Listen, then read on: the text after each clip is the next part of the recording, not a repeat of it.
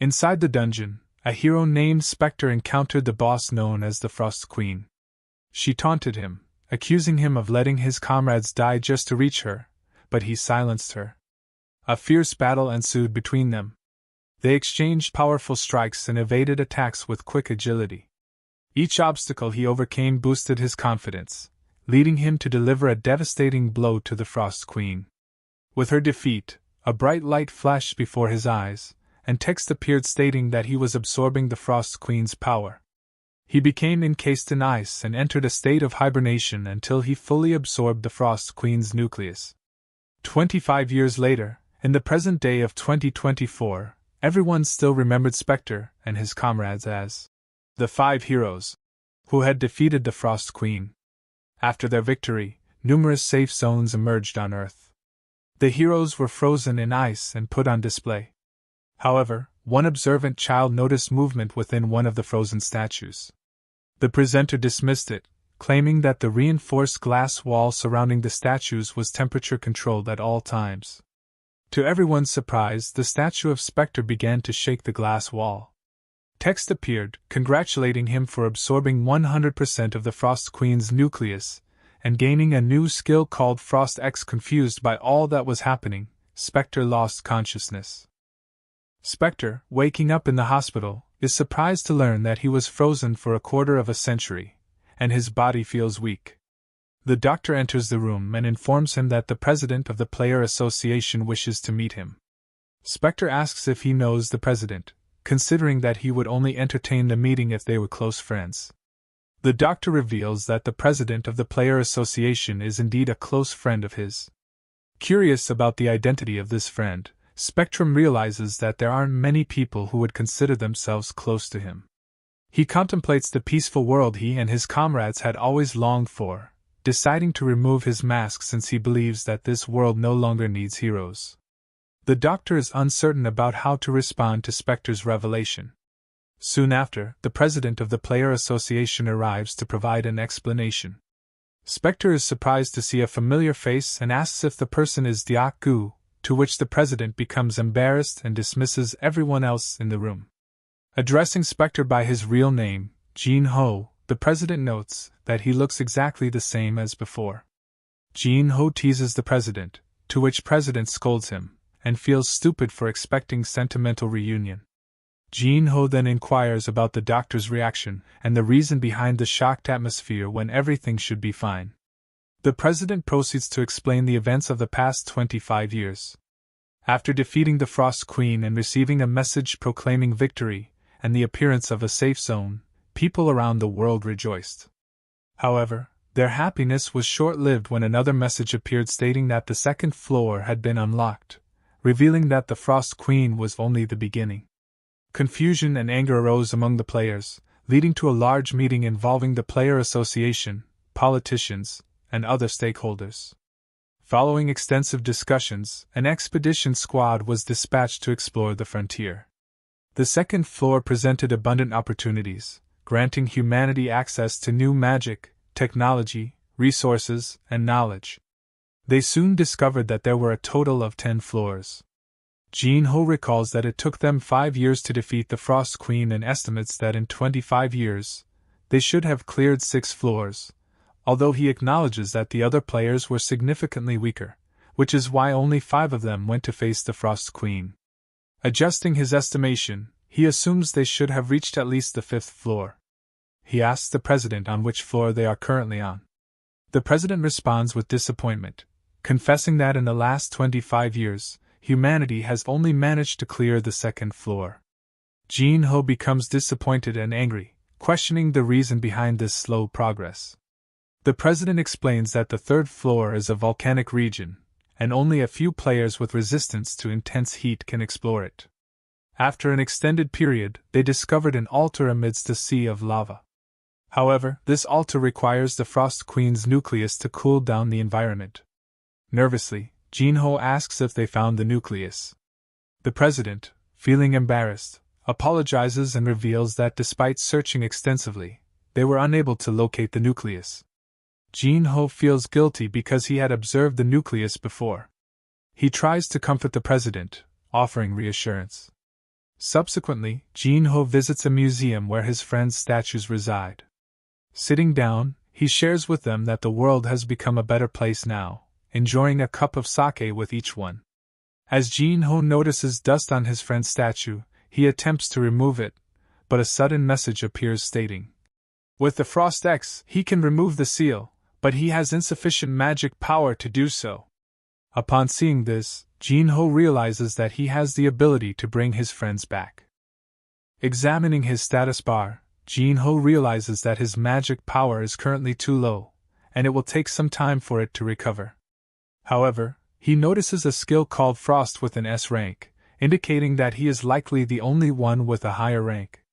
Additionally, he discovers a title he obtained after defeating the Frost Queen, which increases all his stats by 30 each time he advances to a higher floor.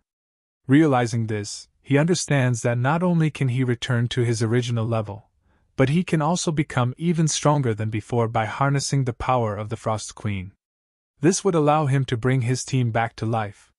He informs the president of his desire to become a player again, surprising him since Jin-ho had always talked about retiring in the past. The president hesitates, considering the existence of fiends. These fiends are players who misuse their awakened powers to commit crimes and murder in pursuit of their own desires. They remember that the fiends had wanted to kill Jin-ho in the past. The only way for him to safely return is by discarding his player name, Spectre, and change his identity as Jin-ho. Curious about Jin-ho's motivation, the president asks why he wants to become a player again. Jin-ho explains that he wants to reach the 10th floor and reveals that he has a plan to clear the 3rd floor. He confesses that he has absorbed the Frost Queen's nucleus, leaving the president utterly shocked, causing his blood pressure to rise. After calming down, the president asks if Jin-ho's decision is driven by his comrades. Jin-ho smiles and confirms this. They devise a plan to keep Jin-ho's identity a secret and address the issue of the doctor who saw his face. Jin-ho explains that all his abilities have been sealed, reducing his stats to level 1. He then asks the president to help him obtain a new player's license. However, the president reveals that the guilds have become more powerful than the player association and have made it a custom to attend licensing exams. Therefore, Jin-ho can only obtain his license by participating in a public exam. On the day of the exam, Jin-ho noticed a large number of people gathered to take the test. He sat down and used one of his skills to eavesdrop on the conversations around him, finding a peaceful atmosphere. As he observed the first examinee taking the exam, Jin-ho realized that the person was using a spear. The other examinee believed that the examinee would easily pass due to the spear's long-range advantage. However, Jin-ho knew that a spear is ineffective in close combat. Consequently, the first examinee failed as he was beaten by goblins. After numerous examinees failed, it was Jin-ho's turn. The judges were not impressed by the previous applicants. Carrying a variety of weapons with him, Jin-ho entered the exam. The judges thought he was just another imitator of Spectre, and the president felt that he was showing off too much. The exam began, and Jin-ho skillfully killed every goblin that appeared. When additional goblins approached from behind, he swiftly dispatched them with knives. Some enemies tried to flee, but he skillfully eliminated them using a bow. As the remaining goblins rushed toward him, he showcased impressive sword skills, defeating them all. However, his body began to ache, as he was only at level 1 and not in optimal shape. The judges were amazed by Jin-ho's use of various weapons and praised his abilities. However, upon reviewing his profile, they noticed that he only possessed a D-rank weapon proficiency skill. This led them to believe that he was not worth investing in. On the other hand, the president of the association was happy that recruiting Jin-ho would be an easy task. He felt bad for fabricating Jin-ho's profile. In the president's office, Jin-ho is scolded for making a mess of the place. The president then shows him the information on the uncleared gate that Jin-ho had requested. He asks Jin-ho if he plans to enter the gate with his current level. Jin-ho explains that gates are filled with monsters and traps that indiscriminately attack humans. Among them, there are gates that are so dangerous that even the bodies of experienced players are left behind. These gates are called uncleared gates, and only beginners can attempt to conquer them. The rewards and experience points inside the gate increase over time, providing a faster way to level up. The president asks if there is any safe way to undertake this challenge. Jin-ho responds that his friends are waiting for him to free them, and he will eventually have to face the fiends. There is no time to waste. He needs to become stronger quickly. Understanding Jin-ho's urgency, the president searches for suitable uncleared gates for him. They choose a gate that appeared 7 years ago and remains uncleared. The only condition for success is to survive until sunrise. With this, Jin-ho becomes officially tied to the association and requests permission to stay in the association building. The president allows him to stay in a room there and provides him with armor crafted by Kwon Noya, a legendary craftsman. Jin-ho asks if he can personally thank Kwon Noya, but the president reminds him that he is no longer known as Spectre, and people would become suspicious if he were to do so. Jin-ho puts on his armor and decides to enter the dungeon. Jin-ho confidently enters the gate, assuming it will be easy to survive until sunrise. He studies the data and discovers that the group who entered early in the morning had the longest survival time. Jin-ho patiently waits until the enemies spawn. As undead creatures appear, he swiftly eliminates them. Jin-ho activates a skill that helps him sense the presence of enemies, and he realizes there are many more of them. The zombies launch an attack, but Jin-ho skillfully defeats each one. After the intense battle, he takes a moment to rest. Suddenly, Jin-ho hears a voice asking for help. He traces the source to a coffin and inquires about the person inside. The individual explains that all of his friends have died, and he is the sole survivor. Jin-ho instructs him to shout loudly so he can pinpoint the exact location. Following the shout, Jin-ho locates the person's head and begins shooting through the coffin. He understands why this dungeon has claimed the lives of over 100 people. It is because of the monsters called Tricker inside the coffin. It bursts out, exclaiming, "How did you know?" Without giving it a chance to react, Jin-ho swiftly cuts it in half. He proceeds to eliminate the remaining zombies and successfully clears the dungeon. A message appears, indicating that Jin-ho has cleared the dungeon and advanced to level 4. As a reward, he acquires a new C-rank skill called Confessions of the Dead, which allows him to explore the memories of the dead. Jin-ho was excited about future. The world was shocked to discover that the infamous novice's grave, Curse of Dawn, had vanished overnight. The president was elated that the big guilds were being ignored. He asked Jin-ho once again if he had any intention of revealing himself, to which Jin-ho replied that it wasn't the right time. He wanted to be someone everyone desired but couldn't easily obtain, and eventually, people would figure out who he truly was. Jin-ho dedicated himself to training and improving his stats. While looking at the news, he came across an uncleared gate called Luf's Garden that had appeared 9 years ago, with monsters emerging from it. The government and association offered a substantial reward to anyone who could clear the gate, but despite many attempts across the country, nobody succeeded. Eventually, they had to seek help from other countries and spent a fortune to hire a super rookie from India named Tushar Vishy, who was a Bao genius. However, even Tushar Vishy, at 22 years old, failed, leaving everyone without hope. Jin-ho decided to be more cautious and prepared for any hidden threats that might lurk within the gate. He began using his frost skill. Upon entering the gate, the condition for clearing it was to defeat all the monsters.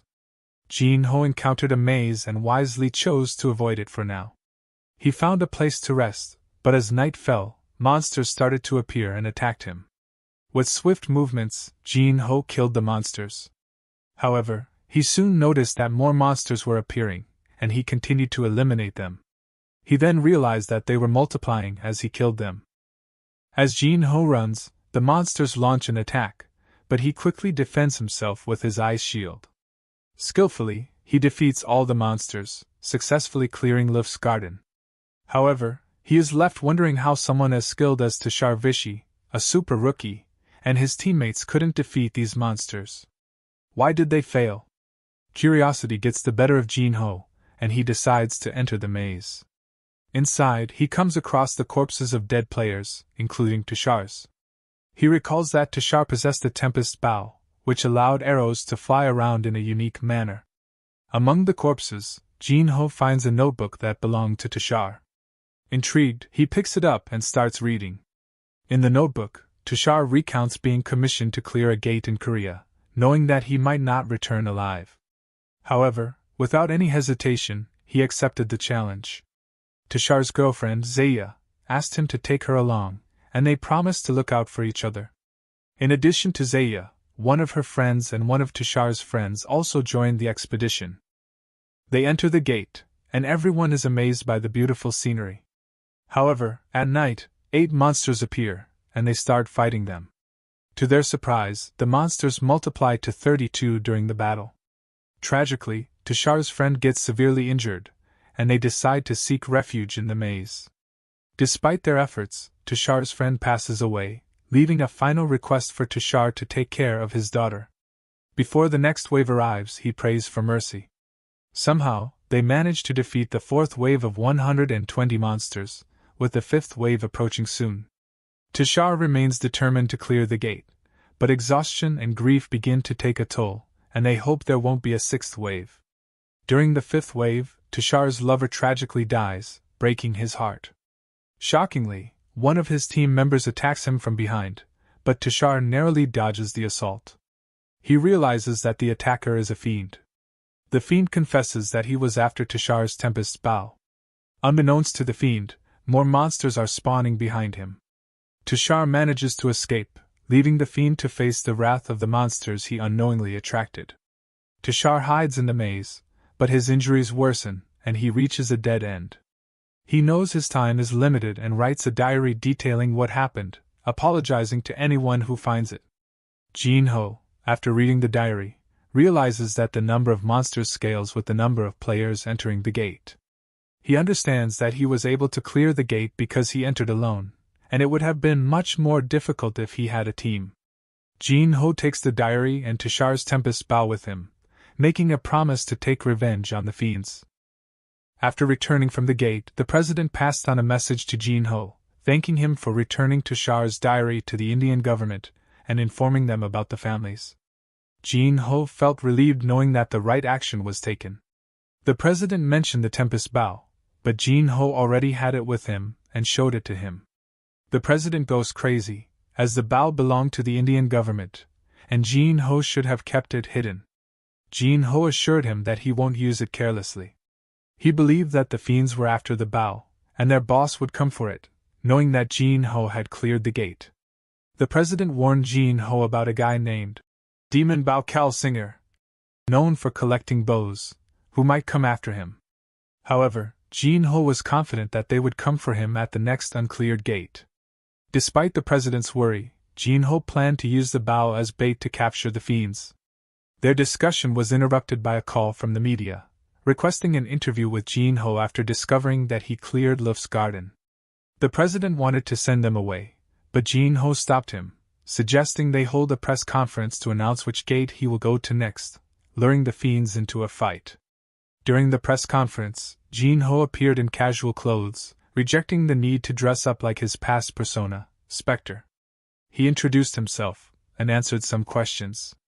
When asked about his choice of the next gate, Jin-ho revealed that he wanted to enter the Eastern Sea Gate. The announcement shocked everyone present. After announcing his next gate, the Eastern Sea Gate, Jin-ho assured everyone that he would win even if he faced with a boss monster. The gate was the last uncleared dungeon in Korea, and rumors suggested that a powerful boss resided within. Together, the president and Jin-ho looked through the commission requests he had received.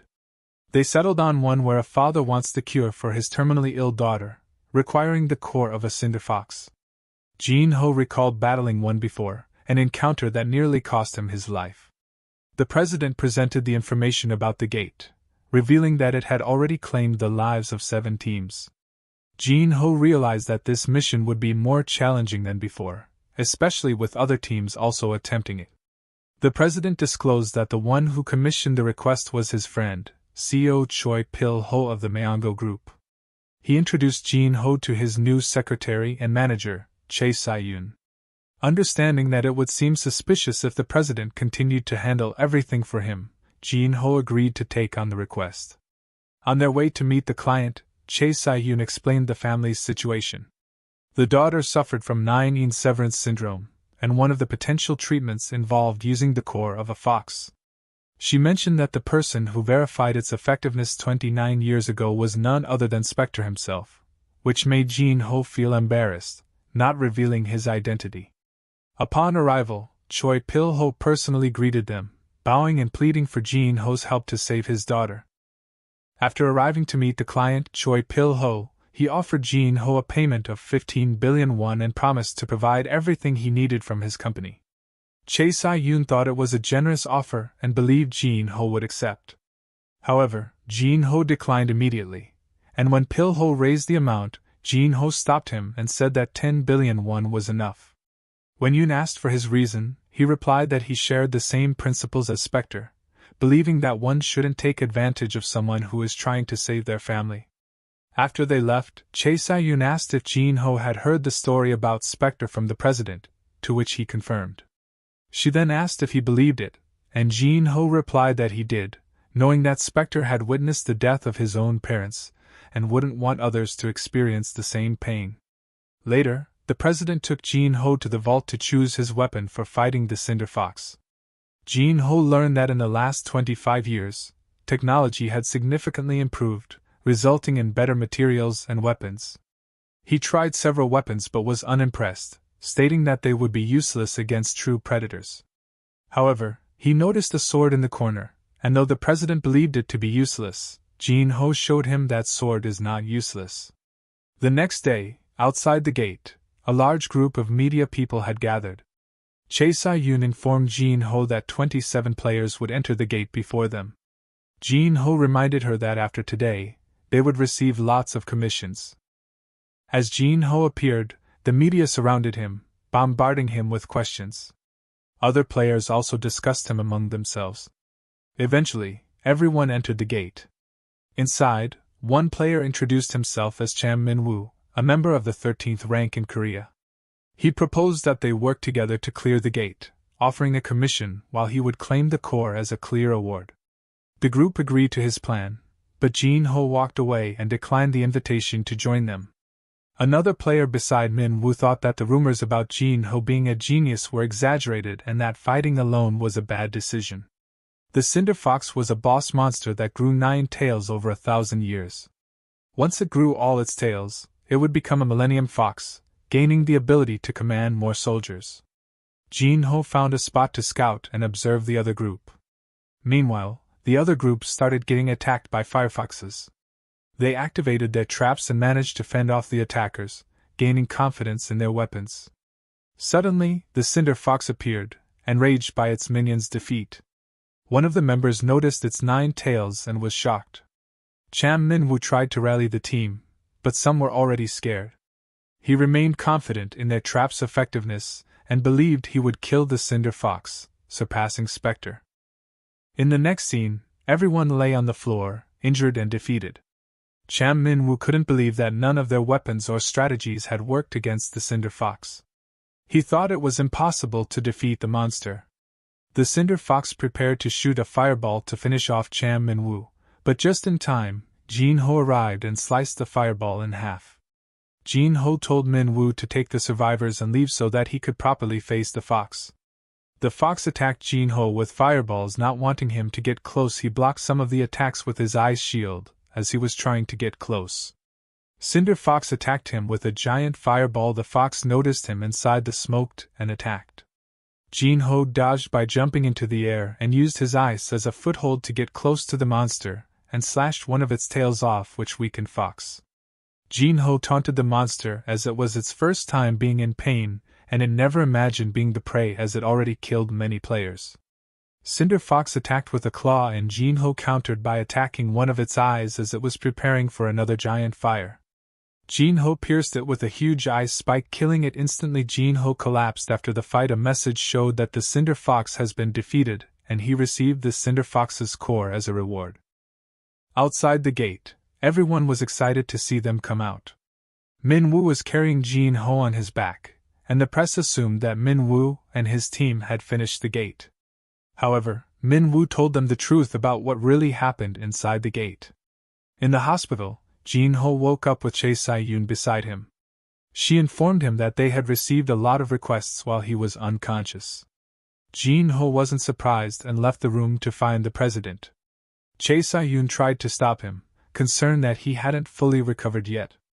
Jin-ho reassured her, saying that he had only fainted and would rest after they saw the real patient, Choi Pilho's daughter. Pilho led Jin-ho to his daughter's room to begin the treatment. Upon entering, Jin-ho realized that the girl's condition was dire, so he had to act quickly. He removed the core, but he forgot that the core's power could be dangerous for ordinary people.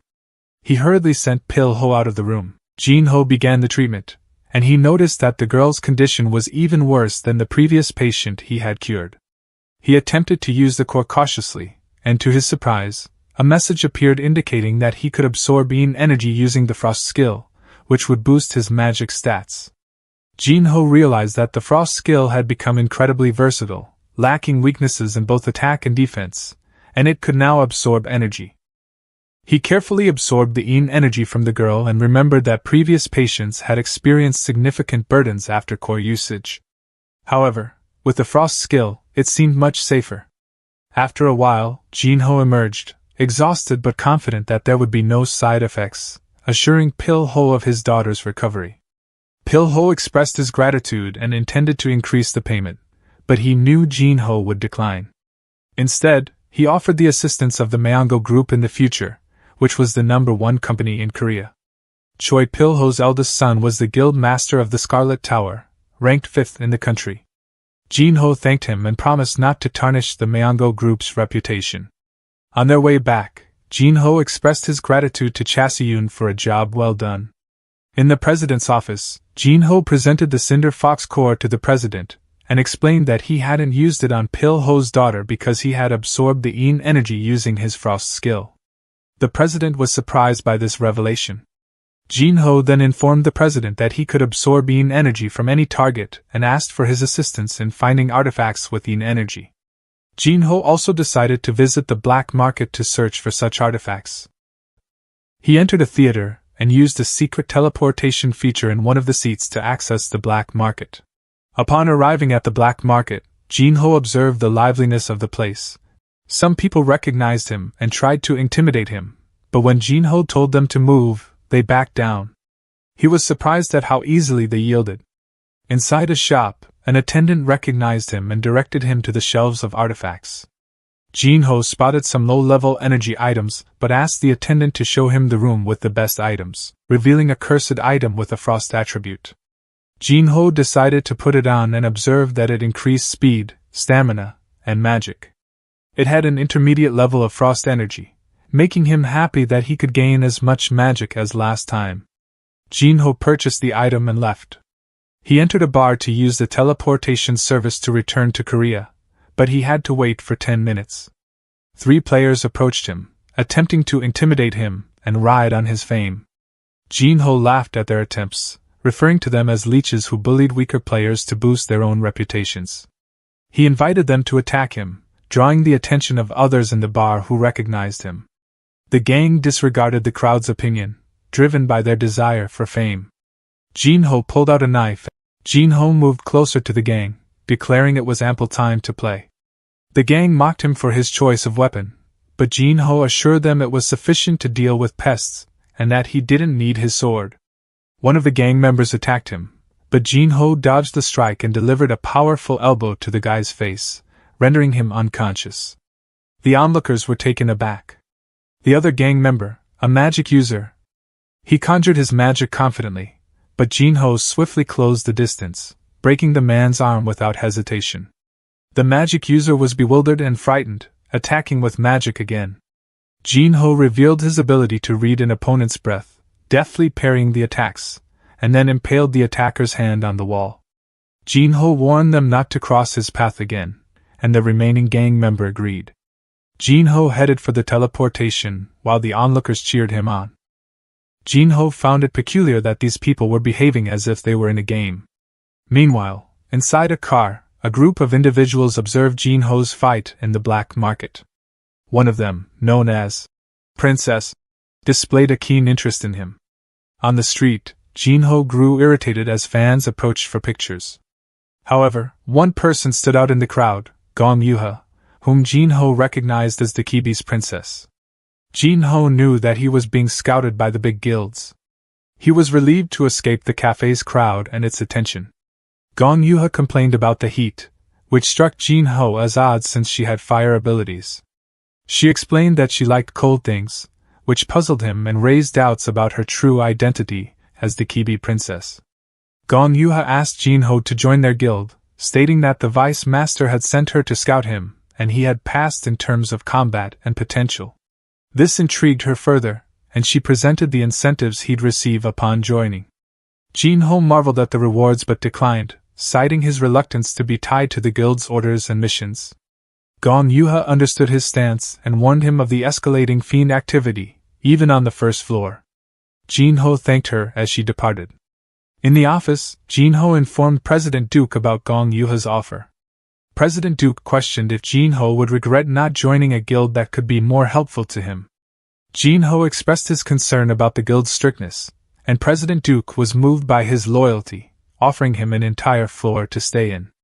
Jinho also requested that the Eastern Gate conquest be set for a week from then to bait the fiends. News of Jinho's impending raid on the Eastern Seagate began to spread.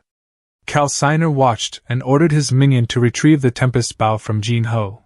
Calciner sensed he was being watched, an issue that stemmed from Sword Saint Jia. Curious if the fiends would take the bait, Jinho became suspicious of the Shadow Brothers who joined him as medics. He asked Che Sayun for information about them, using his darkness skill to expand its reach for better magic training. He reviewed the gate's information, discovering it was named the Eastern Gate, Island of the Forgotten Dragon, with the clear condition of defeating the nameless dragon. He pondered how to deal with dragons without flying skills. Upon receiving information about the Shadow Brothers from Che Sayun, Jinho discovered that Vincent and Edward from America were veterans with 200 successful missions, both specializing in shadow skills. They admired Jinho and sought to help him clear Korea's last uncleared dungeon. On the day of the raid, a large crowd gathered outside the gate. In the car, President Duke scolded Jinho for not focusing on the mission. Jinho assured him that he had defeated the Ice Queen and wouldn't be easily killed by the nameless dragon. President Duke worried that the Shadow Brothers might be working with the fiends and contemplated calling off the raid, but Jinho reassured him that he had a plan. The Shadow Brothers greeted and praised Jinho, surprised when he replied in English. They entered the gate, and one of the brothers attempted to attack Jinho but missed, feeling Jinho's aura and hesitating. The brothers planned to find another chance to attack him while searching for the dragon. Suddenly, a massive shadow engulfed them, the Forgotten Dragon boss. They realized Jinho had vanished. Vincent attempted to distract the boss while Edward went to find Jinho, suspecting him to be the shadow.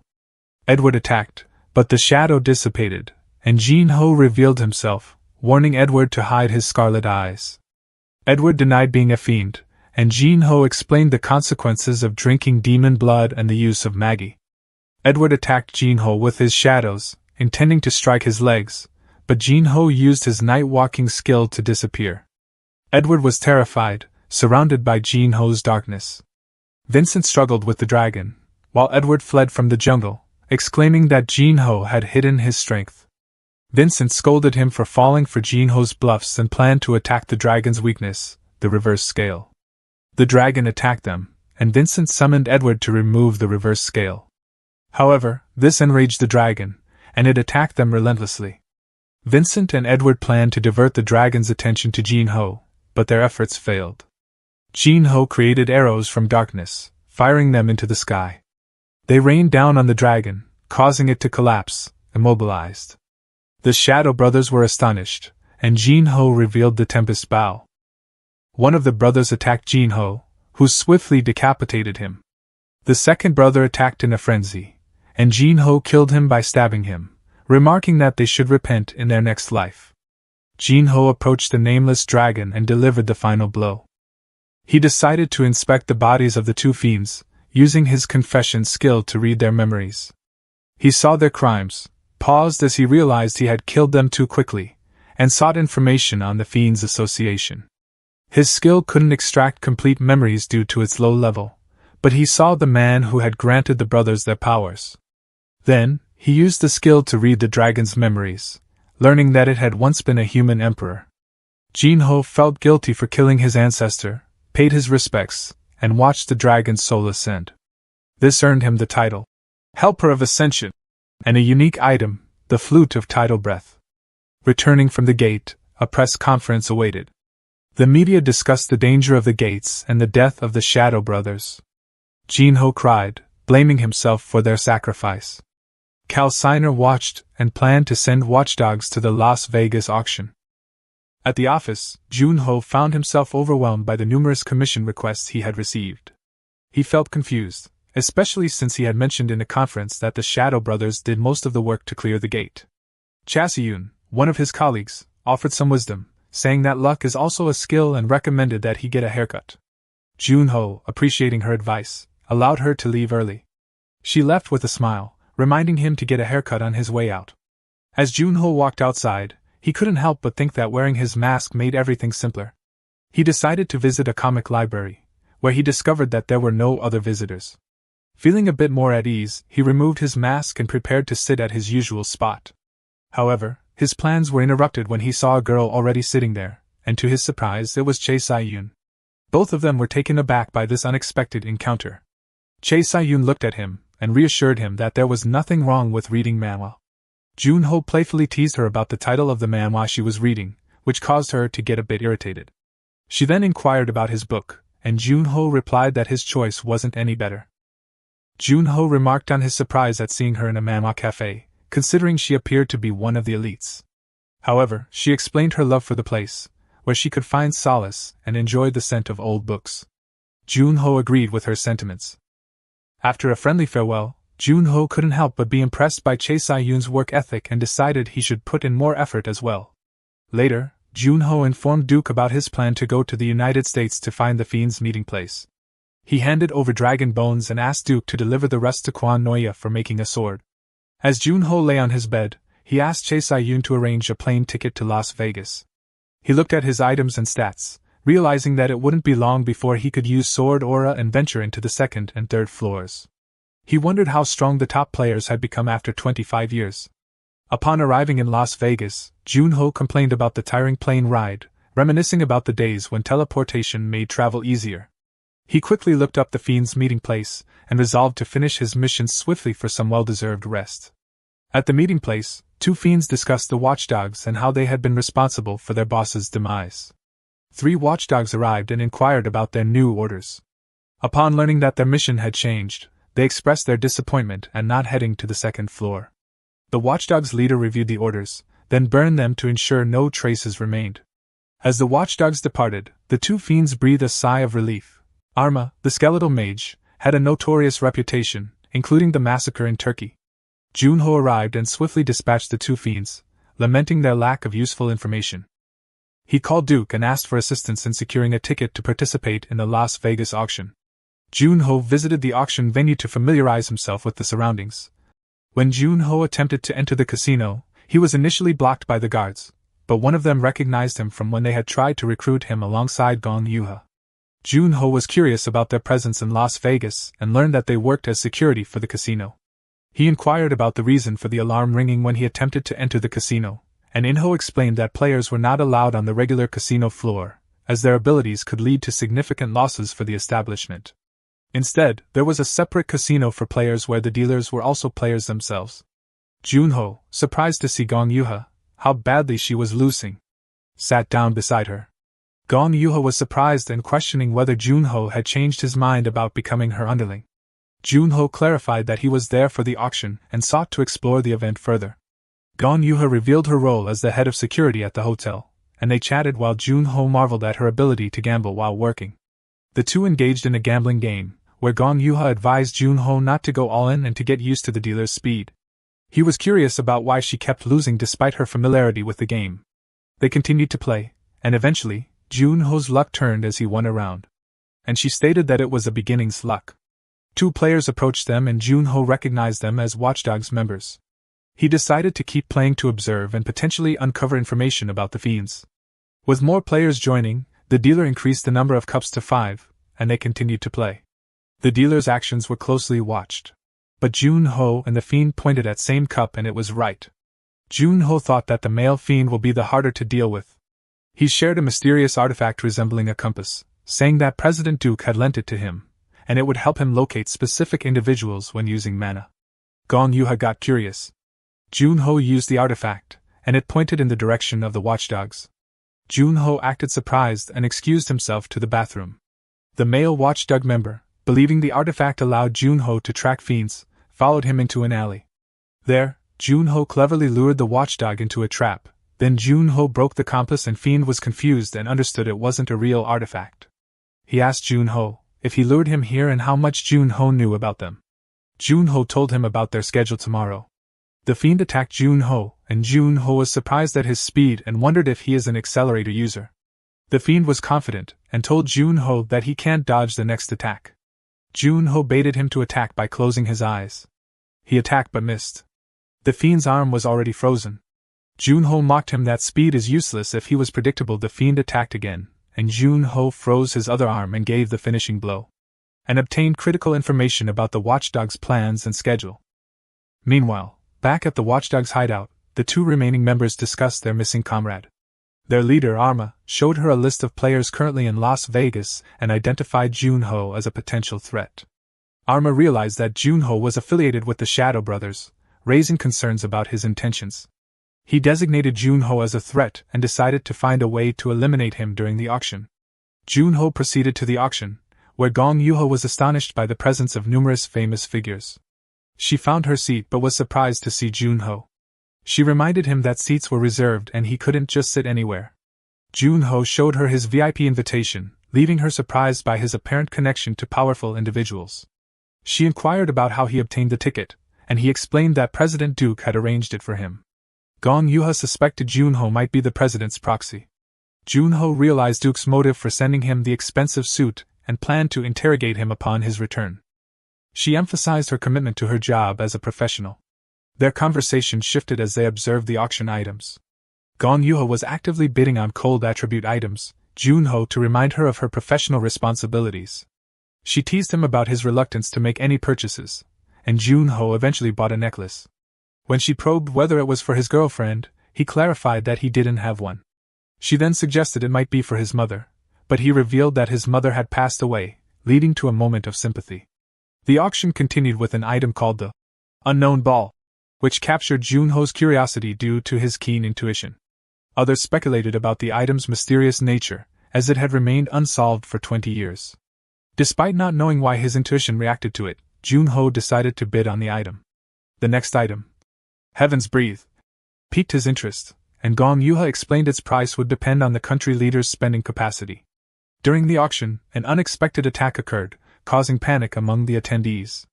One of the bodyguards swiftly created a protective shield, saving everyone from falling debris. Impressed by the guard's quick reaction, Junho noted the chaos and speculated which fiend might be responsible for summoning skeletons. Junho offered assistance, and Gong Yuha took command, issuing orders to evacuate the audience and protect the auction items. As Gong Yuha tried to manage the situation, she realized that Junho had already left. The attendees were in a hurry as they attempted to escape through the small doors. Gong Yuha decided to create an exit by punching a hole in the wall. In the midst of the chaos, an unexpected hole appeared, and a bullet struck one of her guards, causing the protective shield to collapse. As she witnessed the arrival of skeletons, Gong Yuha engaged in combat, demonstrating her exceptional abilities as a special attribute user. A member of the Watchdogs observed her incredible power, acknowledging her as one of the strongest special attribute users, possessing the rank of S, as the ruler of flames. She decided not to engage Gong Yuha directly. Arma inquired if she had obtained the item and instructed her to proceed to point B immediately. Despite her disappointment at not being able to eliminate Junho, she suddenly spotted him in the distance. Filled with excitement, she took aim, intending to take him out swiftly. She utilized her skill to teleport a bullet close to Junho's head, but to her disbelief, he easily dodged it. Frustrated, she took another shot. Junho, observing the portals created by her skill, swiftly activated his shadow step ability, disappearing from her line of sight. She was taken aback, realizing that even rankers couldn't evade her attacks. She soon noticed the direction in which he was headed, but it was too late. Junho was behind her and froze her legs, evoking terror. In a trembling voice, she asked him who he was. Junho replied that it didn't matter, as the watchdogs would vanish tonight. Amidst the chaos, Heaven's Breath went missing.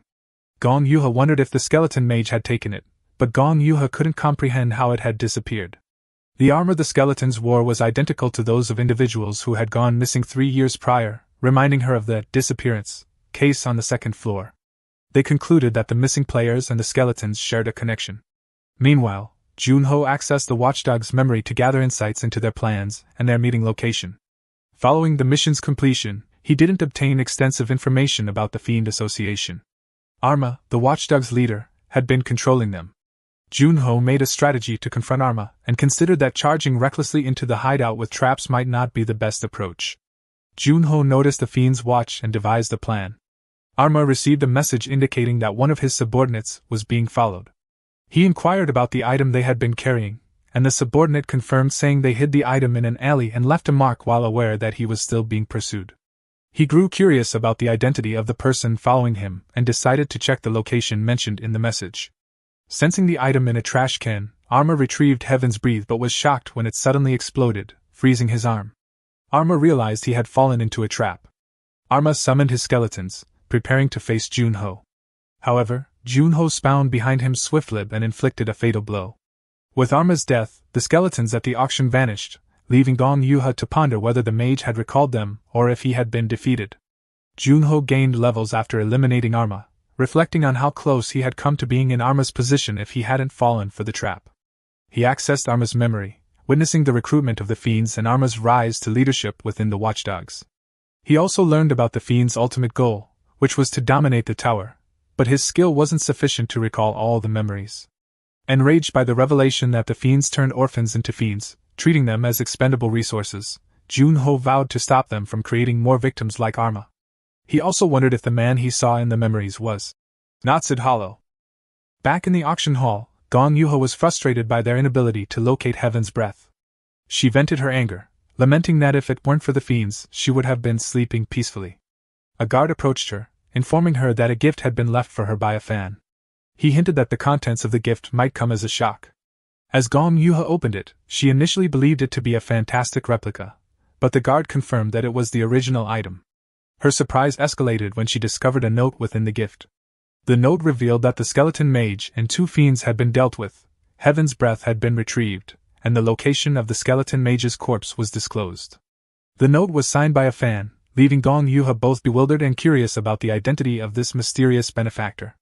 She expressed her desire to meet this person to the guard, but he explained that they hadn't found any leads from the area where the corpse was discovered. He speculated that the individual behind this act might be a professional, or at least a ranker. Junho entered the scene, catching their attention. She scolded him for leaving during an emergency, and he had run away like he did at the casino. Gong Yuha informed him about a mysterious gift she had received from a fan who had managed to retrieve Heaven's Breath, which had gone missing during the attack. She was curious to meet this fan and was convinced that they were a powerful individual, possibly a ranker. As the auction had concluded, Gong Yuha asked him why he was still there, and he mentioned his intention to pick up the items that he won at auction. She mentioned that the next time they crossed paths, it would probably be on the second floor. She said if he managed to ascend to the second floor within half a year, she would reward him with a present. However, if he couldn't, he would have to fulfill her wish. Junho was well aware that her request would likely involve him joining their guild, but he accepted the challenge. They sealed their agreement with a firm handshake. He got the 2 items he bought, the unknown ball and the necklace. He was still curious why his keen intuition skill reacts to the ball. He used magic on it but nothing happened. He kept it in his inventory and used magic on it from time to time. He arrived in Korea and was picked up by Chae Sayun. Junho was thankful that she came to pick him up. She told him that it was part of her job, then asked him if they were going straight to the association. He remembered something and gave her a present. Junho said that he didn't know what to buy, so he just looked for a book and wasn't sure if she will like it, and that it was the only one left. She was happy and said she looked everywhere for a copy, but it was already sold out.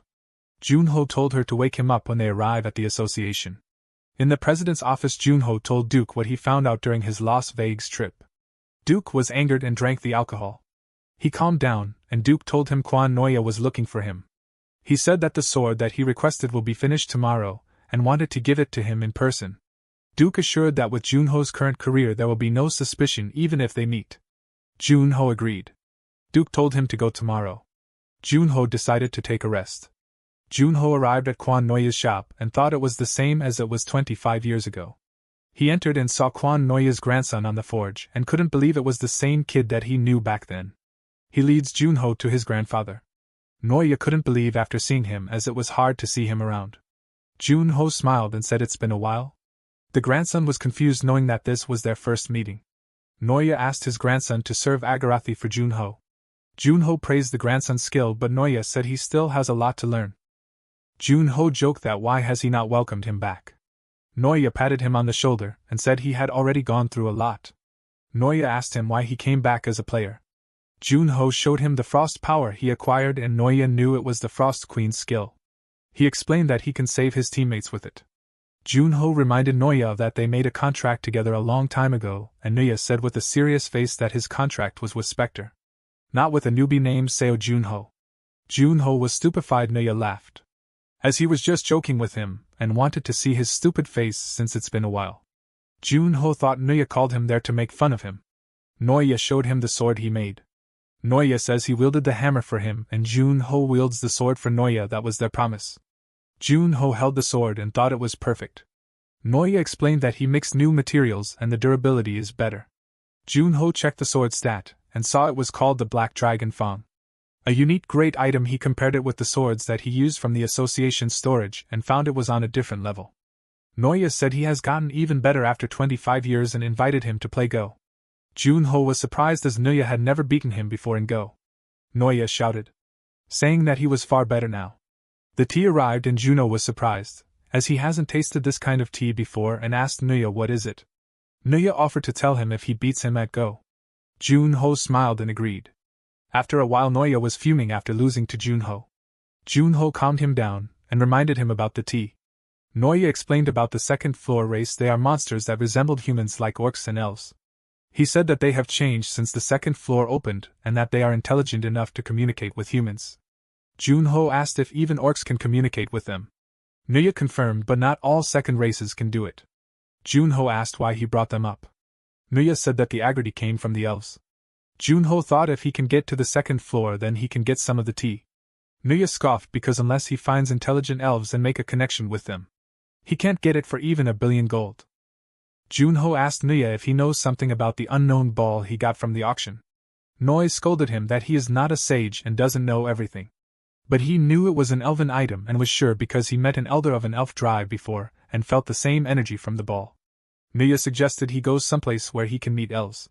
Junho bid his farewell. The grandson gave him some agarite as Noya told him and said his grandfather must really like him. In the car chase Ayun informed him about a gate in England where dark elves appear. The gate is called Wild Forest and asked if he was interested. Junho said yes. She continued that even players all over the world are gathering.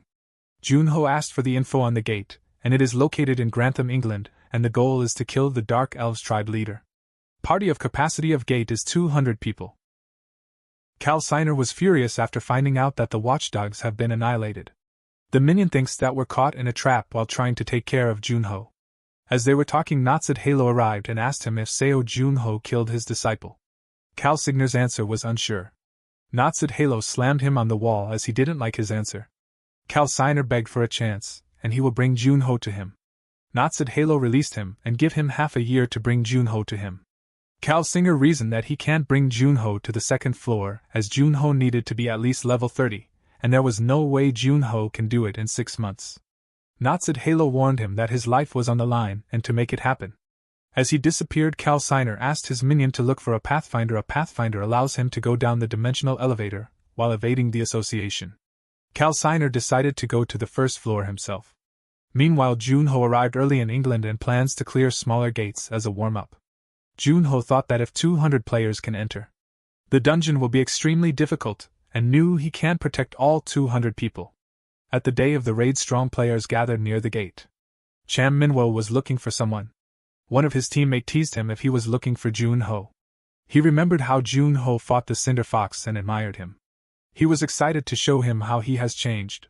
They noticed Jun-ho and approached him. Jun-ho thanked Manhwa for carrying him out of the gate after fighting the Cinder Fox.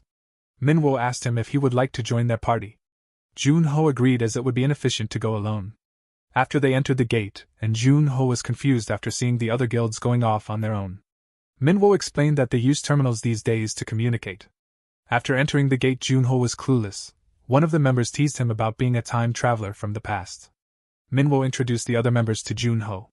Choi Junpyo was the healer, and the girl that teased him was Seo Mary. Her skill let her see the close future of whoever she look at. But it has a long cooldown. She also needs to tell the target what she saw. There will be a penalty if she doesn't. She sees Jun-ho's future and amazed by how he killed 10 dark elves by himself, and thought he's amazing. Jun-ho thought that she can tell him about his friends. Mary clarified that her skill is only a sneak peek and she can't see far into the future. It isn't always accurate as the future is ever changing. They can use her skill to see if any danger lies ahead. Manhwa showed Juno other teams' location as they communicated that they haven't seen any dark elves yet. Mary thought the reason they haven't found any dark elves is that the dark elves' numbers are low.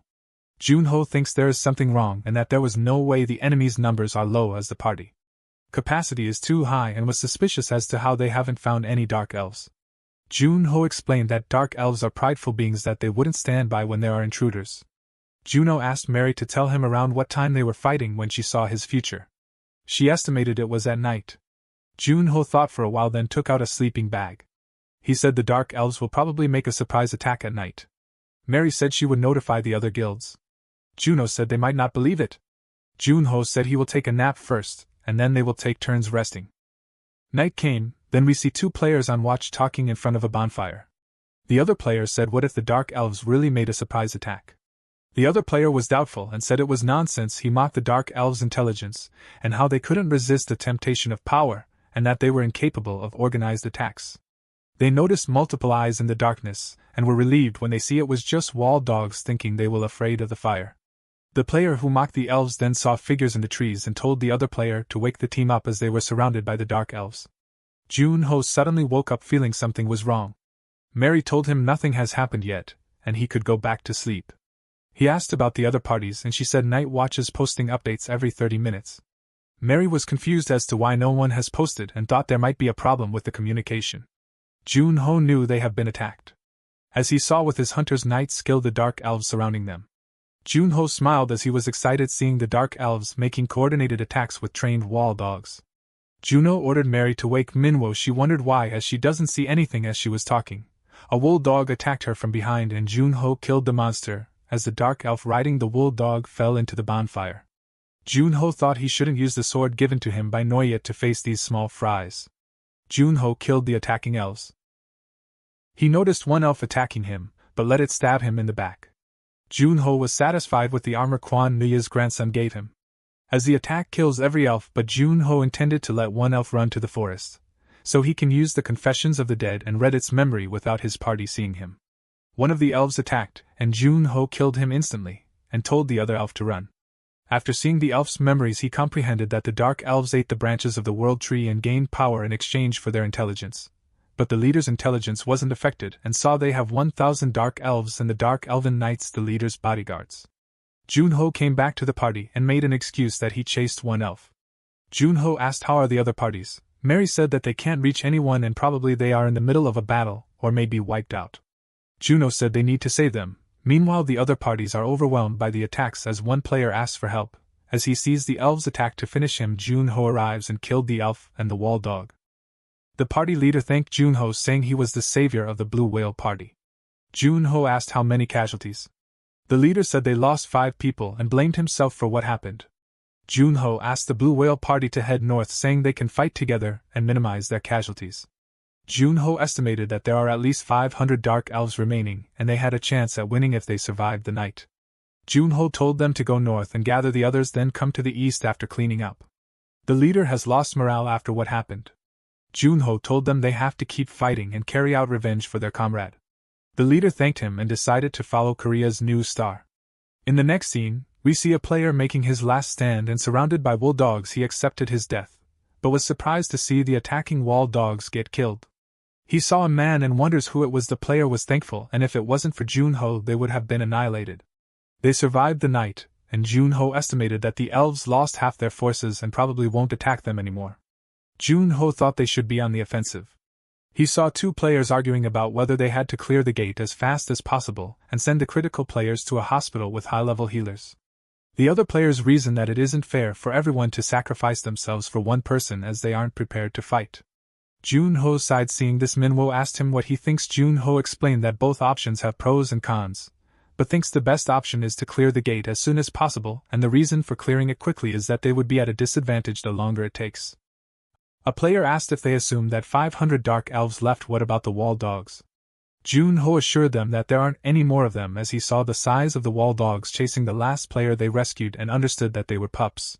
Dark elves used the pups as they lost all of their adult wall dogs, and they won't be able to attack them at night anymore. Junho continued that the dark elves may attack their camp with poison arrows until they are tired and then finish them. Everyone agreed. Junho approached Mary to look into his future as she saw where the dark elves' hideout is located and also saw a dark elf with an ominous aura and 5 dark elves with better armor surrounding it. Junho thought they might be the tribe chief and the dark elven knights. He was a bit disappointed as he already knew most of the information.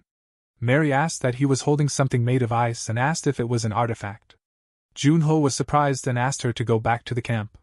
First he thought the tribe chief was strong enough for him to use the frost skill and was worried. After heading to east, they found the dark elves' lairs and that elves were not guarding the entrance. Junho stretched and asked if everyone is ready. All 147 players were ready. As they arrived at the dark elves' lair and noticed that there is only one entrance.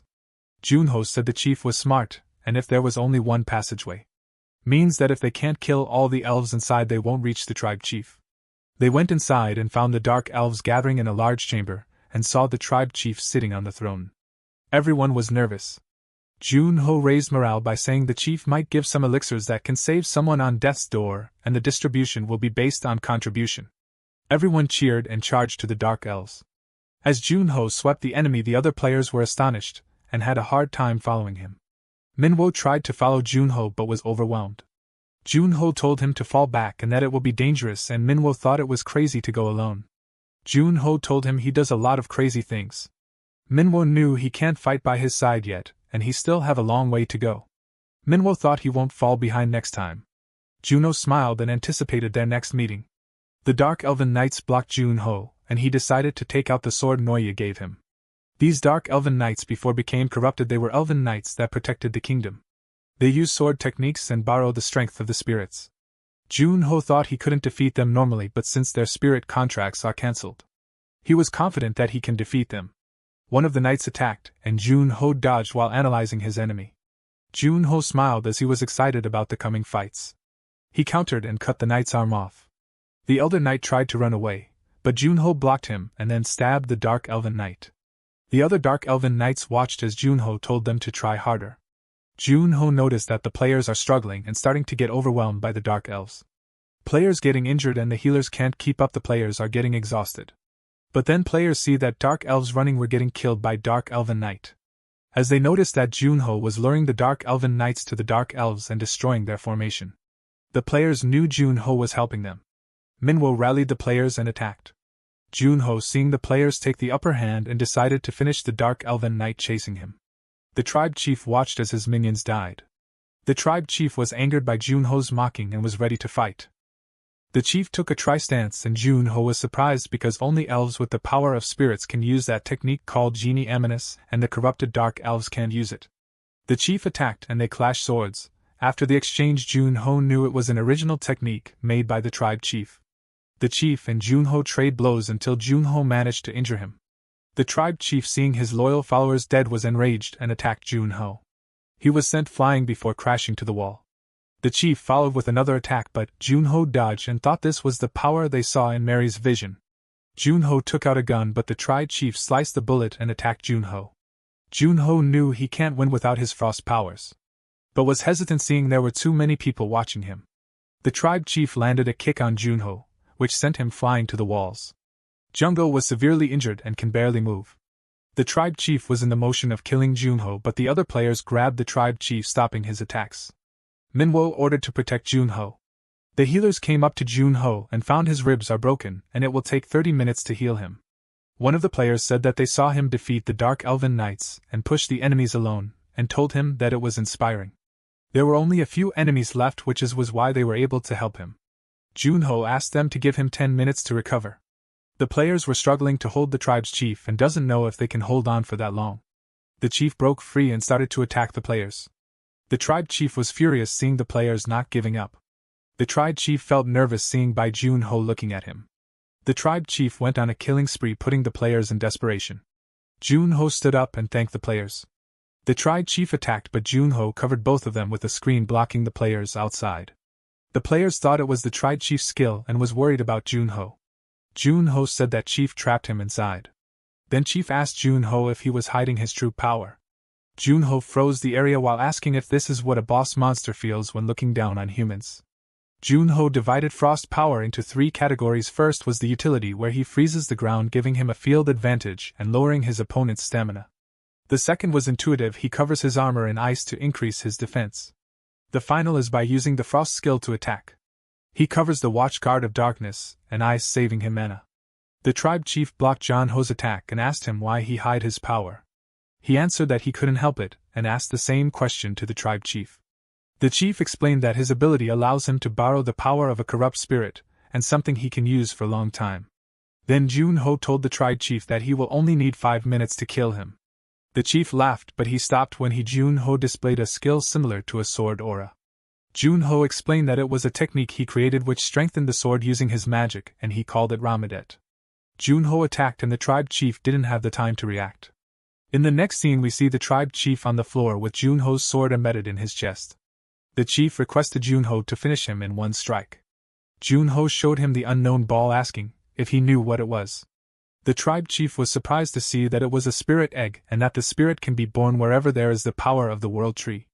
The tribe chief gave Junho his necklace which contained the power of the world tree, and told him to pour his magic into the egg to hatch it. The tribe chief prayed to the world tree to have mercy on his followers as he was dying. Junho couldn't believe that the ball was a spirit egg. If someone make a contract with a spirit, they can use powerful abilities without consuming mana. Junho remembered feeling jealous when he sees people with a spirit. Junho was sure it was a darkness spirit, as spirits make contracts with those who have good synergy with it. Then Junho hatched the egg with his magic.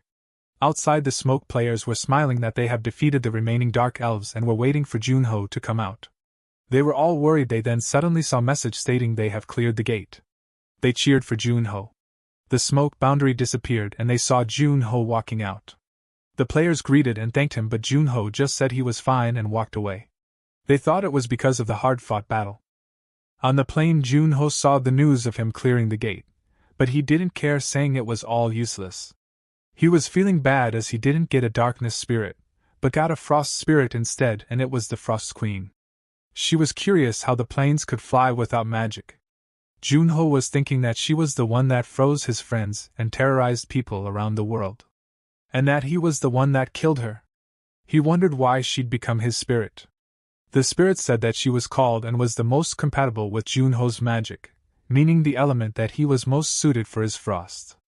Junho reasoned he only used frost for only 3 months while he used Watchguard of Darkness for 5 years.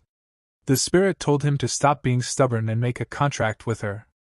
Junho told her that he won't because of the things she had done to the people. She asked him what she has done bad. Junho stopped because he can't think of anything. He said she froze the Pacific, but then he thought it stopped global warming. He thought of his friend, she was the one who froze them. The spirit explained she was not the one that froze them, and he and his friends were the one who came to kill her in dungeon. Her powers helped him melt the ice and insists she didn't do anything wrong, and she should be the one angry because that he killed her. Junho secretly messaged Duke and asked him what the Frost did wrong. He replied that she froze him and the 5 heroes and nothing more. The Frost Queen saw it and was curious. Junho asked her why he would want to make a contract with her. She offered to be his teacher, but Junho said that she lost to him. She agreed, but reasoned that Junho defeated her because she was in a weakened state and swore on her existence that she didn't lie. Junho knew the oath of existence that magicians use with their life on the line. He asked her how weak was she. She replied perhaps 100th of her power, But Junho was shocked and asked her swore on her existence again. She said no, if she do it too often then it will hurt her dignity. Junho finally agreed to make a contract with her. On one condition, that she will not endanger the people around him, and if she does it'll terminate the contract. She agreed, and the Frost Queen spirit and Junho formed the contract. In the association training room, Jun-HK equipped the artifact that he obtained in Last Gate and thought it'll boost his magic stats and he'll easily clear the 1-star gate by himself. Then asked Frost Spirit to show her skills. She said he knows her powers better than anyone. Junho said it's different now that she is spirit. Frost Spirit starts demonstration of her powers. Junho remembers the feeling when he was entering her dungeon. However, the spirit abruptly stopped her demonstration. She said that she is not in a mood and no longer wanted to use her powers. Junho was surprised for a second and was so angry, and he felt a headache. Coming on the spirit, she explained that when she becomes curious about something she loses her concentration. Junho asked her what she was curious about. She said she wishes to explore human world. Later we see Junho taking the Frost Queen outside. She was amazed and continually asked Junho questions about everything she saw. Junho became frustrated and asked if others could see her. The Frost Spirit replied that only if she wanted them to see her. Then she spotted a cat and asked what is this adorable thing, and approached it, but cat tried to bite and swipe at her. She said that it was a ferocious beast and if it alright to wander around streets. Junho explained that it does not bite humans because they are bigger and only shows its weak side to those who are strong. The Frost Spirit became angry and promised to show Junho her powers. In the training room, the Frost Spirit started demonstrate of her power. She summoned various weapons in an instant, leaving Junho impressed. He thought she could wage war on her own. Junho told her not bad, which angered her, and she said she is weakened as a spirit, and her true powers are immense. Junho thought that each one is finely crafted as if made by a master. Plus quality and strength is incredible. Then Jun said he can make these things at some point, all he need is time, and what he really wants from her is something that he can't do. The Frost Queen spirit thought for a while, then showed him. Junho was shocked and excited, and the Frost Spirit was pleased. At the president's office, Junho asked Duke if he knows what the Frost Queen looks like. He answered no because only Junho was the only one who saw her. Junho asked the Frost Spirit to show herself to Duke. Duke was scared and referred her as "what's that thing?" To which she gets offended and freezes the area. Junho calmed her down and explained to Duke how he got the Frost Queen and said that she will be a big help in battles. Duke explained Spritz has a class which goes from low to arch. To which they asked what's her class is. The Frost Spirit said she is obviously an arch spirit, don't ask her rude questions. But they didn't believe her, thinking she was over-exaggerate herself. Junho told Duke that he wants to clear a gate that is harder this time. To which Duke said the gates before he cleared was already harder. Junho said he wants to clear 1-star gates alone. With the Frost Spirit's help he can do it. Duke said that only 3 1-star gates are left on the Earth, located in South America, China, last one is in Antarctica. To which Junho plans to clear next gate named Winter Castle in Antarctica. Duke schedules a press conference for next day. Junho asked the Frost Spirit if she knows anything about the dimensional elevator. Junho thought that if they can find out its origins they can put an end to everything.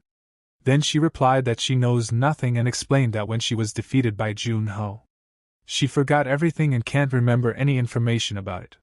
The Frost Spirit assured him that even though her memories disappeared, she will be of great help to him in the coming days. Junho asked her how does she use her power, as he knew spirits don't consume magic from their contractor. She explained that spirits use their contractor's mental strength, and if the contractor's mental strength weakens, the spirit would be unable to use their abilities.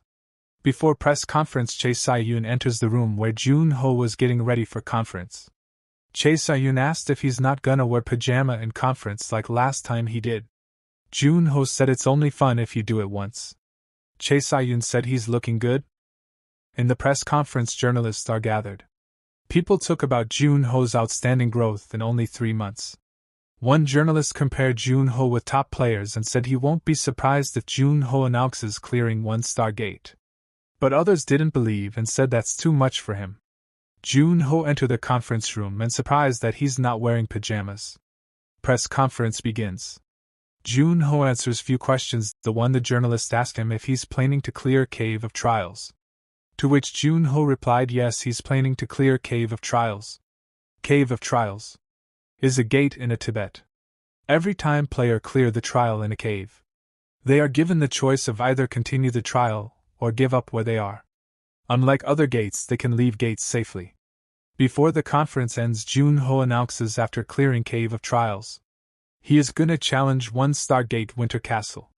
Every person in the conference room gets shocked and asks once again if he's talking about one of the 3 uncleared gate that has brutal difficulty. To which Jun-ho confirmed. Next day, news spread across the world. Frost Queen was worried about Jun-ho as many think it was too early for him to enter the Cave of Trials. Jun-ho explains that generally people enter that gate between 25 to 30. But they know that if player is low ranker then he'll receives more rewards. Jun-ho had already cleared Cave of Trials 25 years ago under the Spectre name. And Cave of Trials does not allow players to enter again once they receive the reward. But Jun-ho lost all his reward and his stats are now reset, so he might be allowed to go in again. Jun was exited to challenge those trials again, to meet his friends and to surpass his past self. He asks Frost Queen to help him in training when they get back. She was excited to become his master, and stated that his training will be difficult. In the Player Association building, the Frost Spirit informed Jun-ho about his ability to manipulate 2 elements, darkness and frost energy. She emphasized that mastery over energy depended on understanding, leading to more refined techniques. When asked about his perception of dark energy, Jun-ho described it as violent and prideful, earning the Frost Spirit's approval. However, his response about frost energy being ice cold disappointed her, considering he had been utilizing frost for 3 months. The Frost Spirit clarified that frost energy possesses a distinct elegance compared to other energies. While darkness, fire, and wind excel in attack but lack defense, water and earth energies lean towards defense. In contrast, frost energy stands out for excelling in both offense and defense. It was once renowned for creating one-man armies that dominated battlefields. To enhance his control over frost magic, training began. Yet, before the training could proceed, the Frost Queen requested Jun-ho to craft an exact replica of a sword using his frost skills. Jun-ho expressed reluctance, stating his disinterest in learning sword making. In response, the Frost Queen insisted that she wouldn't proceed with his training until he successfully crafted the weapon. In the next scene, we saw Jun-ho made a sword similar to original one. He asks if is this okay. She breaks the sword stating blade is not sharp enough and weight distribution is bad. She thought that he's quite impressive after only 34 minutes, he can recreate blade with 62% accuracy. She remembered that 25 years ago he was so powerful that she could not believe he was a human from Earth. She thought that maybe she's creating monster. And watching his progress is quite enjoyable. In the next scene, we see training room is all frozen. And Jun-ho breathing heavily. After many tries he shows the sword crafted by frost magic. He asked Frost Queen Spirit how is it? To which she replied he has finally made something useful. But broke the sword again saying she was annoyed. She patted Jun-ho saying this should be enough training for weapon creation. And get some sleep.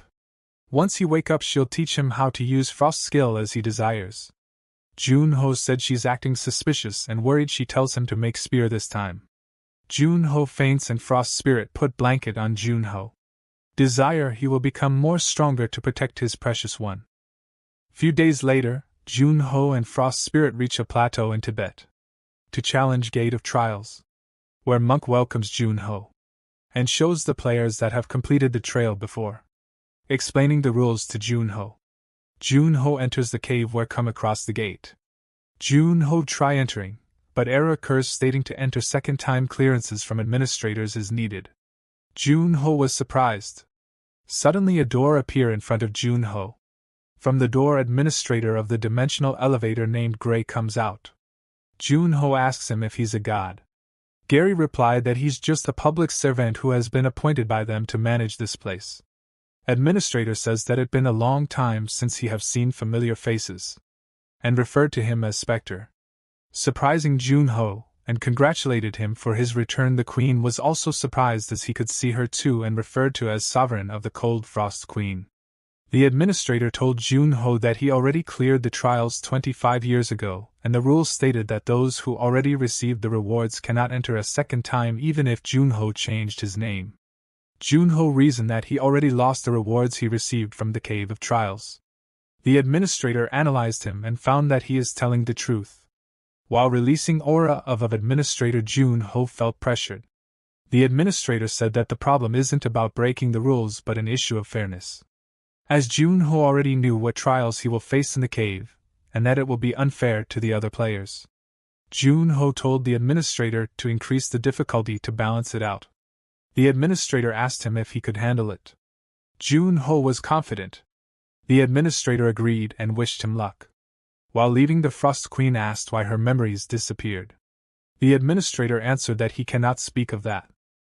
Junho and Frost Queen teleported inside the Cave of Trials. The Frost Queen was frustrated that she has no memories related to the floors. Junho started the trials and completed the level 1 magic trial easily. The Queen praised him. The Frost Queen asked why Junho suddenly struggling to move, and Junho told her that the second trial changes the force of gravity on the body every minute, and the following trials are all things considered to be torture.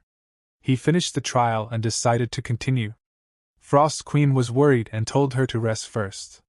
Junho thought this would give him better rewards the more he suffers. The next was the Phantom Trial. Junho remembered the illusion where he fought to save his parents from monsters and had to remind himself that it isn't real. It ended after half a day. The illusions appeared. He saw it was his comrades calling him a liar and a traitor. Frost Queen told him to not listen to them, but Junho remembered how they sacrificed and sent him up knowing they would die. Junho shouted and wouldn't want them to be insulted like this. Junho knew that fighting them all at once will be suicide. He asked the Frost Queen to stop Skaya and Ramadet. The Frost Queen told him that it will take a huge toll on his mental energy. Junho replied it doesn't matter, and how long can she hold them? She estimated about 30 seconds. Junho decided to take out Gilberto and Mio because they have low defense, while the Frost Queen summoned a giant ice golems to attack them. Ramadet tried to attack Junho, but the Frost Queen froze him. As Junho advanced, Gilberto aimed and fired at him, but he managed to dodge the shot. Junho was worried that even though it was an illusion, Gilberto's magic bullet was flawless, and if he gets hit by his magic bullet he'll die. Gilbert takes aim at Junho, but he disappears. He was shocked. Junho appeared behind him using night walking skill, and killed him with one strike. Mio was furious, saying how could kills his friends, and swore to take revenge. Junho knew it would be challenging to defeat her in a sword fight, but he thought he might have an opportunity to attack as she was emotionally affected by Gilberto's death. She ran towards Junho to attack, but Junho dodged it. She got careless and gave Junho an opportunity to strike and killed her instantly. Junho sees that Ramadet was free from ice. Meanwhile, the Frost Queen was at her limits as her golems were destroyed by Skaya's magic one by one. Skaya attacks Frost Queen, but Junho came and blocked the attacks and protected the Frost Queen. He praised her for holding this long. Ramadet attacked while Skaya supported him from the back line. Junho knows the two have the strongest synergy, and will have to go all out to defeat them. Junho used skill to boost himself. He attacked Ramadet, but he just took it, and was unaffected and attacked Junho. Junho dodged the attack and thought his regenerative power is crazy. Skaya take aim at Junho, but he ran away while Skaya attacked with magic. Junho teased Ramadet, to which his got angered and blocked Junho. Ramadet punched him so hard that his broke through his ice shield and giving internal injuries. But Junho used this opportunity to attack and stabbed him. Ramadet was confident the attack won't affect him, but Junho used skill named Law of Life, which pierced through his body, killing him instantly. Skaya saw Ramadet die in front of her. Skaya went berserk seeing him die. Junho knew he can't win without giving in all. He summoned Death's Scythe using Darkness skill to break through the shield that protects Skaya. Death's Scythe consumes ton of magic, so he can't use it for long. She used all of her magic to kill Junho. But Junho swiftly kills Skaya. He finished the attack and was thankful that it was not the real Skya or he would have lost. Message appeared stating he has completed Phantom Trial and if he wants to proceed or quit. He decided to continue. In the next scene we saw Frost Queen waking Jun-ho. He woke up in the restroom. She tells him he was sleeping for 30 hours straight. She was astonished by the Death Side's power but knew its aftershocks are quite vicious. She asked how many trials are remain. Jun-ho was unsure because the administrator changed the contents of the trial and the difficulty.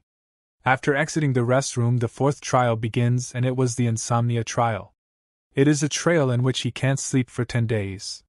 20 hours past. Jun-ho was doing well and asked Frost Queen to help him waking up. After 60 hours Juno was miserable and Frost Queen throws a ice ball on his face.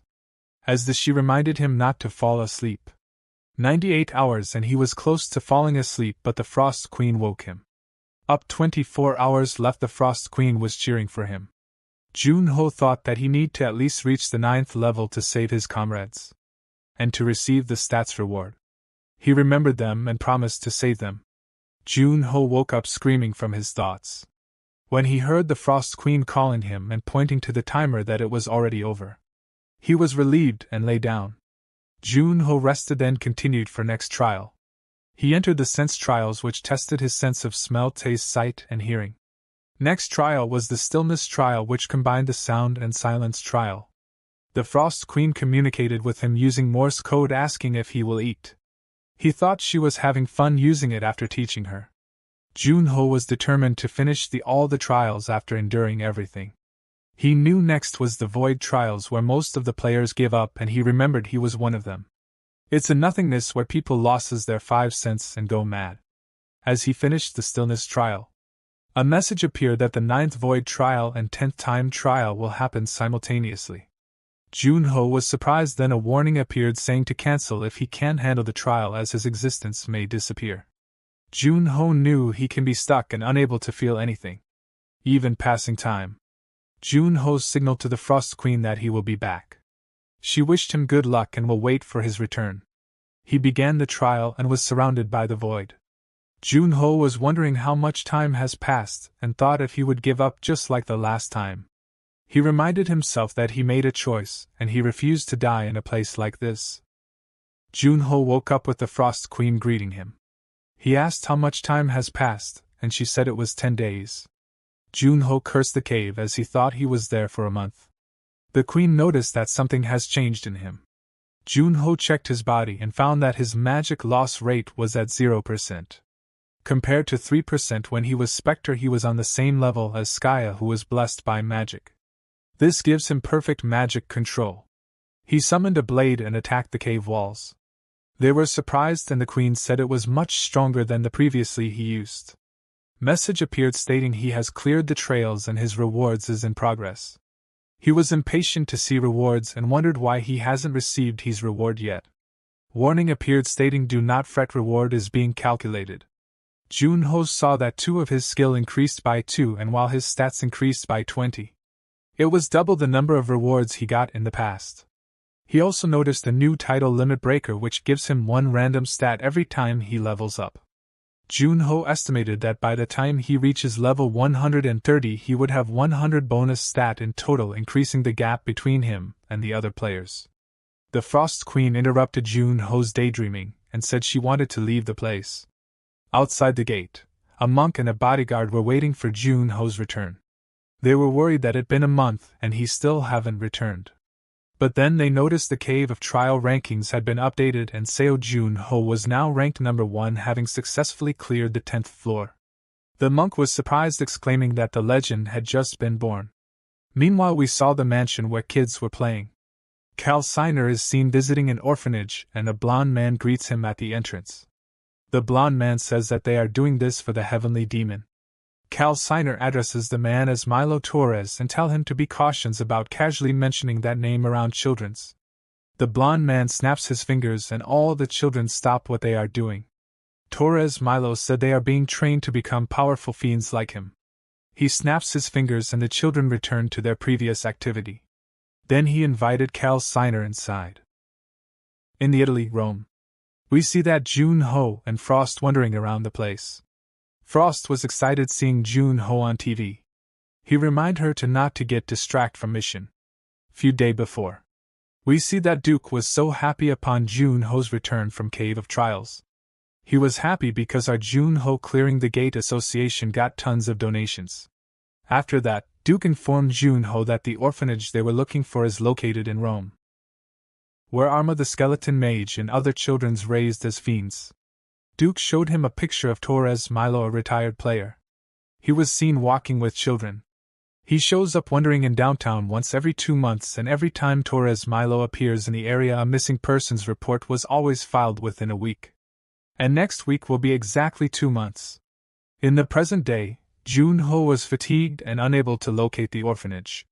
The Frost Queen suggests they return to their lodgings and rest. As Jun-ho is walking, a child collides and was getting away. He attempts to steal from him, but Jun-ho apprehends the child and demands that he return the stolen item. The child returns the watch and Jun-ho threatens to call the police. He was scared. Jun-ho then inquires if the child is familiar with the area, to which the child confirms.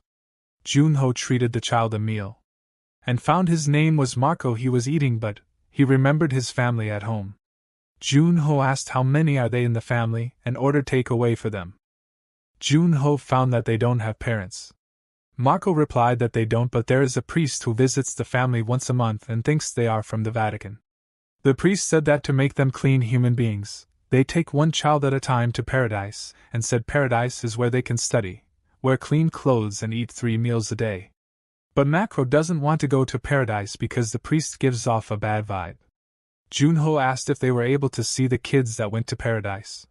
Marco replied that they can't see them, but the priest sometimes brings the letter that children wrote themselves.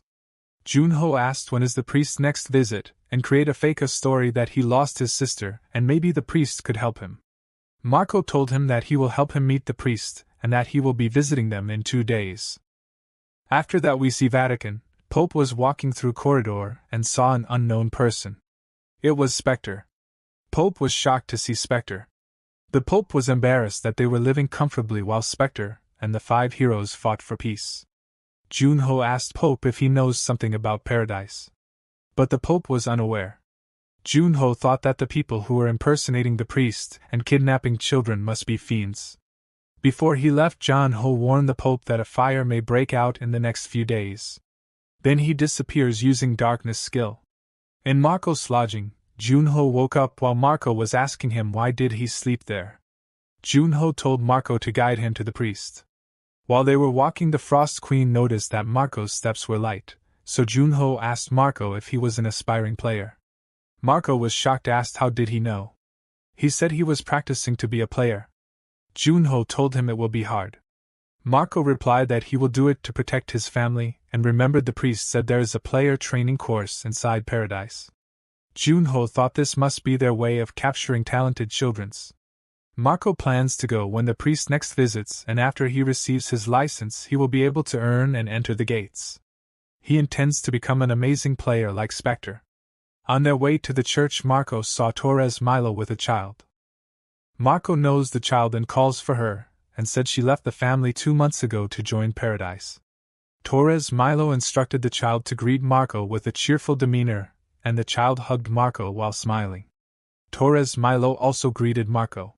Jun-ho approached them while pretending to scold Marco. Milo was suspicious of Jun-ho because he was wearing a mask and sunglasses. Jun-ho introduced himself as Sunny as they shook hands. Torres noticed his grip and asked Jun-ho if he is a player. Jun-ho confirmed and said he was only level 27. Which disgusted Torres Milo, as he thought to himself that Jun-ho wasn't worth his time. Jun-ho asked Marco if Torres was the one from paradise.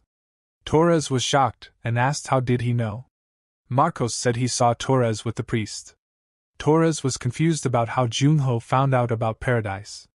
Jun-ho told him the fake story while crying that his reason for coming here was to find his younger sibling that was lost 15 years ago, and he learned about paradise while searching for his sibling. Torres thought that he can't let Jun-ho go as the existence of paradise might be exposed to the world. So he decided to invite him to the orphanage. Jun-ho thanked him. They arrived at the orphanage and a teacher welcomed them. Torres secretly told the teacher to make sure that no one follows them. Torres brought them to the auditorium and showed the children training to be players. Torres asked Junho if he could teach the children a lesson and introduced him. Some of the teachers also entered the room. The eyes of the teacher and the children turned red. Marco was surprised. As Junho told him to remember, those eyes are proof that Torres is a demon. Junho asked if he fed the children demon's blood. Torres mocked him and said some children refused, but after killing some of them, they rushed to drink it. Marco was angered knowing that all of the kids that went were turned into demons. He tried to attack Torres, but he was stopped by one of the fiends. Torres laughed at him as Marco said they will be punished by Spectre. Torres said that he would have believed it 25 years ago, and no one will fear Spectre even if he returns. Junho stepped forward and said to Marco that if he wants to become a player, he must hold on to his weapon till the end, even when facing an opponent he can't beat. Junho wore Spectre's mask while saying to Marco that he wasn't a player yet, so he will help this time. Marco was confused if he was really Spectre, but he asked him to save his siblings. Torres and his minions laughed while mocking Junho, thinking he was an imposter. One of the fiend approached him while laughing and said if he was Spectre his head should go flying in the next 5 seconds. Junho replied it won't even take 5 seconds. As he attacked and killed the fiend, the other fiends were terrified as they recognized the Skull Darkness Warden, the dark type ability that Spectre uses. Torres ordered the fiends to kill Junho while thinking that there was no way he was the real Spectre. Junho snapped his fingers and the 2 fiends got devoured by the darkness instantly. The other fiends tried to dodge. Junho thought it was useless while feeling satisfied that there was no limit to his magic power. He killed the other fiends easily. Torres was terrified as he remembered the legend of Spectre killing 100 demons on the spot. He ordered the children to grab onto Junho to buy time until reinforcement arrives. Junho stopped the kids by covering them with darkness.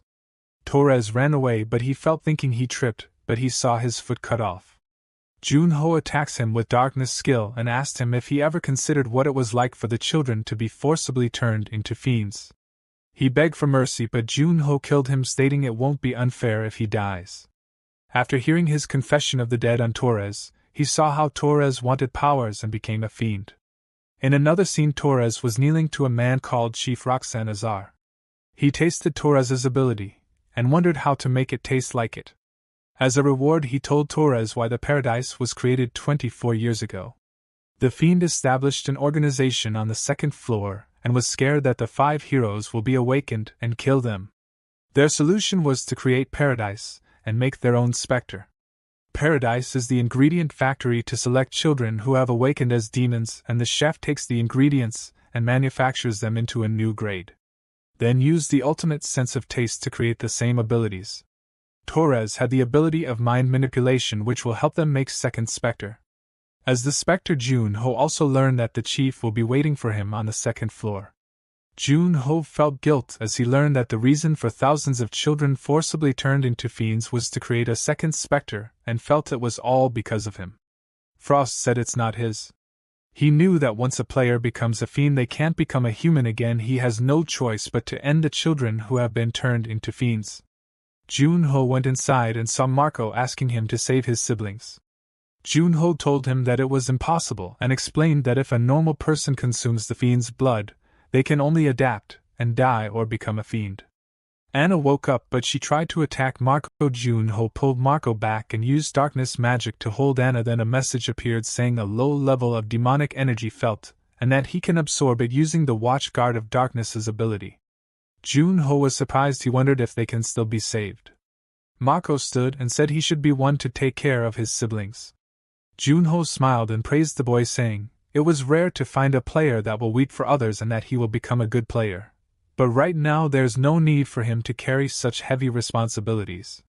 After absorbing the demonic energy from the children, Junho sent them to the Vatican to be examined. A priest came out and said all of the children are confirmed to not be fiends.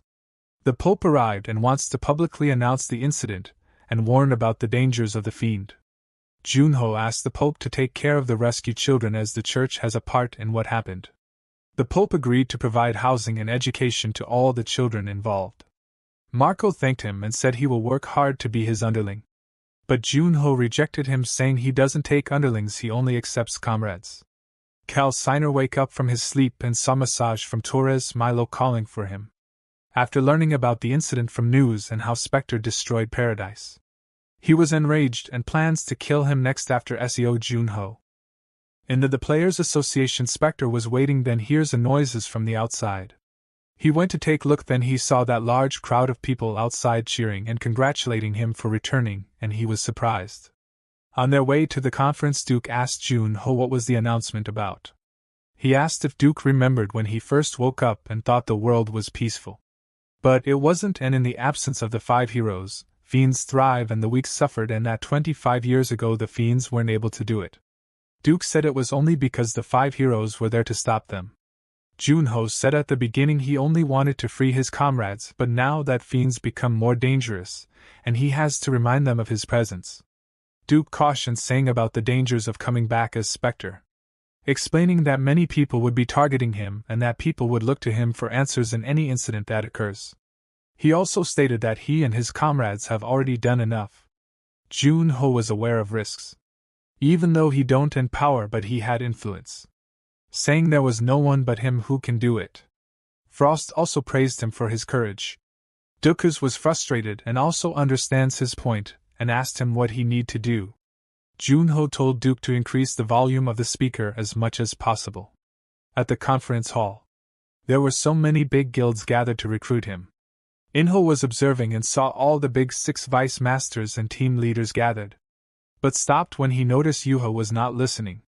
Yuha was excited to see Spectre in person. Then Spectre and Duke arrived and the conference started. Reporter asked if he could provide proof that he was indeed Spectre.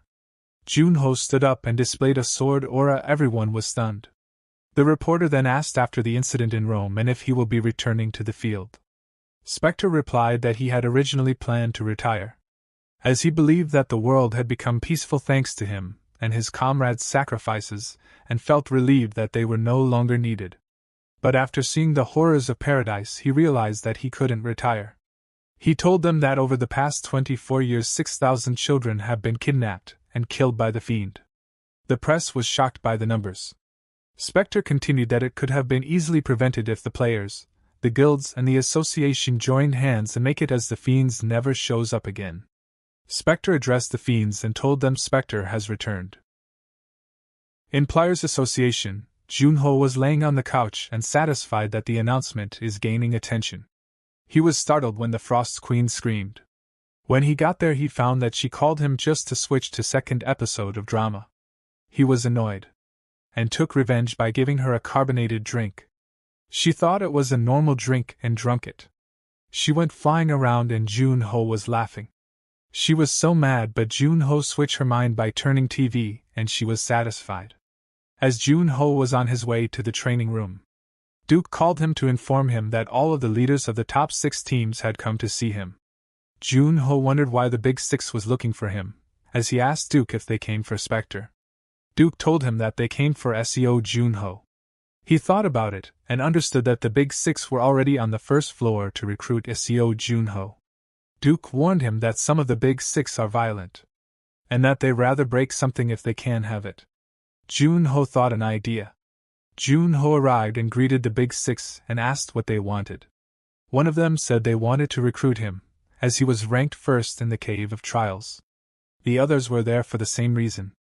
Junho apologized and said that he couldn't transfer to another organization.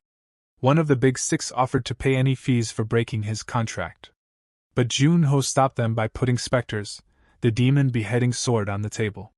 Junho explained that Spectre had given him the sword as a token of proof, and had chosen him to be his official delegate. The Big 6 were surprised by this. Yuha didn't think that Junho was this close to Spectre. The Big 6 thought Spectre is creating his own army, and if Junho and Spectre joins their guilds they will get lots of PR. Junho continued that Spectre had proposed 3 conditions. First, Junho would continue his affiliation with the association to avoid bias towards any one guild. Second, the guilds that accepted the proposal would receive a great amount of information and influence on the second floor. And third, the guilds that accepted the proposal will provide any information that Spectre requests. and in return Spectre will publicly announce the guild's contribution. Yuha thought that the Big Six had no choice but to accept the offer, in order to receive his approval. As after Spectre's conference the guilds were blamed for not doing enough to stop the fiends, and were only concerned about filling their pockets, and thought Spectre is the only one who hold the power. The Big Six said they would need to consult with their guild masters. Jun-ho left saying they should contact him if they made a decision.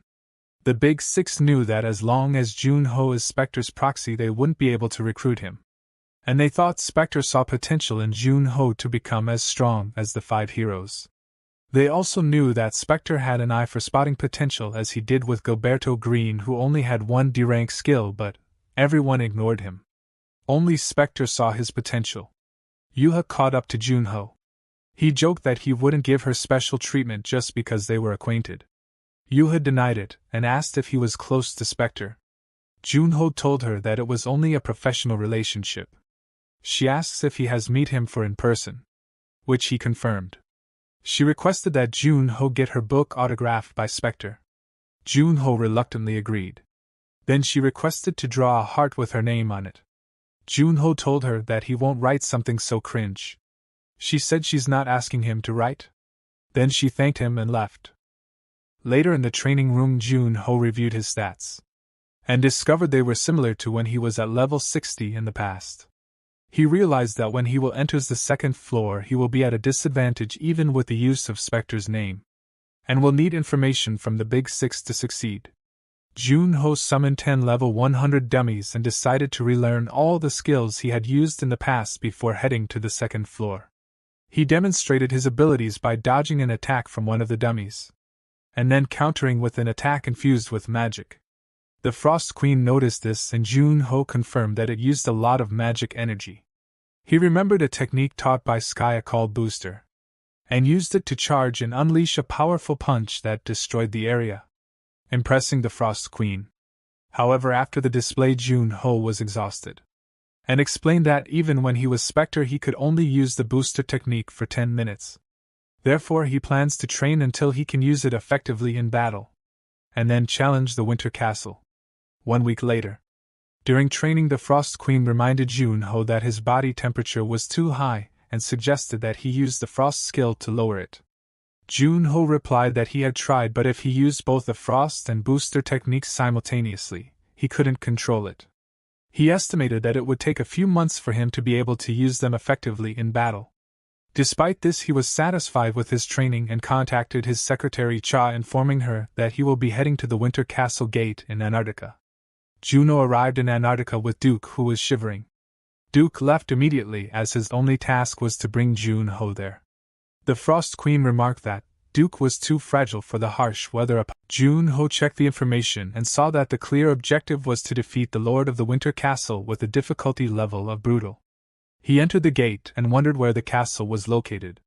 But the Frost Queen directed him to go northwest and informed him that they were in the Ice Kingdom of Niflheim, the country she used to rule. The Frost Queen was perplexed as to how the Winter Castle still existed, since she had left it. Jun-ho asked her for any information about the castle, such as the number of guards or if there were any secret passages. The Frost Queen became angry as he was asking her to reveal the country's secrets. Jun-ho jokingly suggested that their destinies were already connected, and they would be together forever. Eventually the Queen relented and shared what she knew, mentioning that they had initially intended to summon all of her knights to the previous gate that Jun-ho had entered when he was Spectre. The Frost Queen remembered there were 27,000 soldiers in the Winter Castle, but believed the number to be lower because they were now inside a gate. She also mentioned that it might be possible that the only one in the castle was Sir Kiss Bremen, who was the Lord of the Winter Castle and his loyal knight. Juno asked about his strength, to which the Frost Queen replied that Sir Kiss would only need one finger to defeat him. Jun-ho thought that Sir Kiss was stronger than her, but she became angry and explained that she was extremely weakened when they fought. Jun-ho was relieved as he thought that Sir Chris might also be weakened. They entered the castle and the Frost Queen explained that behind the door there was a hall where 100 knights awaited and he would have to fight each one to prove his strength. Jun-ho exclaimed why she had only told him this now. She reasoned him that during the proof of knighthood the fights would be one at a time. As he opened the door, he saw the knights facing him. The door closed, and the knights drew their swords. A knight named Horan Simus asked him to state his purpose, and the Frost Queen instructed him to say that he came to prove his knighthood. Juno was doubtful, as the knight repeated his question and warned him that if he did not answer he would be considered a trespasser. Reluctantly, Junho said that he came to prove his knighthood. 3 months have passed, and Junho is shown sitting in front of a fire eating his bread. She recalls what had happened the first night. One knight stepped forward and pointed his sword at him. But Junho found the fight to be enjoyable. He noticed that all of the knights he fought were strong, and if they were compared to players, they were at least level 100. Their fighting techniques were almost flawless, and all of them used weapon aura that is unique to them. He wondered if they were more dangerous than players. Juno was not aware that sword aura could have diversity.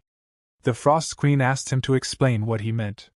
He explained that the player only uses one type of weapon aura, infusing magic into their blade, to create an aura like a flame. However, the knights use auras like drills or sharp auras like spears. Junho asked if there were player systems in Niflheim, and the Frost Queen was certain that there were not. Junho assumed that the knights cannot obtain stats or skills. They achieve their level just through training their bodies and magic all their lives. The Frost Queen asked Junho if he had any insight on using his sword aura, to which he replied to create a aura all he needed is enough magic power and understanding. The Queen said that her knights found a weapon they could handle well, and created an aura that best suited for their fighting style and weapon. As a result, Junho decided to learn more about weapons and make a new sword aura. After training for 3 months, Junho challenged the knights again. The knight attacked him with a sword wave. Junho blocked the attack, but was still affected by the aftershock. Junho used the same technique that the knight used, and the other knights were surprised. Junho smiled and invited the other knights to attack. After a while, Junho defeated the knights. Horan Simus approached him and asked for his name. Junho introduced himself, and upon hearing his name, the knight told him that out of all the knights he had faced, Junho had left the greatest impression. Then he gave him a token of honor, a symbol that shows that he has proven his knighthood. The knight explained that those who have passed the test may request a meeting with the lord of the castle. The knights bid their farewell to Junho. As he leaves to meet the lord, he felt the pressure coming from Kiss Bremen, as he saw the lord sitting on his throne. Upon facing Kiss Bremen, Juno realized that he was a powerful adversary. The Frost Queen remarked that Kiss seemed to know that Juno was a player. He agreed, as evidenced by the intense aura of bloodlust emanating from Kiss. Junho took out his spear and launched in direct attack against Kiss, but his strike was effortlessly blocked. Despite this setback, Juno pressed on with multiple follow-up attacks, all of which were parried by Kiss without even trying hard. Junho's surprised and used skill booster. Frost warned him about activating his booster ability too early in the fight, but Junho knew he couldn't hold back against such a formidable opponent. He inquired about the duration of the booster, and the Frost Queen informed him that he could sustain it for 1 minute and 2 seconds. With this knowledge, Juno resumed his assault on Kiss, and the two clashed fiercely. However, the confrontation ended abruptly when Kiss sent Junho flying into a wall, shattering his weapon. He realized the significant gap in weapon quality. Junho switched to his main weapon, while Kiss activated his ability, causing a thick mist to fill the room. The Frost Queen informed Junho that the mist was called a Shin Mist, and although it held no special properties, but it would impair his vision and make it difficult to anticipate Kiss's movements. Juno was frustrated by the decreased visibility, and decided to deactivate his booster ability and focus on locating Kiss. Suddenly, Kiss launched an attack from behind, but Juno managed to evade it. He counterattacked, but Kiss swiftly grabbed him and slammed him to the ground and attempted to stab him in the head. Junho narrowly avoided the attack but sustained an injury to his shoulder. Fortunately, the Frost Queen intervened and managed to push Kiss away from Juno. Junho acknowledged that he couldn't afford to let Kiss continue attacking him, and the Frost Queen proposed the ambush strategy. However, Juno rejected the idea, explaining that Kiss was too formidable for him to conceal his presence successfully. Juno realized that this was the worst possible scenario for him, and his mind was becoming increasingly clouded due to the strain of using the booster ability. Moreover, the mist was causing him additional problems while Kiss was taking advantage of the situation and gaining the upper hand. Jun-ho resolved that it was time to reverse the situation. Meanwhile, Kiss was impressed that Jun-ho had managed to evade him and remain hidden within the mist. However, Kiss could sense Jun-ho's presence and knew he was close. Kiss saw an outline in the mist and swiftly attacked. But Jun-ho was not there, and suddenly Kiss found himself frozen, realizing that he had fallen into a trap. Jun-ho then emerged behind him and explains to Kiss that mist is formed by concentrated water vapor and can be turned into ice by lowering the temperature. Kiss attempted to retreat, but Jun-ho froze him and delivered a fatal blow. He was surprised to find that Kiss was still alive. Kiss asked for forgiveness from His Majesty. Jun-ho noticed this and asked the Frost Queen why she wasn't revealing herself. The Frost Queen replied that she didn't deserve to, because a monarch must protect their people, but she failed to protect the knights of the Winter Castle who were also citizens of Niflheim. The Frost Queen approached Kiss and spoke to him, stating that this was what it meant to be weak and cry out in silence with no one to answer. Jun-ho received a message indicating that he has successfully cleared the Winter Castle and received the armory key as a reward, along with an increase in his stats. Due to the limit breaker, he had also completed the hidden quest of the Winter Castle, resulting in an increase in his weapon mastery. Jun-ho was pleasantly surprised by the generous rewards and felt that his 3-month stay was worth it. Upon arriving at the armory, he was informed that he could only choose one weapon and would be teleported outside after making his selection. Jun-ho was disappointed. Frost Queen assumed that Gray the administrator may still be watching him. After analyzing the available weapons, Jun-ho chose the Cruel Executioner halberd, which had the ability to recover his stamina. He was satisfied with his choice as it would allow him to fight multiple opponents while continuously recovering his stamina. As they walked out of the castle, Jun-ho caught sight of a portrait of a woman and was struck by her beauty. However, upon closer examination, he recognized the woman's hair and clothing and began to suspect that it was the Frost Queen depicted in the portrait. He asked her about it and to remove her blindfold. Then she became flustered and refusing his request to remove her blindfold and urging him to leave the castle. After returning to the association, Chae Sa-yoon remarked that Jun-ho looked like a man who was rescued from a deserted island. Jun-ho asked if he really looked that bad, but Chae Sa-yoon thanked him for returning safely. Meanwhile, people discussed doubting whether Jun-ho was really part of the association.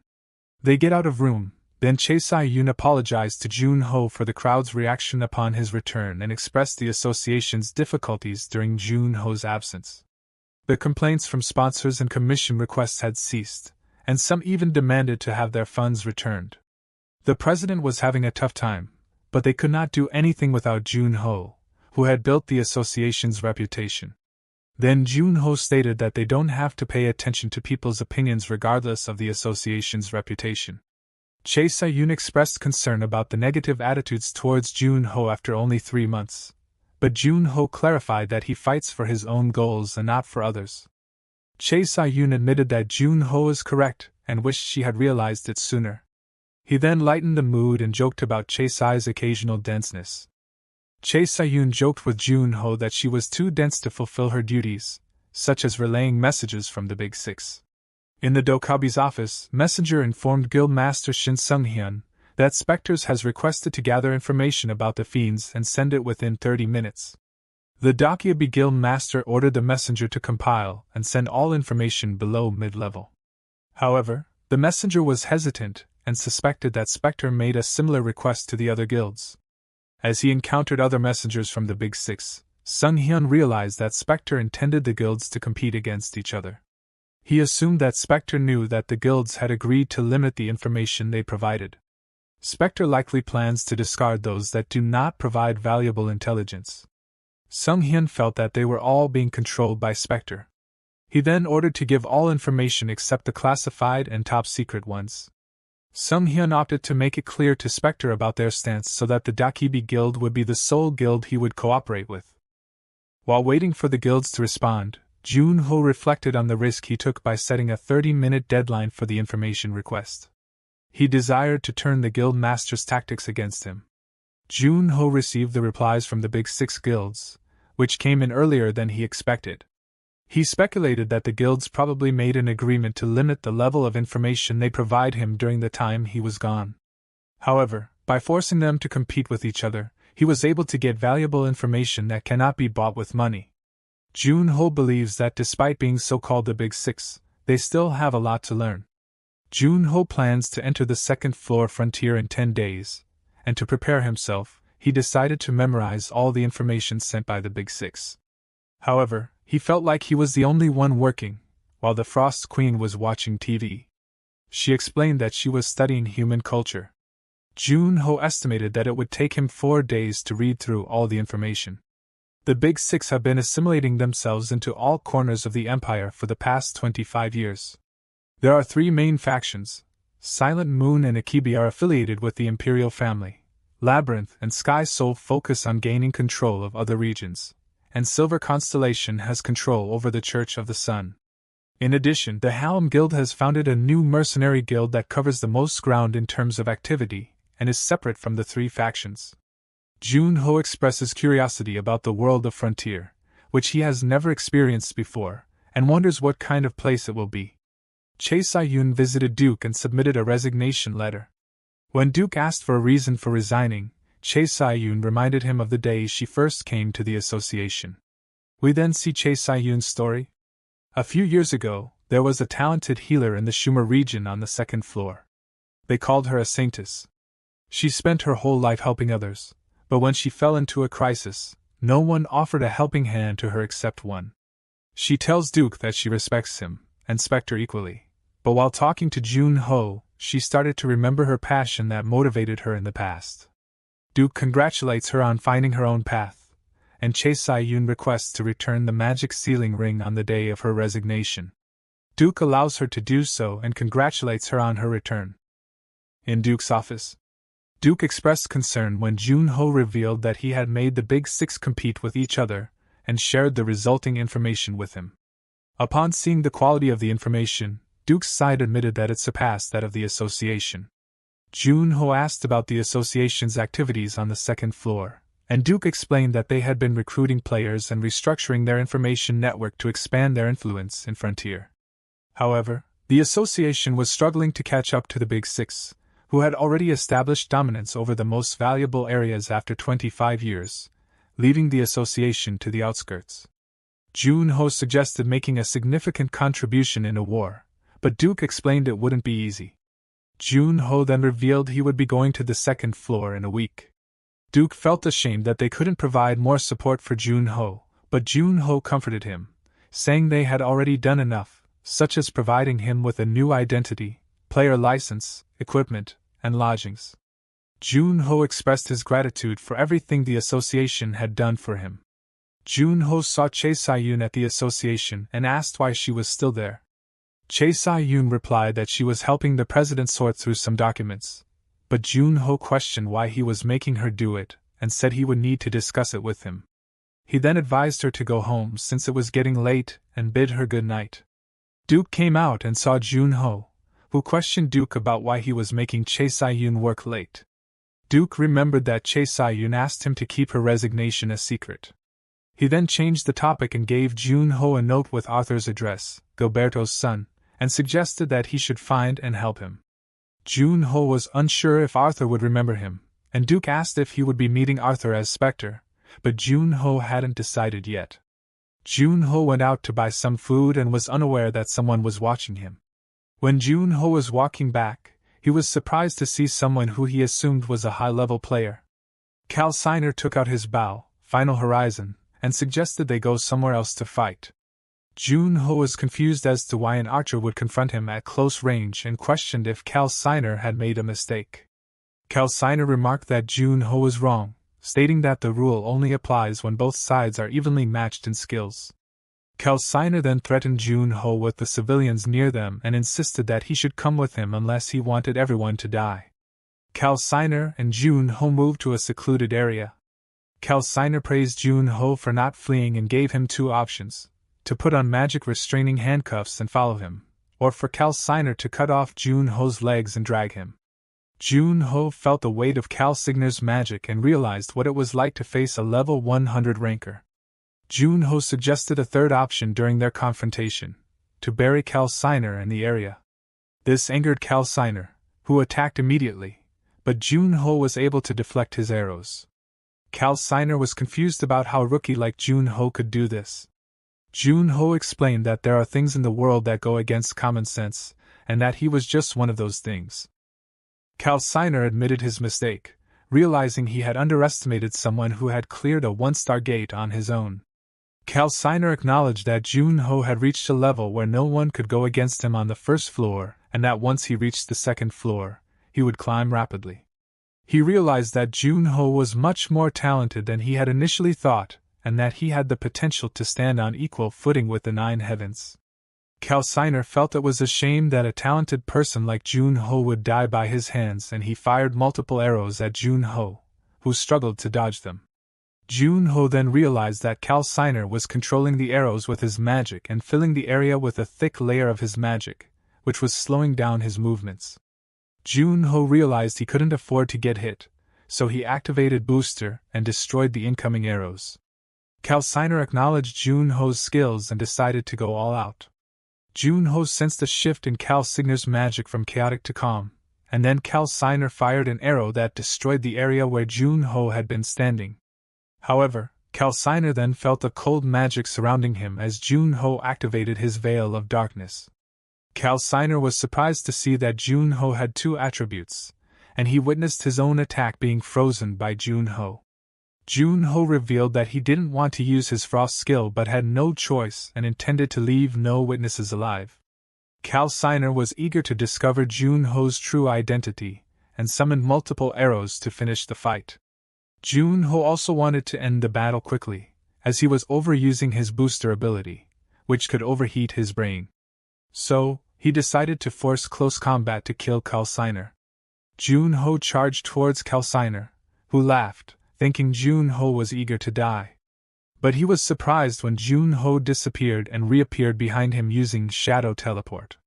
Jun-ho landed an attack, but Calciner twisted his body to avoid critical damage and countered, pushing Jun-ho back. Jun-ho cursed the regeneration abilities of a fiend as he saw Calciner's hand had already returned to normal. To become a fiend, one must drink a demon's blood. However, it is difficult for humans to handle demon powers, so most people dilute the blood with water before drinking it. Despite this, some people drink the blood undiluted for overwhelming power, and the rare few who survive become fiends and gain access to the demon's powers. Calciner commented that Jun-ho's ability to suddenly disappear must have specific activation conditions since he didn't use it right away. Calciner then vowed to send Jun-ho to hell for sure this time. Calciner offered to spare Jun-ho's life if he put on magic restraining handcuffs, but Jun-ho refused and launched an attack. Despite being close to his limits, Jun-ho managed to destroy some of the arrows, but some still hit him. Despite being aware that Jun-ho was reaching his limit, Calciner was surprised to see him charging towards him. As Jun-ho closed in, Calciner managed to catch him, but it was only one of Jun-ho's abilities. Jun-ho then appeared behind Calciner and landed a crucial hit. He commanded his watchguard to consume Calciner, then Calciner realized that Jun-ho was Spectre while cursing Jun-ho and questioning why he hid his identity. Calciner received no response as the shadows engulfed him. The Frost Queen was watching TV when she remembered Jun-ho's promise to come back soon, wondering where he was. Jun-ho used his ability to read Calciner's memories and discovered that Calciner came to the first floor specifically to kill him. Despite being pursued by the High Blade, he became worried that he might get caught up in something due to killing Calciner. From the memories, he found out that the Fiend Association is located in the Shumer region on the second floor, consistent with information he obtained from the Dokabi Guild. He also saw that his Confession of the Dead skill rank had increased but realized that the skill could not be used on a target whose memory had already been read. As Jun-ho reached for the final horizon bow, he felt a powerful force crushing him, and to his surprise he saw Kim Woo-young, the High Blade of the Nine Heavens' Seventh Heaven. He was amazed by Woo-young's speed, considering that he was still on the second floor, according to Calciner's memories. Woo-young mistook Jun-ho for Calciner and expressed surprise that he had come down to earth. He explained that it was difficult to track Alcina's scent, and the stench of a fiend and the scent of trace incense would always linger on him. He vowed not to let Calciner go this time. Junho tried to explain to Wu Ying that he was not Calciner, but Wu Ying attacked him with an attack that narrowly missed him. Junho realized that Wu Ying was not willing to listen to him, and thought that things were going to get difficult, but he had no other choice. Junho admitted to killing Calciner and called someone. Later, Wu Ying talked with his guild master on the phone. After the call, he apologized to Junho. Junho said it was all right and that he would have done the same thing, but Wu Ying still wanted to compensate him for the inconvenience. Wu Ying healed Junho's wound using an elixir. Junho thought it was wasteful to use a legendary elixir for a small injury, but Wu Ying insisted on taking responsibility for his mistake. Wu Ying expressed his curiosity about how a level 30 player like Junho could defeat Demon Bao Calciner alone. Junho agreed to tell him only if he fulfilled his request to announce that he was the one who defeated Calciner, and never to reveal Junho's abilities to anyone else. He also asked for Wu Ying's help in the future if needed. Wu Ying agreed to help but warned Junho that if his powers strayed from the paths of humans, he wouldn't let it slide. Junho reassured him that it wouldn't be a problem. Junho showed Wu Ying his frost skill. Wu Ying was convinced that it was powerful enough to defeat the demon Bao and comparable to an S-rank ability. Wu Ying recognized that this was the association's key to calming the heat on the third floor. Junho stated that this information can never reach the ears of the fiends. Wu Ying agreed and destroyed the ice surrounding them while stating that an hour ago he defeated Calciner. Junho returned home looking disheveled and was surprised by the sudden appearance of the Frost Queen. She questioned him about his whereabouts, as he had said he would only be gone for a short while to meet his friend. Junho replied that something unexpected had happened. Upon seeing Junho's disheveled appearance, the Frost Queen asked about what had happened. Junho revealed that he had faced Calciner, a fiend much more powerful than any he had encountered before. When the Frost Queen expressed her lack of familiarity with Calciner, Junho elaborated on the fiend's strength, reflecting on his experience. Junho realized how powerful players have become over the past 25 years and how the truly strong ones reside on the second floor, known as the frontier. Despite his strength, Junho was impressed by Kim Wu Ying's pleasant personality. Junho felt that he needed to try harder. He knew that there are only 8 players on the same level as Kim Wu Ying, and one of them is an anime, the King of the Corpses and Natsid Halo. He is the Master of Arma, the Skeleton Mage, and the fiend who ordered Calciner to capture him. Although Junho had prior knowledge about the first floor, he is worried about the unknown challenges that await him on the second floor. The Frost Queen noticed Junho's worried expression and comforted him by patting his head, saying he's been doing well so far. Junho was embarrassed but laughed it off, claiming to be a living legend of the world. And Junho remembered that he needed to say goodbye to some people before heading up to the second floor, planning to go out early the next day. Silent Moon Guildmaster Sun Chi-wan was questioning Wu Ying about the Final Horizon's whereabouts. She was irritated as Wu Ying wasn't responding. She asked if he had caught Calciner, to which he replied yes.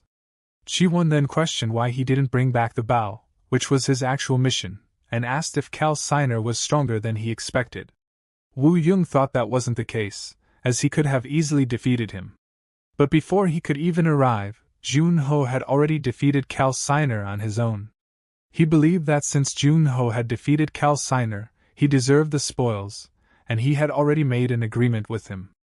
Wu Ying admits that he accidentally killed Calciner before he could take out his Bao. Chi-wan is angry and confused about how Wu Ying, who is considered perfect, could make a mistake. Wu Ying apologizes, but Chi-wan forbids him from apologizing further and demands to know the real reason for his failure. Wu Ying then reveals that he was able to gain something more valuable than the Final Horizon, the future. Junho went to visit his comrades and discovered that his magic stat was still not high enough to remove the seal. However, he noticed that the message had changed, leading him to believe that he was getting closer to meeting the requirements. While he was there, he saw that the Frost Queen was feeling guilty about what had happened to his friends. He sighed and asked her if they were still alive. She confirmed that they were but that he needed to become much stronger if he wanted to break the seal. Jun-ho turned around and left. The Frost Queen tried to convince him to stay on Earth a bit longer, but he insisted that visiting Duke and Noya before heading to the second floor would be enough. As for his comrades, he reassured her that he would see them again once they were able to meet properly. Upon reaching the elevator that would take him to the second floor, Jun-ho said that he was almost late for his flight. This was because Noya had insisted on playing another game of Go even though they had already played for 7 hours. Noya reassured Jun-ho that he would be fine on his own and told him not to worry. He expressed confidence that Jun-ho would do well no matter where he went. The Frost Queen was in awe of the artificial island created by humans. They came across the dimensional elevator where they were greeted by an association member who warned them about the precautions they needed to take on the second floor in the frontier. The member advised Jun-ho that he would be living in the Ruben Empire and should avoid confronting the powerful nobles. Additionally, they must be wary of fiends and other players who take advantage of the area outside the association's jurisdiction to commit crimes. Jun-ho thanked the member for the advice. As Jun-ho entered the elevator, the association member wished him good luck. Jun-ho selected the second floor button and ascended quickly.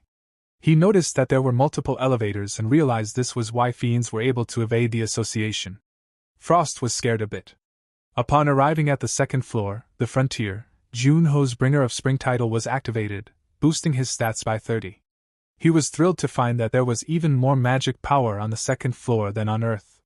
People were looking to recruit newcomers and one of them noticed Jun-ho all excited, assuming he was just a newbie who had just arrived. One member of their guild arrives and asks what's commotion there, and recognized Jun-ho. The man that everyone is talking about. He was in a hurry to recruit Jun-ho, and assumed everyone was looking to recruit him. Soon, Yuha arrived and announced that she would be the one to take Jun-ho. While Jun-ho was admiring the surroundings, Frost scolded him for acting foolish. However, he soon noticed Yuha and called out to her. Yuha mentioned that Jun-ho's arrival was very close to the deadline, and she would have won a bet if he had been even a few days late. Jun-ho apologized, stating that he does not like to lose. Yuha asked if Jun-ho had any issues with the language barrier, but Jun-ho explained that she was the first person he had spoken to. Yuha laughed and offered to teach Jun-ho a few things, inviting him to come with her. Yuha took Jun-ho to a cafe that only nobles are allowed to enter, and Jun-ho was impressed by the exclusivity of the place. Yuha revealed that she is a baroness, and Jun-ho was surprised that she is a noble. Yuha asked for Jun-ho's first impressions of the frontier, and he admitted that he could feel the difference from Earth. Yuha asks about the coffee. Jun-ho said it tastes exactly like Earth's. Yuha said some things that are on Earth. Yuha mused about what would have happened if humanity hadn't stopped the gates 30 years ago. And if they hadn't been managed to fight monsters. Jun-ho's answer that it wouldn't be pleasant. Yuha explained that it actually happened on the frontier 1,000 years ago, where countless gates were unable to be fended off, and humanity was once annihilated. She mentioned that now all of the gates have disappeared from the frontier, though some of the monsters still remain due to their reproduction. While Jun-ho was lost in thought, Yuha reminded him of the autograph she requested from Spectre. After he retrieved it, Yuha was delighted and thanked him. She presented him letter. Jun-ho joked if it's a confession letter. She denied and said it's a gift she promised for winning the bet, a recommendation letter. She explained that the letter would allow him to dine with Viscount Hosio of the Maliva territory, and possibly receive a quest from him. Yuha also mentioned that completing requests from the locals would lead to rewards and that getting close to nobles was important for better rewards. She also pointed out that teleport gates were the easiest way to travel between cities, but he may not be able to use them. Jun-ho inquired as to why he couldn't use the teleport gate, and Yuha directed him to check his status window, pointing out his tourist status that only permits him to stay in the world for 90 days. She explained that completing quests and obtaining an identification card from the Adventurers Guild could extend his stay. As they were leaving, Yuha cautioned him to be cautious of other players and provided him with a map of the Empire and a guidebook exclusive to their guild members. Jun-ho expressed his gratitude but questioned whether it was appropriate to give such resources to an outsider like him. Yuha encouraged him to level up and promised that he would treat her to something good in return. She then left. Frost compared Yuha to a fox. Jun-ho compares Yuha with cat or dogs. But Frost expressed frustration about Jun-ho's lack of knowledge about women. Jun-ho suggested finding a place to stay in Gileon since they'll be there for a while. Frost recommended the luxurious Shangri-La, but Jun-ho chose the old which disappoints Frost. He said he needs raw information from people. In the meantime, a group was mugging someone led by a person named Ply. Ply ridiculed the victim for coming to the frontier with low skills, and after beating him, they took his gold. Ply was pleased with the outcome. Upon entering the establishment, Jun-ho had the impression that he was in a tavern from a game, and realized that players from Earth were among the adventurers of second floor. He noticed that the only way to distinguish them was by the fact that players were the only ones wearing Vita on their hands. After sitting down, Jun-ho ordered a best meal they have and a drink. However, the server informed him that he needed to pay first, and it would cost 51 copper. Remembering Yuha's advice that 1 copper equals to $1, and 100 coppers equals 1 silver, and 100 silver equal 1 gold. Jun-ho acted confused and pulled out a bag of gold, causing the server to be surprised, and he took 1 gold and hands the change. And also tells him to be cautious about displaying that much money in public could be dangerous. Frost assumed he was showing off his wealth, but Jun-ho explained that people with a lot of money often attract flies. 3 individuals approached Jun-ho and demanded to have a conversation with him. Jun-ho complied and followed them to an alley. However, the leader quickly became afraid as Jun-ho easily defeated his companions. Jun-ho demanded to kneel, and revealed the location of their boss. He learned that their boss was named Ply and could be found in the gambling house. Jun-ho then made his way to the gambling house, recalling that Ply was involved in all entertainment-related activities in Jillian, and does business with nobles and have information about them. He sat at one of the gambling tables. A guy named Fiver noticed Jun-ho's presence, and commented on not recognizing him before. Jun-ho explained that he had just arrived in Jillian. Fiver mocked him for heading straight to the gambling house and made assumptions about Jun-ho's previous lifestyle. He questioned if Jun-ho could afford the high stakes, to which Jun-ho confidently replied that he could. As the game began, Fiver quickly realized he was losing to Jun-ho despite thinking he was a newbie. They continued for hours and Fiver was in disbelief that some newbie can beat him, and thinks him as professional gambling player. Unbeknownst to him, Frost was secretly relaying the opponent's cards to Jun-ho. Ply was observing the scene, and he was taken aback as it was the first time he saw Fiver losing money. His subordinate thinks he must be incredibly skilled. He immediately ordered his subordinates to bring Jun-ho to him. After continued to lose and he eventually signaled the dealer to cheat for him. However, Frost warned Jun-ho about the dealer's cheating tactics. Jun-ho was not surprised and decided to leave with his winnings, stating that it would be a shame if he lost them. Suddenly, a man approached Jun-ho and informed him that their boss wanted to meet him upstairs. He agreed to meet him. Upon arriving, Ply revealed to Jun-ho his reason for letting players cheat in his gambling house. He was confident in his ability to get his money back. Ply also recognized Jun-ho's fame and addressed him as Player Seo Jun-ho. Ply stated that he control over the entertainment industry in Jillian and his strong connections with the nobles. He claimed that no matter how powerful the players are, they are just outsiders from other world who cannot go against the nobles. Jun-ho acknowledged his statement, and proposed a deal to return all the chips he earned in exchange for information on the nobles. This angered Ply, who accused Jun-ho of cheating and warned him that taking his money by force would be easy. 2 men approached Jun-ho, and he expressed his disappointment in trying to solve things peacefully. One of the men attacked, but Jun-ho easily dodged the attack and slammed him to the ground, then took down the other man swiftly. Despite Ply's insistence, the men stood up again with weapons, but Jun-ho quickly took them down by flicking chips at them. Ply then drew his gun and threatened Jun-ho to leave the chips and leave. However, as Ply spoke, his gun suddenly disappeared, and he saw that Jun-ho was already pointing it at him. Ply warned Jun-ho that pulling the trigger would cause a lot of trouble for both of them. Jun-ho replied that Ply had more courage than he had thought. Ply eventually agreed to talk, but as he began to speak, Jun-ho still pulled the trigger. However, he managed to catch the bullet before it could hit Ply. He then invited Ply for a chat. Next day, Jun-ho acknowledged the hard work of Ply and his minions, thanking them for the valuable information they had provided about the second floor. After that, he asked them to leave. Then they run away. Jun-ho then turned his attention to finding a quest. He stumbled upon one that required him to hunt whipped wolves, which he found to be suitable based on the information provided by Ply.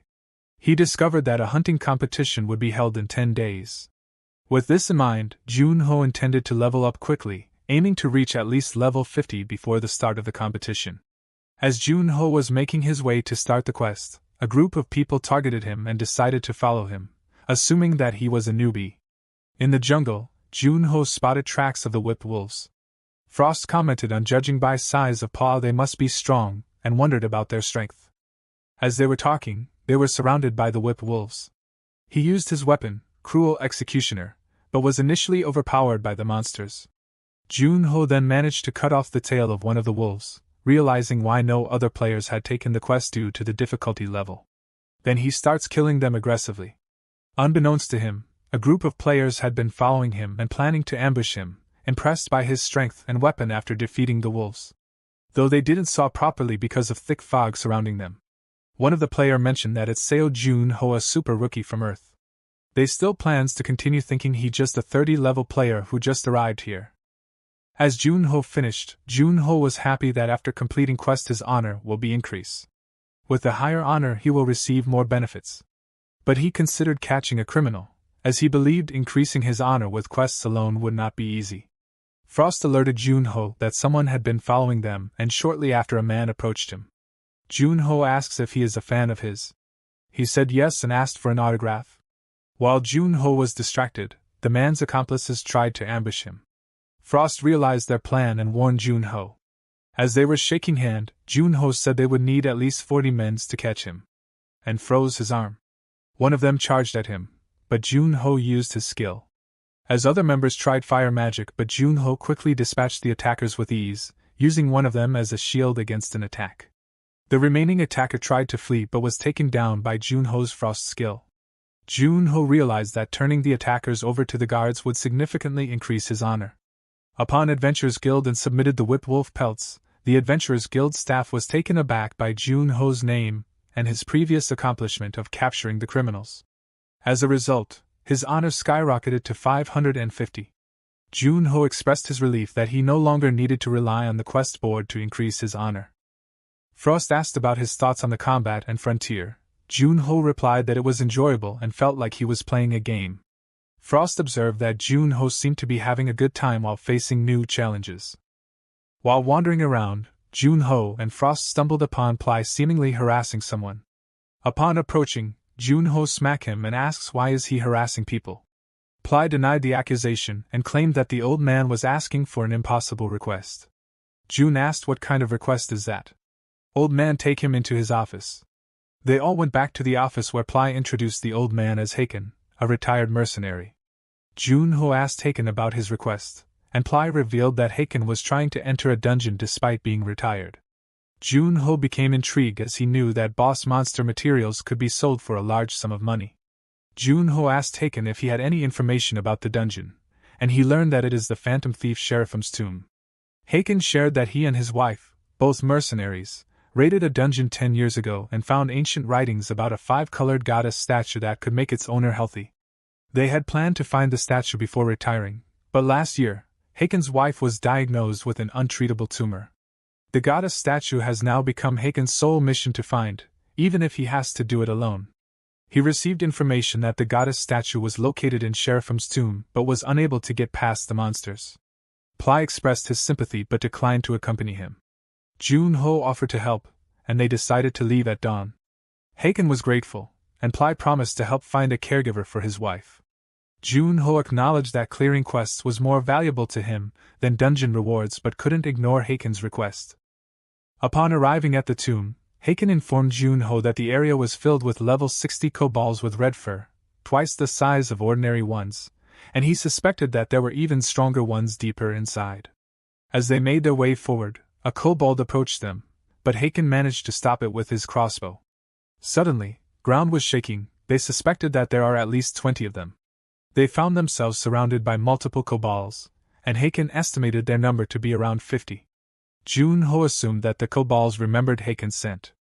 Knowing that they had no hope of winning against the monster's horde, Haken thought of his wife and urged Junho to run away and come back with reinforcements.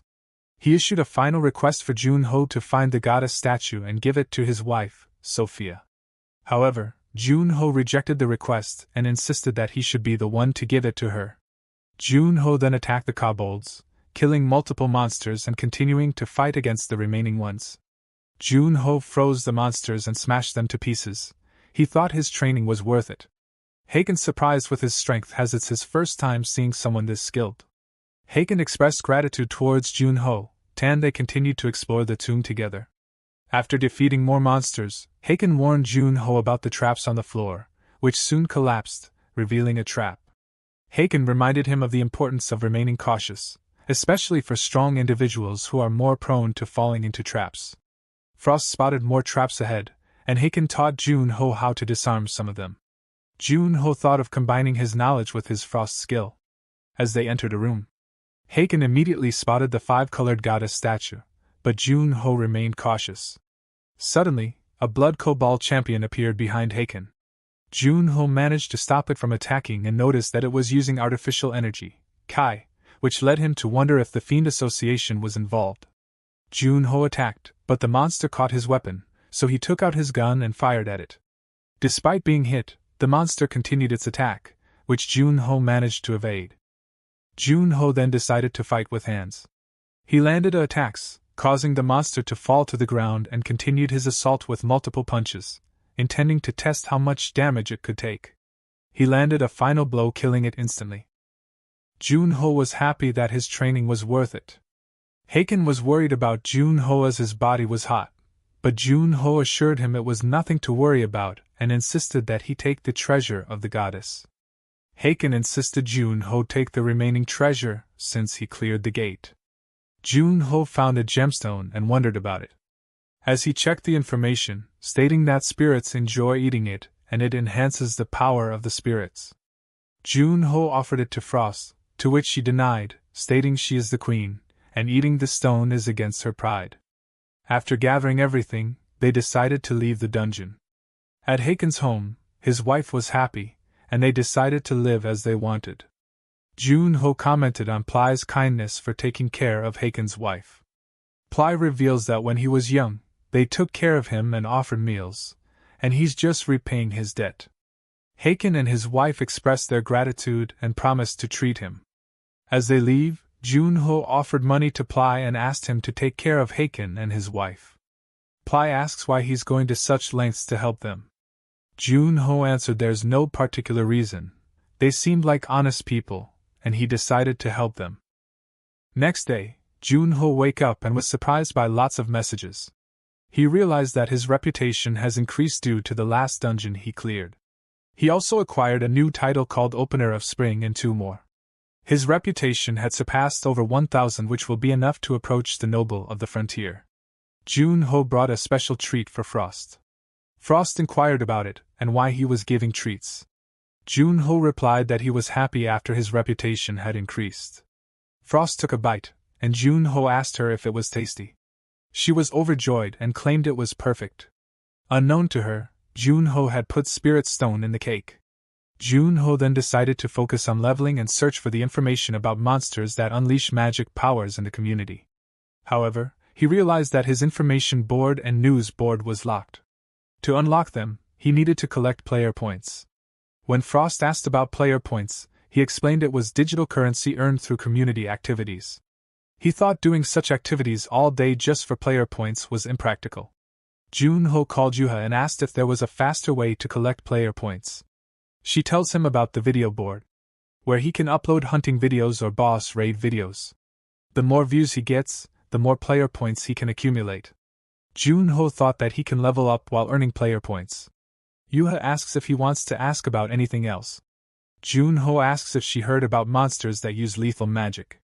She was surprised and said she had never heard of it before. She wondered why Jun-ho would bring something like that. Jun-ho thanked her for the information and ended the call.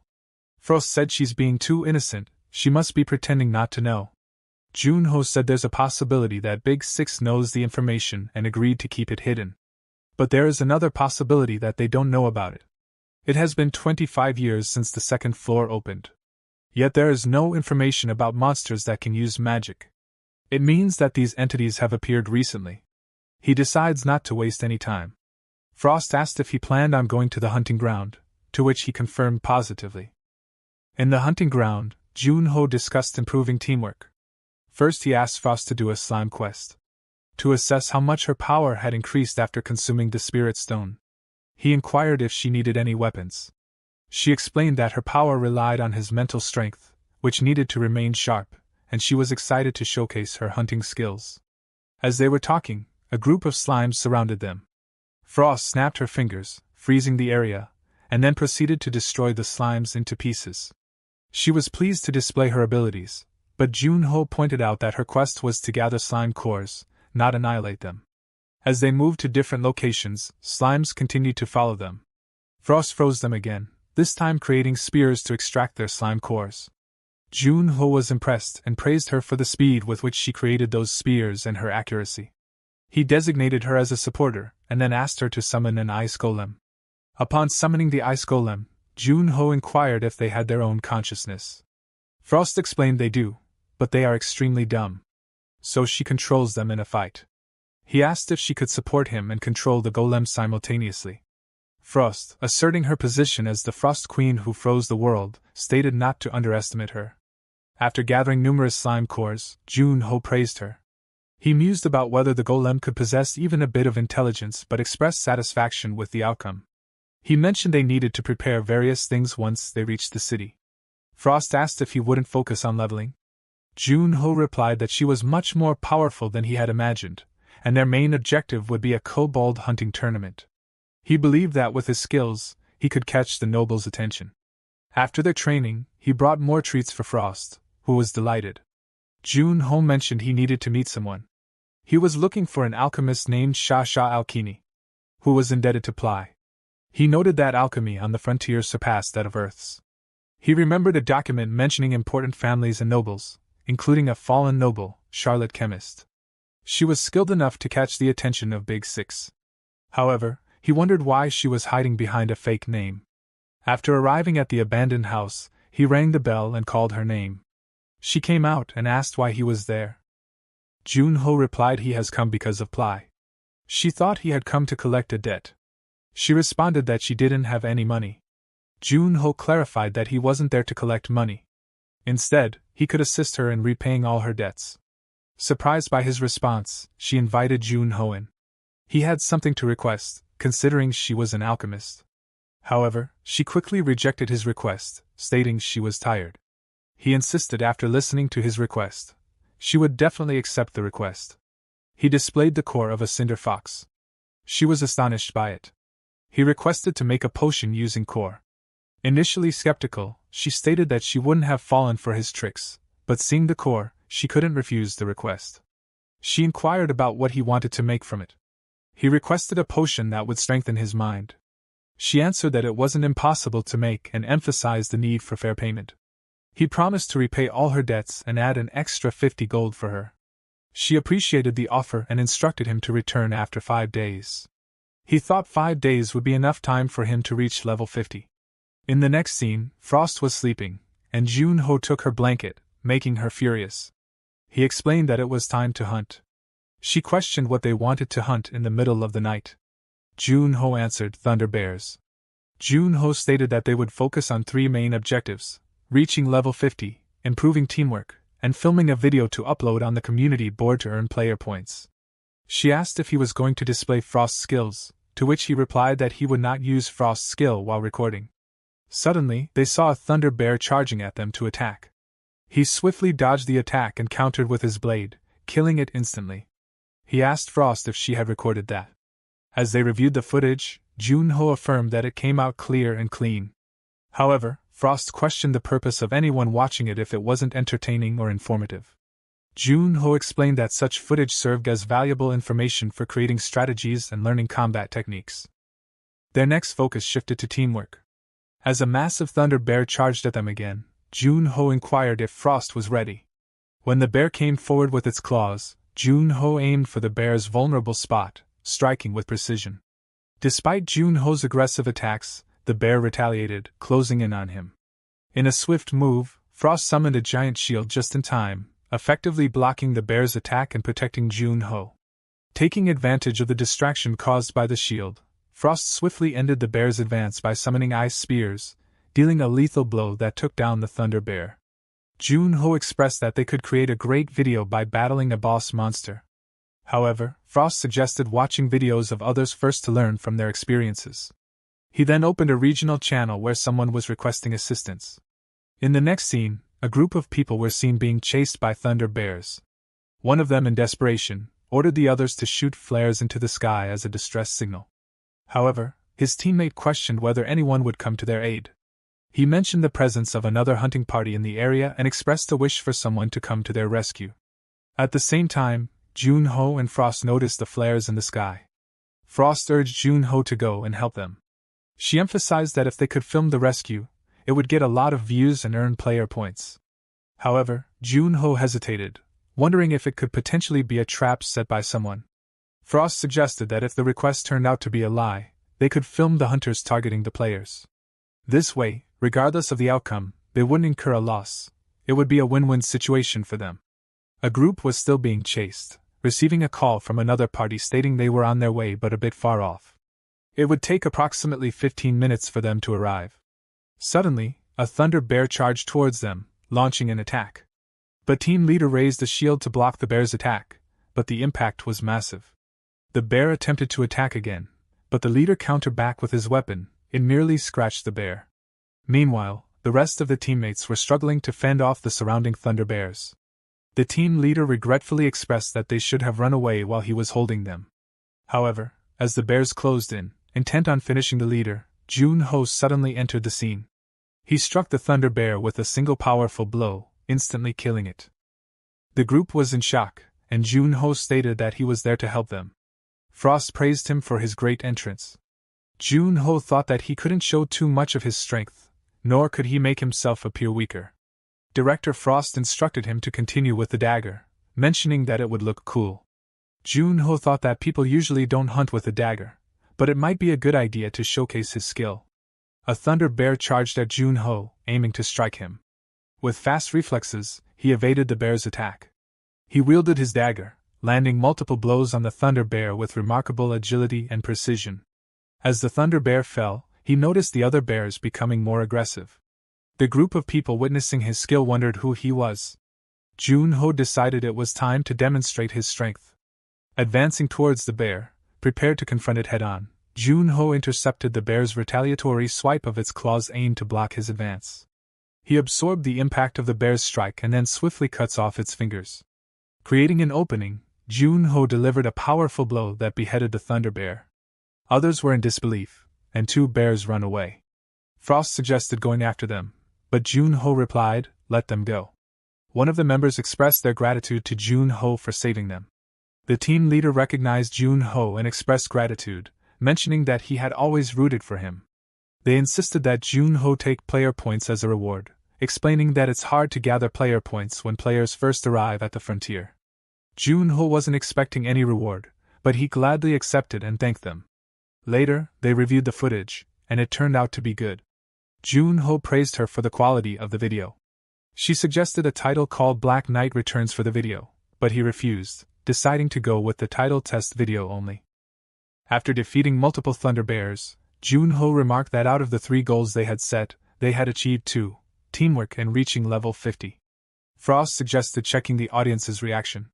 When Jun-ho opened the video board, they were surprised by the views they received, stating that it was more than he had imagined. He also checked that they had obtained a significant amount of player points.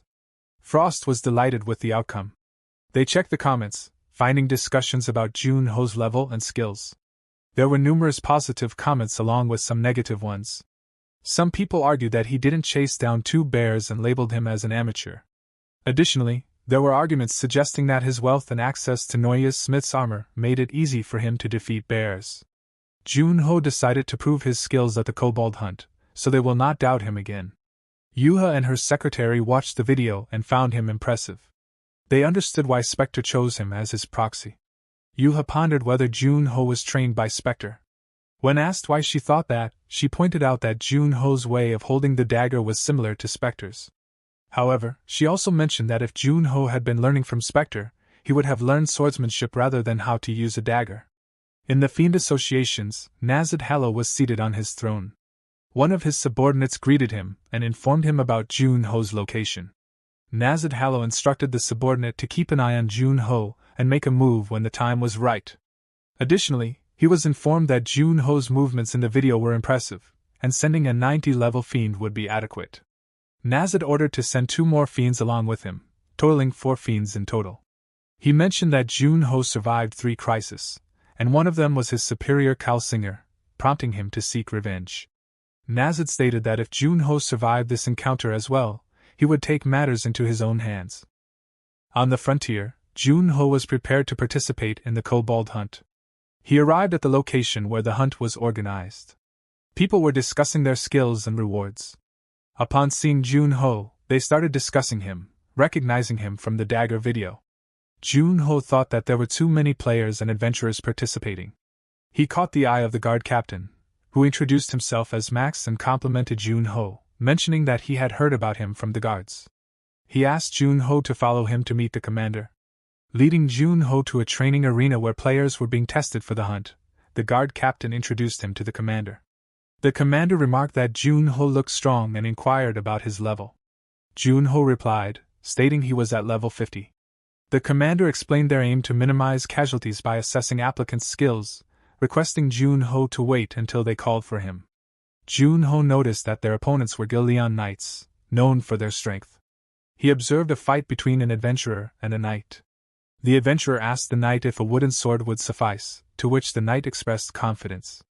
The adventurer charged at the knight with a spear, but the knight swiftly blocked the attack. He sent the adventurer's weapon flying through the air, showcasing his skill. Jun-ho was impressed, noting that the standards were quite high. Next, a player named Beek Jianwu stepped up.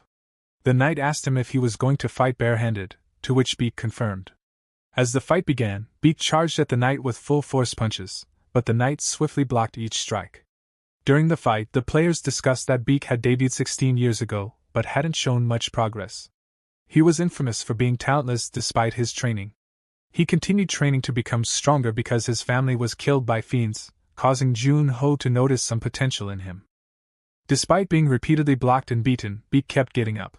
He prepared for another attack, but the commander intervened, stating he didn't have to push himself that far during a skill test. The commander warned him that the hunt wouldn't be easy and that he could die. However, Beek answered that he didn't care. Seeing Beek's stubbornness, the commander agreed to take him on a hunt.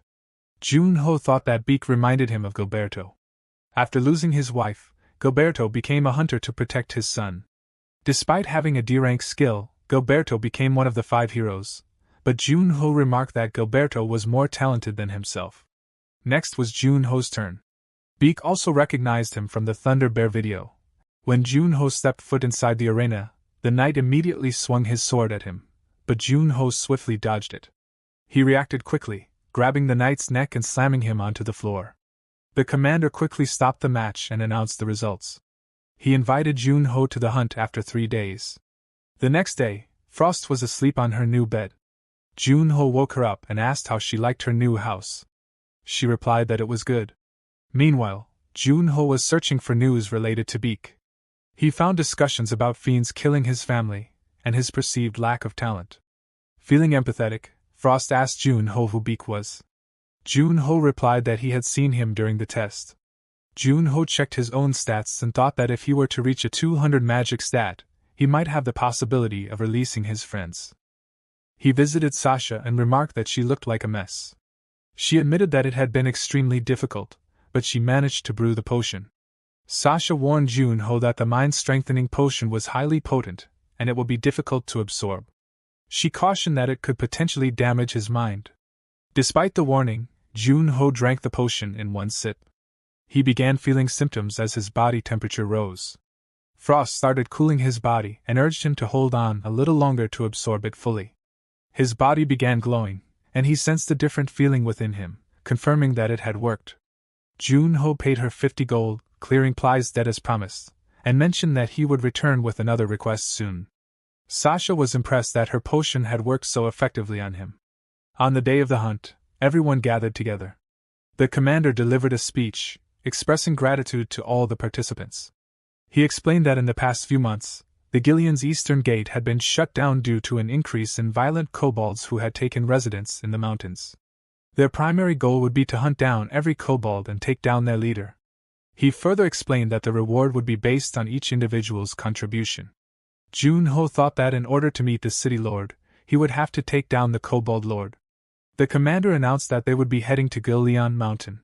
On the eastern mountain of Gillian, everyone appeared relaxed as they made their way towards the mountain. Junho decided to observe the situation and began moving slowly to avoid drawing attention from others. As the hunting party ventured into the depths of Gillian Mountain, they were suddenly ambushed by a group of kobolds. Commander orders everyone to get in formation. Everyone quickly came into action. The commander took down several of the kobolds with strikes from his blade. Junho blocked attacks and countered swiftly with his daggers. His quick and calculated movements allowed him to neutralize the immediate threats, taking down several kobolds. While engaged in battle, Junho observed Beak's strong punches and concluded that Beak definitely had more experience reflected in his fighting style. As the number of kobolds decreased, the remaining ones fled the scene. Junho managed to eliminate 5 kobolds, realizing that being at the forefront provided a significant advantage. He noticed more kobolds on the mountain and wondered if they were blood kobolds. Junho felt something strange and thought that they might have ambushed them to test their strength, as if someone had given them orders to do so. As night fell, everyone rested in their tents. Beak sat alone, eating, when Junho approached and sat next to him. Junho asked him why he didn't use weapons. Beak replied that it was related to his ability, something he couldn't reveal. Then Beak left to patrol the area. Frost remarked that Junho wouldn't gain anything from befriending Beak. Junho agreed, but he believed that Beak seemed destined to become stronger and felt compelled to help him bear the pain. The next day, they were heading towards the mountain when Junho noticed a blood kobold on the cliff. Suddenly, the ground began shaking due to a landslide triggered by the kobolds. They attempted to descend the mountain. Junho anticipated that once the landslide passed, the kobolds would come charging down the mountain. He decided to confront them alone. Rushing towards the mountain, he prepared to block the blood kobolds. As they noticed Junho, they attacked him with large stones. Swiftly, he drew his weapon and cut the stones to defend himself. Realizing there were hundreds of kobolds, he threw his weapon, taking down multiple kobolds with a single powerful strike. Switching to his bow, Junho began picking off the kobolds with his arrows, quickly eliminating several of them. As the arrows ran out, with a remarkable speed, he charged at the kobolds, managing to dispatch more of them before his weapons started wearing out and getting destroyed. Junho threw his shield towards the kobolds and then he ran towards the cliff, luring the blood kobolds, taking out his main weapon. Cutting swift and precise strikes, he efficiently eliminated multiple kobolds, showcasing his combat skills. In the following scene, Beak was emerging from the landslide while Frost was aiding everyone in regaining consciousness. Upon realizing that someone was still engaged in battle on the cliff, Beak promptly decided to climb up to offer assistance. Upon reaching the top, to his surprise, he witnessed Junho in the midst of battling the kobolds single-handedly, having already killing a large number of them. A kobold attempted to attack Junho from behind, but Beak intervened, successfully blocking the attack. Junho expressed his gratitude for the assistance and asked about the other's condition. Other adventurers and players also climbed up, astonished to see Junho's feat of taking down hundreds of kobolds on his own. Feeling relieved, Junho prepared to face more kobolds as they began to appear, and the adventurers and players swiftly charged at them. Meanwhile, a blood kobold lord observed the case and launched an attack. Beak assured Junho that they would handle the remaining kobolds and urged him to focus on defeating the blood kobold lord. Concerned about Junho's mental strength after expending a lot of energy to wake everyone up, Frost inquired about his well-being. Junho assured her that he was fine and that Sasha's potion was effectively working. Frost mentioned that he would have a lot of scolding after the fight. He approached near the cliff and called out for Blood Kobold Lord for battle. As the Blood Kobold Lord descended from the cliff to face off with Junho, it charged quickly towards him. Junho swiftly dodged the attack, swinging his sword, but it merely scratched the Lord's armor, causing minimal damage. Junho continued his assault with multiple strikes. The Kobold Lord retaliated, but Junho evaded its attacks. With incredible speed, Junho reached to the Lord's back, piercing it with his sword. Enraged, the Kobold Lord unleashed a ferocious surge of demonic energy. The alarming display of demonic power caught everyone's attention. Junho found himself reaching his limits. Suddenly, the The Kobold Lord conjured a barrier, trapping both of them inside. Junho knew time was running out, his boots about to lose, urging him to end the battle quickly. Pulling out his dagger, the Kobold Lord charged aggressively. Despite the Lord's relentless attacks, Junho adeptly dodged each strike. With swift movements, Junho launched himself into the air, delivering a powerful blow to the Kobold Lord. However, the impact affected him, sending Junho flying back against the wall. The Kobold Lord aimed a devastating blow towards Junho. He swiftly activated flow manipulation to evade the attack. Seizing the moment, he reached for his blade and activates darkness energy to strike down the Kobold Lord, finally defeating it. Frost inquired about his condition. He asked Frost to look for the others and make sure no one was watching him. Frost asked for the reason. He replied that he was going to perform the confession of the dead. The Kobold Lord was destined for greatness from the moment of his birth. His power expanded day by day, leading to the growth of his kingdom. He captured other tribes through invasions and wars. 2 fiends, their faces covered, appeared and annihilated every kobold. Junho wonders if they are stronger than Cal Singer. They were searching for kobolds and were plotting something with him. These 2 fiends attempted to feed a gem to the Kobold King, forcefully implanting the gem into the kobold's heart, which made him go berserk with power. After consuming the gem, the kobold evolved into a blood kobold lord. 2 fiends were having a conversation, noting that they've skipped a few steps and that other teams are pressuring them to achieve significant results despite it being their field. One of them inquires about the experimental results on the kobold, asking if they were successful. The other responds that the kobold's power has significantly improved without losing control, and he gains his intelligence, so they can consider it a success. She then asks the kobold if he knows the location of Gillian Castle and commands him to attack and occupy the castle. After reviewing the memories, Junho realized that the kobold was still in the experimental stage. However, he speculated that with more data, they might be able to create the most powerful monster yet, compelling even the Big Six Guild to intervene. Junho made the decision to acquire more power as quickly as possible. In the next scene, Frost suggested to Junho that he should give his best performance for the outro. She mentioned that if it appeared dull, the scene wouldn't come to life like in the movies. On the sidelines, spectators were observing the fight scene, waiting anxiously. As the atmosphere grew quieter, a shadow emerged from the smoke, leaving the party wondering who it could be. Eventually, the shadow revealed itself to be Junho. The crowd cheered for Junho, shouting and celebrating their victory. They asked him about the video and when he planned to upload it. They offers for guild membership and promising fair payment for his efforts. Everyone was happy about the victory. Beak observed that Junho seemed tired after the battle. Junho replied that it felt amazing to win the battle and he felt relaxed. He also realized the comfort of leaning on someone's shoulders. The commander expressed his gratitude and praised Junho for keeping everyone alive. He mentioned that the captain would call him for his reward. Everyone bid their goodbyes to Junho. Beak mentioned it was a good decision to participate in the expedition as he had leveled up significantly and learned many things. He then gave his community ID to Junho and said if he ever needed help, he could contact him. Junho appreciated his offer and mentioned that when they meet again, Beak should become even stronger. Beak replied that he would work hard to live up to Junho's expectations. After the battle ended, Frost scolded Junho for putting himself in danger, emphasizing that he was no longer a hero. She scolded him about various things, but Junho was not listening and ignored her. Frost advised him to consult with her before engaging in battles from the next time. Frustrated, Junho seemed lost in his own thoughts. Frost expressed her concern, worried that he might end up getting hurt or worse. Recognizing his mistake, Junho assured her that he would be more cautious from now on. She starts babbling again. As she continued to speak, Frost suddenly began to glow, surprising both of them. It turns out that Frost got a promotion. In the next scene, Frost was sitting in the bathtub feeling upset about receiving a promotion. Junho picked her saying she looks cute, but she didn't like such treatment, stating she was the queen. Junho remarked that he suspected she was a low-rank spirit. Embarrassed, Frost explained that she was at the second stage of the highest rank. He didn't believe and dropped her. Frost clarified that she was the first spirit to reach this level, and then she ran away from there. Junho pondered if there were still ranks he wasn't aware of and speculated that even if there weren't, she would eventually reach the highest ranks someday. The next day, the city lord called for Junho. He asked Frost if she wanted to accompany him, but she declined, mentioning she had work to do. Upon arriving at the Gillian Lord's mansion, he found the Gillian Lord and commander waiting for him.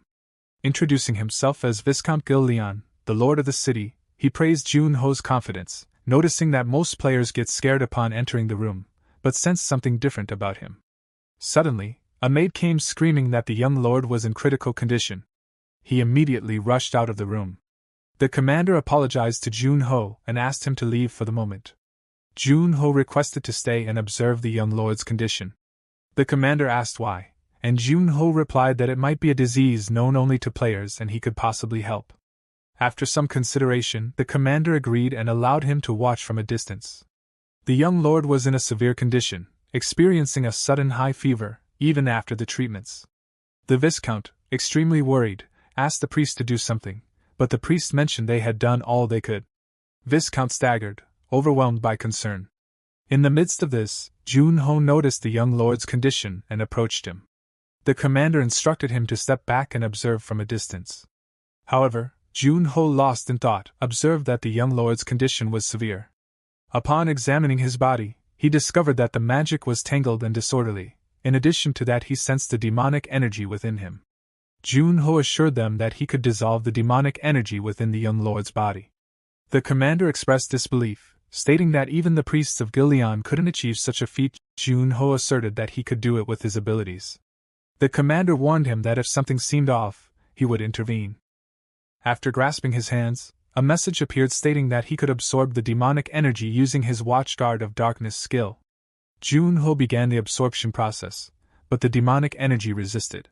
Despite his efforts to dissolve the demonic energy, he could only manage to suppress it. The Viscount and his wife arrived, concerned about their son's condition. Thanks to Jun-ho's intervention, the young lord showed signs of improvement. Grateful for Jun-ho's help, the Viscount sought to express his gratitude and inquired about Jun-ho's whereabouts. The commander explained that Jun-ho had departed for his own world. Before leaving, he mentioned having a friend capable of completely curing the illness and expressed intentions to bring that person to help. In the Players' Association, Duke entered his office and was surprised to find Jun-ho eating noodles there. Duke inquired why Jun-ho had come without contacting him first. Jun-ho explained that he had come to meet his friend. Duke asks if he missed him that badly. In confusion, Jun-ho clarified that he wasn't referring to him. Duke mentioned that he didn't have any friends besides him. He then told him that he had come to release his friends from the ice. Duke expressed his happiness, stating that the past 5 heroes would reunite once again. Then, Jun-ho shared the information he had gathered from the frontier. He spoke about a demonic gem and suspected that fiends were plotting something big. He managed to stop them this time, but he won't be able to stop them once they tame powerful monsters on a large scale. Additionally, he also instructed him to provide this information to the Big 6 guilds and inquire if they are aware of it. Duke asked if the fiends getting closer to the city lord's son meant that normal people could also have demonic gems. Jun-ho replied that it was hard to tell at the moment. He found traces of demonic energy in that boy, but he didn't become a fiend. He thinks they made him consume a smaller fragment of demonic gem. Duke assured him he would raise this topic at the World Conference. Duke expressed his wish for a world free from fiends. Jun-ho responded, telling him that he could fulfill that wish if he managed to awaken all the heroes. He was thinking of announcing that Spectre would head for the 2nd floor before them. Duke thought that the news of the 5 heroes joining forces would be significant. He then inquired about Frost's whereabouts. Frost was behind the couch and waved her hand in response. Duke jokingly asked if she was catching up on dramas and movies. Jun-ho informed him that she was actually editing the video they had filmed on the 2nd floor. Additionally, he mentioned that she had been promoted. Before leaving for the museum, Jun-ho gave Duke a tablet and asked him to load some dramas and movies onto it. Duke asked if there were any preferences, to which Frost mentioned classical dramas. They arrived at the museum, standing before his frozen friends. Jun-ho reflected on the experiences and bonds he had forged throughout his journey since waking up. He felt bad that he was the only one who had all these experiences. Upon touching the statue, he received lots of messages revealing that he could remove the seal on the ice statue. However, his magic stat will permanently decrease by 70 points and a 50% drop in all other stats for a month. Furthermore, he could only lift the seal from one statue and would be unable to do so for any other statues for the next 90 days. Perplexed, Junho asked Frost why there were so many penalties involved. Frost explained that his understanding of Frost is considerably lower than she had. Junho considered the curse cast 26 years ago, and wondered how strong she was. He speculated that if he developed his Frost skill, the penalties might decrease. However, he faced the issue of deciding which one of them he should awaken. Junho reflected that Gilberto would level up quickly for his son's sake, Mio would prioritize her family, Ramadat would rush to the second floor upon learning about stronger monsters and fiends without listening to him, and Skaya would go wild the moment she found out about the fantasy world. He thought about awakening someone who could immediately assist and contribute on a large scale. Frost asked if he had decided yet. Junho answered yes and lifted the seal. As the ice shattered, Junho immediately felt the aftershock, catching Skaya as she fell to the ground. Skaya slowly regained consciousness, seeing Junho in front of her eyes, and greeted him. In the next scene, Skaya was thrilled to see the beautiful scenery and amazed by seeing people walking the streets without any fear. Junho joined her and mentioned it's a monster-free world they created. She became emotional, and Junho teased her if she's crying. He then mentioned that he had woken up a year ago, and now she is no longer older than him.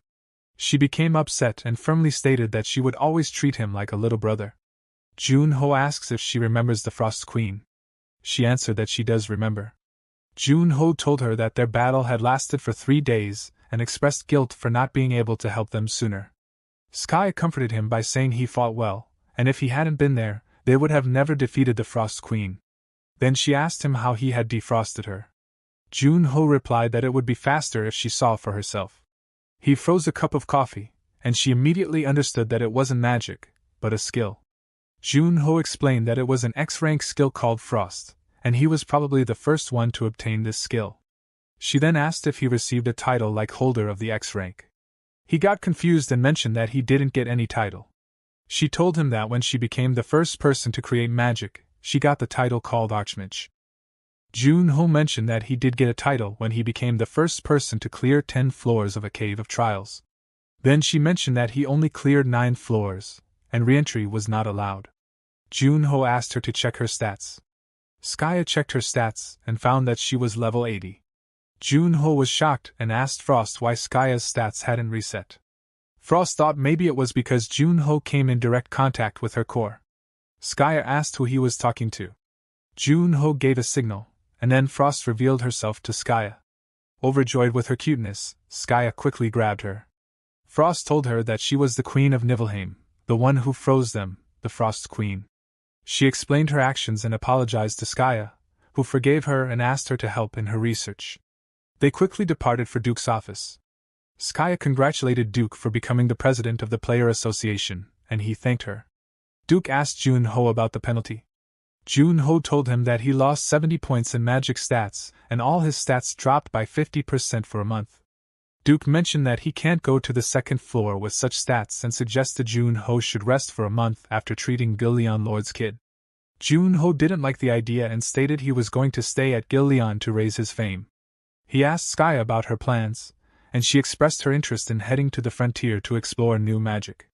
Duke suggested they should announce Skaya's return but raised concern about the need to move statues of other heroes somewhere else.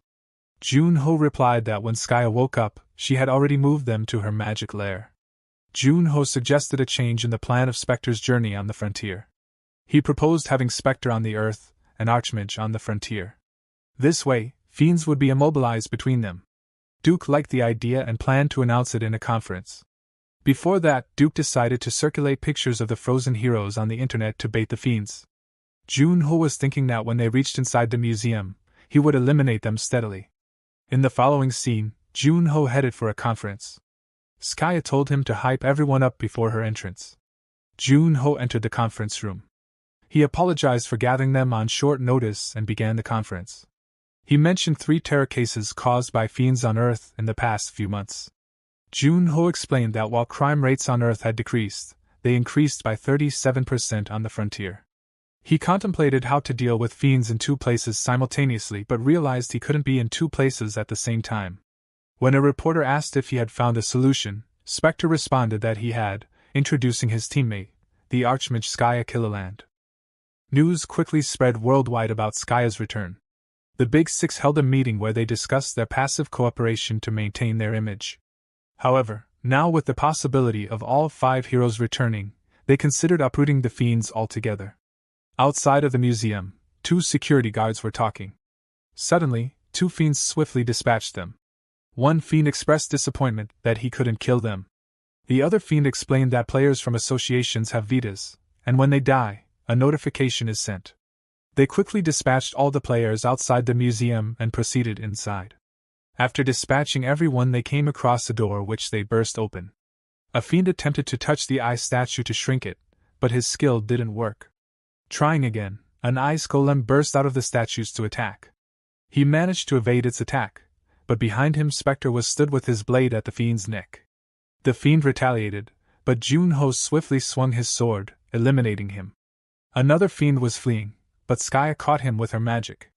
He unleashed his power, bursting out of the magic barrier created by Skaya. Junho appeared, greeting him. Exhausted, the fiend stated he wouldn't die easily. Junho summoned the Watchguard of Darkness. The fiend retaliated against the summoned Watchguard's attack. Struggling against the relentless attack, Junho swiftly appeared behind the fiend. Although the fiend noticed Junho's presence and launched an attack, Junho defended himself with his sword. The fiend attempted multiple strikes, but Junho skillfully blocked each one. When the fiend attacked with his magic, Junho countered it using his darkness skill, effectively neutralizing the attack. However, the fiend continued to charge at Junho, but he sliced the fiend with a swift strike. Desperate, the fiend utilized a hidden ability to unleash a powerful blow. Junho summoned multiple golems to block the impending attack, shocking the fiend. Wondered how could Archmage's magic interfere in his attack. Then he realized that it wasn't magic but Junho's ability. After the battle, Skaya sat on the rooftop and asked Junho about the fiend's fate. He explained that he had hunted and read all of the fiend's memories. Curious, she inquired how he managed to read those memories. Junho disclosed that he possessed a skill called Confession of the Dead, which enabled him to access the memories of the dead. He further explained that he extracted a lot of memories from the fiend as he had been a fiend for 30 years. Skaya suggested a new plan where she would hunt the fiends alone, bringing them to Junho afterward to efficiently collect their memories and allow him to regain his power safely. Junho agreed to her proposal but expressed concern about the burden it would place on her. Skaya assured him that it was nothing compared to the sacrifices he had made in the past few months. On the frontier, Skaya enjoyed every moment as she set foot there. Junho reminded her about the condition of Gillian Lord's son. Commander asked Junho if Skaya was the friend he had mentioned, to which he confirmed and introduced her as Archmage Skaya Killerland, one of the Great 5 heroes. The commander immediately recognized her name, acknowledging the legends of the 5 great heroes that had spread throughout the frontier. He greeted Skaya warmly and welcomed her. They escorted her to the Gillian mansion, where the Lord and his wife expressed their gratitude to Junho, and found out one of the Great 5 heroes came to treat his son. He expressed his gratitude to her. They then took her to their son, Simus, who was reading in a book. Junho asked if Simus remembered him, and although Simus apologized for being unconscious earlier, Skaya began treating him. Skaya puts Simus to sleep and begins her treatment, placing her hand on his chest to control and repair his magic circuits. After some time, she completed her treatment, stabilizing his circuits.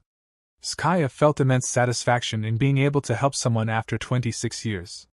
Returning to the conversation, the Gillian Lord informed Junho and Skaya that his son had dreamt of becoming a mage, but due to his condition, that dream seemed unattainable. He inquired if there was any chance Simus could still pursue his dream. Skaya regretfully explained that once magic circuits expanded or contracted, they could never return to their previous state. Even though Simus's magic was now stable, he would never be able to train his magic again, as Junho had mentioned earlier.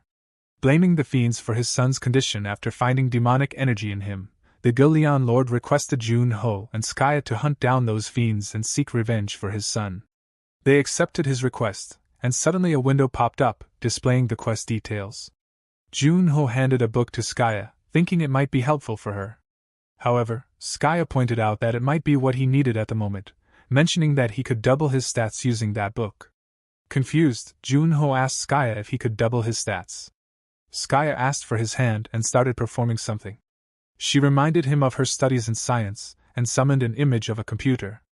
Jun-ho recalled it was being referenced for boosters and his desire for something better than boosters. Skaya confirmed his thoughts, saying he met both conditions now. Perplexed, Jun-ho inquired about the other condition, mentioning that he only had sturdier mana circuits. Skaya clarified that he needed coolant to overclock himself beyond his limits, and Frost worked perfectly for that. Jun-ho shared his struggles, having attempted multiple times but failing to stop overheating. Skaya explained it wasn't his body needing coolant, but rather his magical essence needing cooling to ensure his brain didn't melt from overclocking. She suggested creating energy that could surpass overheating and sustain his magic circuits, admitting it was a riskier move but would help him grow much faster than boosters. Skaya left the decision to him, stating he would find his answers. Jun-ho asked if Skaya was going somewhere, to which she replied she was going sightseeing. Tossing a coin at him, she mentioned it was her lucky coin and always kept it with her. Skaya then asked about Frost's whereabouts, and if she had returned from the spirit realm. Jun-ho requested her to be patient. Skaya stated she'd consider it after dealing with the fiends. Frost glanced at the coin, realizing she mistook Skaya for a mage but discovered she was a spiritualist. Jun-ho felt concerned that Skaya would strain herself, knowing he fought alone for the past year, and now it was her turn to shoulder the burden. He realized that quickly leveling up and returning to normal stat was the only way to catch up to Skaya. Determined, he decided to master overclocking to reduce the gap. At Noya's shop, Jun-ho brought his black armor in for repairs. Shocked at its state, Noya's grandson informed him that while he could fix it, it wouldn't be as durable as before due to the armor's condition. Jun-ho requested a new black armor. Noya's grandson specified that he wanted to add some materials and asking if he can find mithril. He realized that the museum's door was made of mithril, so he obtained a large amount of the material. Noya arrived and scolded Jun-ho for not greeting him first, then was surprised to see the mithril. Jun-ho explained that he entrusted Noya's grandsons to make a new armor for him. Noya grew upset, but his grandson asked if they could work together. Noya refused, claiming the customer hadn't requested his craftsmanship. Jun-ho asks if he was available for the task, and Noya mentioned there are a lot of reservations, and it would take years for his turn. However, his grandson exposed the truth that they hadn't taken any reservations. Ashamed, Noya eventually agreed to take on the request. Noya mentioned that he had seen news about Skaya and questioned why she hadn't visited him yet. Jun-ho explained that Skaya immediately headed for the frontier after awakening, and had been occupied since then. Noya praised Jun-ho for his efforts so far, but Jun-ho reminded him that it was too early to be complimented as he hadn't awakened others yet. Nonetheless, Noya expressed his faith in Jun-ho, believing that he would soon awaken the others. On the frontier, Jun-ho was training to use his mana as coolant through overclocking. He felt changes within himself. While training, he threw a ball at full speed but felt the aftershock as his body temperature started rising. He attempted to use Frost's skill as a coolant to flow through his mana veins, but accidentally hit his head against the wall. Frost suggested using 15% of Frost as coolant initially, and then gradually increasing by 1%. Jun-ho insisted on 5% increments each time, but Frost warned him about the risk of blacking out his magic circuits, potentially losing his ability to use magic forever. Reluctantly, he agreed to stick with 1%. He asked Frost to leave him and finish editing the video. After 5 days, Frost returned to the training room and found Jun-ho lying on the floor. Frost inquired about Jun-ho's training progress. He expressed that it was a lot harder than he had anticipated. She then informed him that she had completed editing the video and utilized all of his player points in the editing process. This caused Jun-ho to get upset and demand an explanation. Frost explained that the new video would cover up to 10 times more player points than before. Jun-ho watched the video and upon finishing, asked Frost if she had experience in this field before. She denied any prior experience, and asked why he was questioning that. Jun-ho explained that the video was likely to generate 20 times more player points than before, which filled Frost with joy. They proceeded to upload the video. The next day, Frost was eager to know how the video was doing. Jun-ho suggested that her to check the statistics herself. She mentioned she would check the analytics. Jun-ho asked her about her expectations. Frost revealed she hoped the video would become #1 on the chart. Jun-ho commented that she's hoping for too much, noting that there were currently 2.7 million active players on the frontier. He mentioned that the current chart-topping video by the Dakibi Guild, featuring giants hunting, has 123 million views. This revelation left Frost shocked. Suddenly, Skya sent her community ID to Junho. He checked her profile and was shocked to find out that she had gained 1.4 million followers in just a week. Frost compared Junho's 7,000 followers with Skya's massive following. He checked out Skya's video and noticed that she appeared to be having fun while taking down fiends. He concluded that the reason behind her success must be her charisma and looks. He congratulated Skya on her success, and she mentioned his video and the numerous responses it received. Frost suggested they look at the response from people. As they read the comments, most of them were positive, praising the video's quality and editing work. They then checked the video's ranking and found it was 43rd on the chart. Junho was happy with this achievement, but Frost expressed disappointment and hoped for a higher ranking. They proceeded to check the player points generated from the video, which amounted to more than 38,000. Junho assured her that it would generate more points and praised her on doing a great job. The Dakibi Guild Master watched the video and praised Junho's skills. His assistant informed him that after the Big Six meeting, they had conducted a background check on Junho. The Guild Master ordered his assistant to bring all the information they had gathered. He expressed suspicion about Junho's background, noting that he was raised in an orphanage, attended school normally, and then became a player. He doubted that someone with such an ordinary background could possess exceptional abilities, and the Guild Master suspected that the association might have fabricated his story. The Guild Master inquired about when Yuha had gone to scout for Junho. His secretary informed him that Junho had rejected the offer and preferred to be free rather than work under someone. Additionally, the secretary mentioned that Yuha and Junho maintained a good relationship. The Guild Master instructed his assistant to tell Yuha to invite Junho on the next dungeon expedition. In the training room, Junho was exhausted after the training. Frost arrived and asked Junho about what had happened. Junho explained that he could now control the overclock for 40 minutes, but after that time, he lost control. Frost asked if he wasn't satisfied yet. Junho told her that he was going to push his limits as far as he could. Suddenly, Skya appeared, and Frost was scared. Skya brought a fiend to Junho for him to read its memory, stating that it was strong. After reviewing the fiend's memory, Junho told her that it was just a small fry, a 120-level player. Skya asked how come there were so many players with a higher level. Junho explained they had more time to level up. Then Skya inquired about his training. He told her he was close to using 50% of his mana as coolant. She praised his progress in only 2 weeks. Then mentioned Frost, asking why she never sees her whenever she comes by. As they were leaving, a messenger from the Gillian family approached them and told Junho that they wanted to meet him. In the Gillian mansion, Junho greeted everyone, including Gillian Lord's son, Simus, inquiring about his health. Simus expressed his gratitude for saving his life. The commander mentioned that they wanted to reward him but didn't want to disturb him, considering he hadn't left his lodging in days due to training. Gillian Lord offered the use of their personal training hall. They presented Junho with a reward for the kobold hunt. Junho was astonished to see an elixir called snow granite, which was extremely rare to find. He asked if it was really okay for him to take it. They explained that due to him, there were minimal casualties, and he also cured Gillian Lord's son. He thanked them and accepted the reward. In the training hall, after consuming snow granite, all of Junho's stats increased by 10. He found himself able to control the overclock for a little longer than before. He wore a new belt given by Noya, capable of transforming into full-body armor. Junho activated the belt, summoning white and blue armor. Utilizing 60% of his mana as coolant, he swiftly slashed through wooden blocks and aimed for the candle. He managed to reach 67% coolant without losing control. He was eager to level up as his penalties would lift the next day.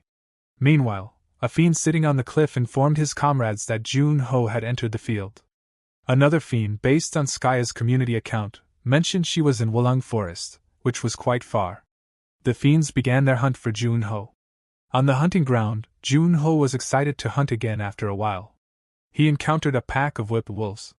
Initially attacking without using a booster or overclock, he realized their attacks were weaker than before. Junho grabbed one of their tails and threw it away, countering another attacking whipped wolf with a powerful punch.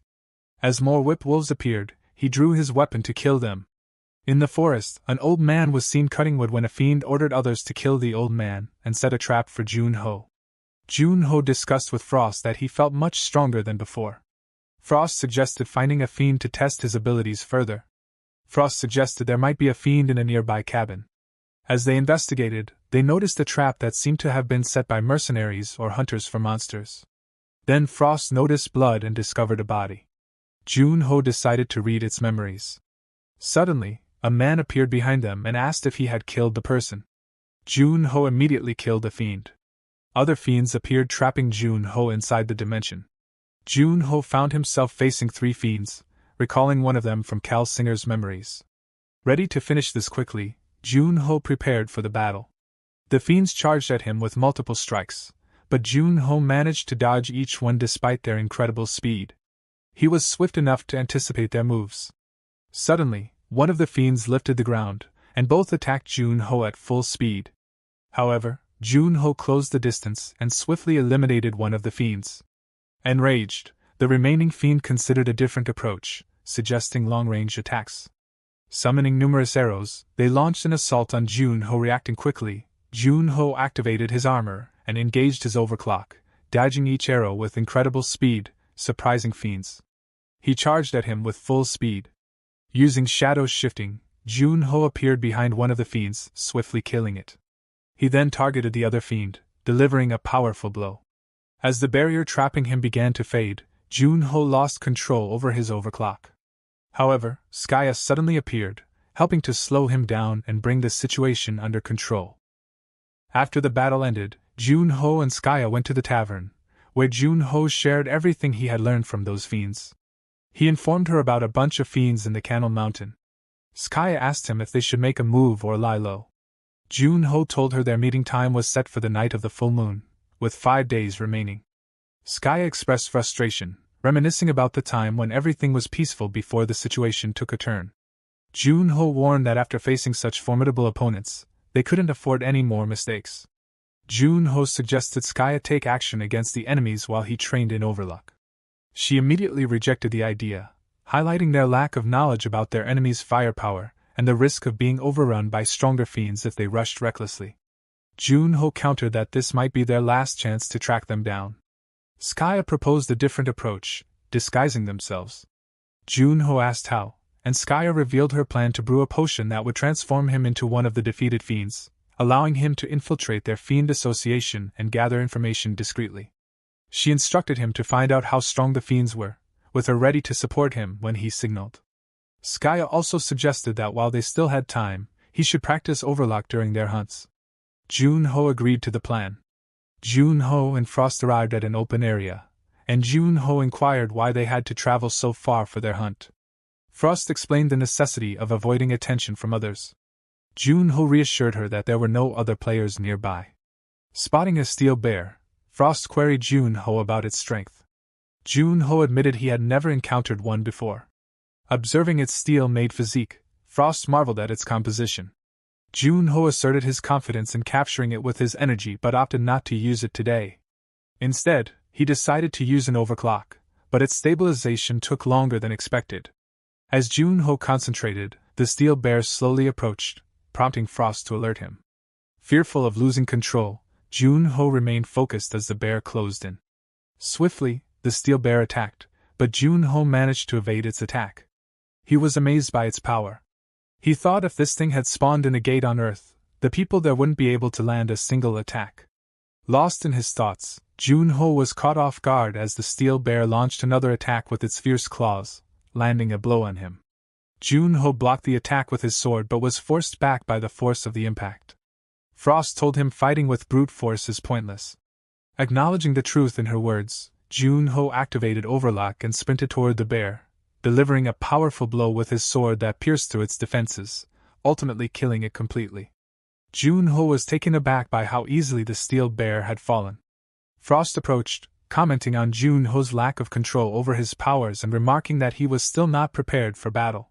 Frustrated by his limited time for the meeting, Jun-ho pondered his options. Frost suggested that he should remain in overclock at all times while hunting. Jun-ho recognized the difficulty but considered it a viable strategy. Later, they encountered more steel bears while in overclock mode. The bears screamed and charged, but Jun-ho was ready. With a swift swing of his sword, he delivered multiple strikes, breaking through their thick steel skin and cutting the bear's hand. Jun-ho maintained his overclock at 15%, realizing he could control his pace as long as he stayed below that threshold. As Jun-ho reached level 65, Frost informed him that it was a full moon and it was time to meet Skaya. Despite Frost's anxiety, Jun-ho reassured her that the curse of bitter cold would lift in 7 hours. They reach to the Skaya. She tells him when the curse lifts upon him, he will have to be more careful since it will affect his overclock. Jun-ho assured her he understood and inquired about the duration of the shape-shifting potion. Skaya informed him it would last for 6 hours and also handed him a sticker, a location-tracking magic sticker which also works as a listening device, for added assistance. Fully equipped, Jun-ho prepared to set out. Frost questioned his confidence in his acting abilities, to which Jun-ho confidently replied that he had absorbed all of Goof's memories and wouldn't get suspicion. As Jun-ho approached the fiend's hideout, nerves tingle within him. Guards interrogate him, questioning why he is here. They mocked him, insinuating he should have died along with his mentor, Cal Singer.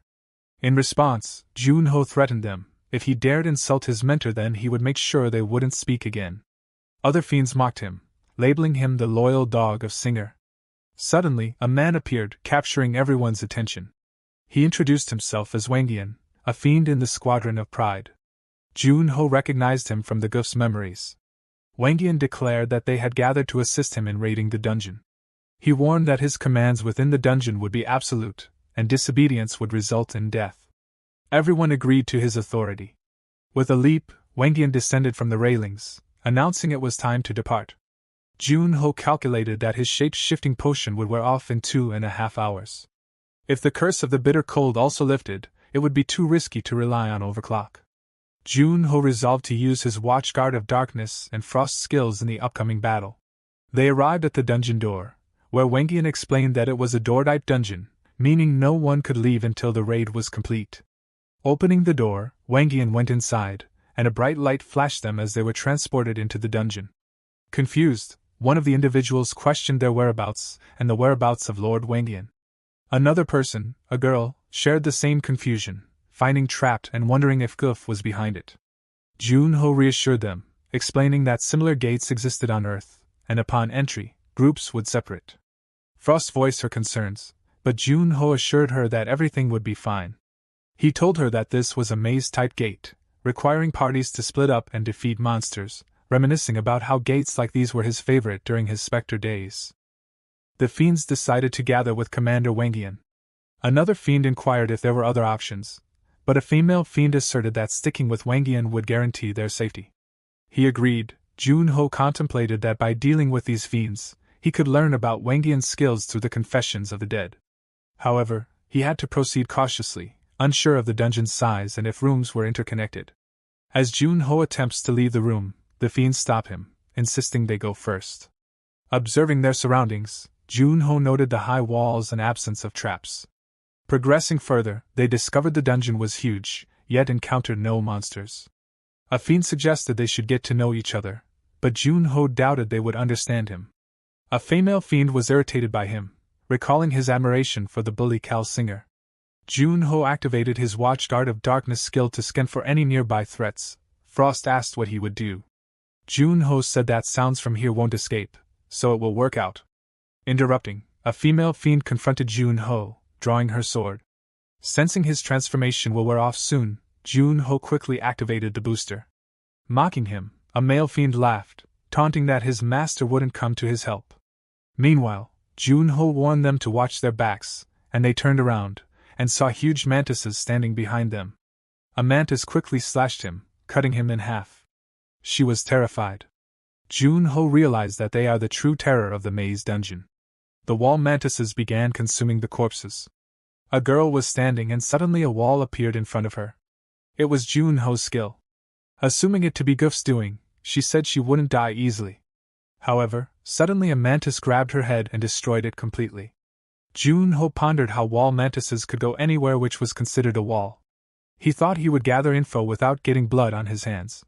Jun-ho decided to use the confessions of the dead before the scent of blood attract attention. In their memories, he saw a girl named Banjo accompanying Wang Yan. He discovered that her main skill was called Death Casualty, allowing her to determine the cause of death for any person whom she marked. Jun-ho recalled how she had tapped each of them before entering the dungeon. He saw Wang Yan's skill, Discerning Eyes, was an A-rank ability capable of assessing opponents' states and movements. When Frost asked about his next move, Jun-ho replied that he would have to go with milder tactics. Wang Yan's crew praised him for his incredible skills, as Wang Yan unleashed his skill named Crew Jubilee, shattering the wall mantis into pieces. Banjo informed them that the number of fiends falling to the wall mantises was increasing. However, she found it suspicious since they were all above level 90. Wang Yan suggested they might have fallen victim to surprise attacks. Banjo countered that all the deaths were identical, and the monsters weren't particularly strong, leading her to doubt this. Wang Yan suspected that there must be a traitor among them. Jun-ho dispatched most of the fiends with the assistance of the wall mantises, manipulating their movements with his Watchguard of Darkness skill. With a swift stroke of his sword, he killed the remaining wall mantises. Jun-ho remarked that his face was twitching, suspecting that his potion was wearing off. Frost reassured him that his curse would soon lift as well. With an hour left until then, they discussed their situation. Unbeknownst to them, one of Wang Yan's men was eavesdropping. Just as Jun-ho prepared to extract the fiend's memories, a fiend attempted to attack him from behind. However, Jun-ho swiftly countered the attack, seizing his neck. Impressed by the fiend's stealth, Jun-ho praised him. In bewilderment, he noted that even Wang Yan couldn't detect the assailant's skill. Nevertheless, Jun-ho swiftly dispatched him and used the Confession of the Dead. From the fiend's memories, Jun-ho learned that they suspected a traitor among them. They tasked a fiend named Hicks with gathering the survivors, and he agreed. Another fiend, Stan, assured Hicks that as soon as he used his homing instinct, they would be teleported to his location. Jun-ho was shocked to discover that he had been exposed. Suddenly, Hicks' body began to glow, indicating that his skill had been activated.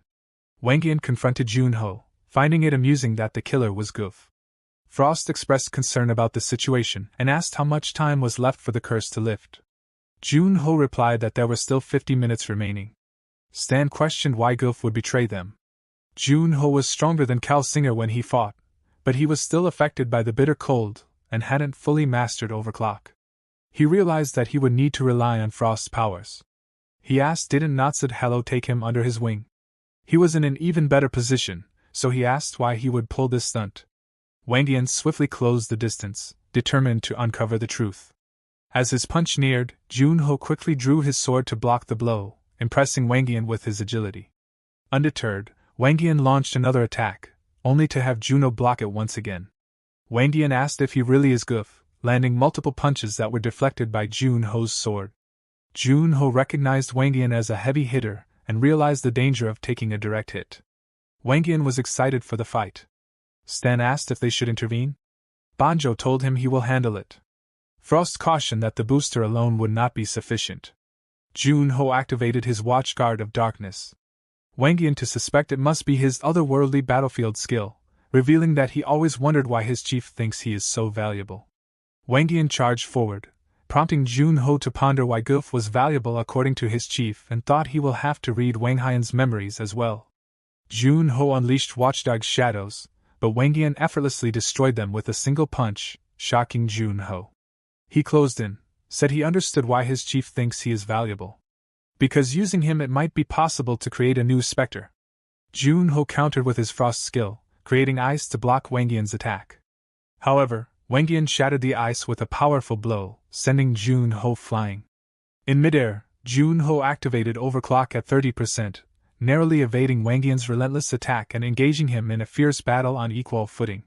They exchanged multiple blows, with Jun-ho barely hanging on. Wang Yan unleashed his skill, Dispel, landing a devastating punch on Jun-ho's face, propelling him into the ceiling, causing it to collapse.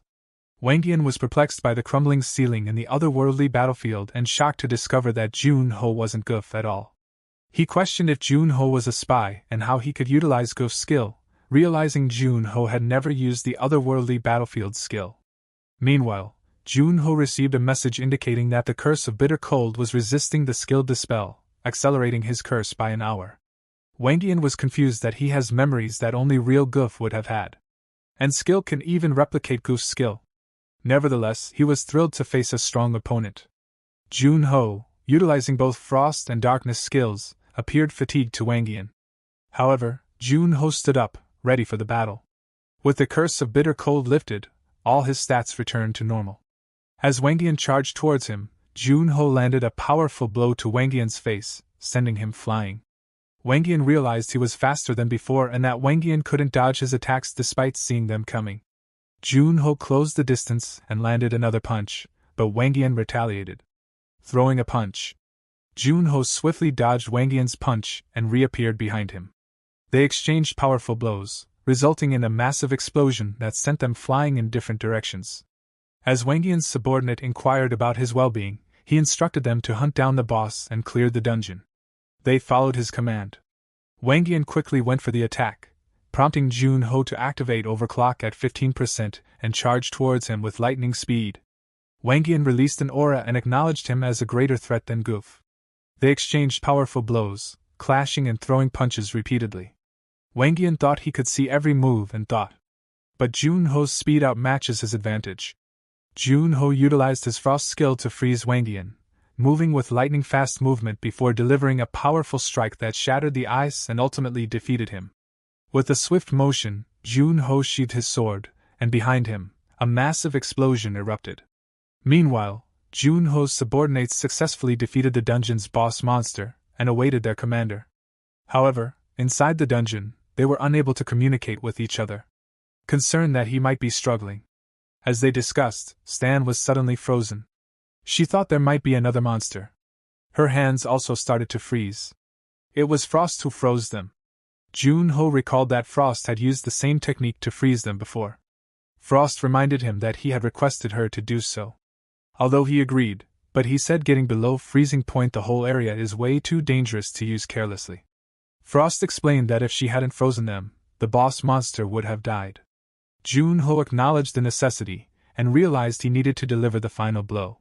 He activated Watchguard of Darkness to summon watchdogs, which killed the boss monster and dropped a core. After the battle ended, the boss monster dropped the core.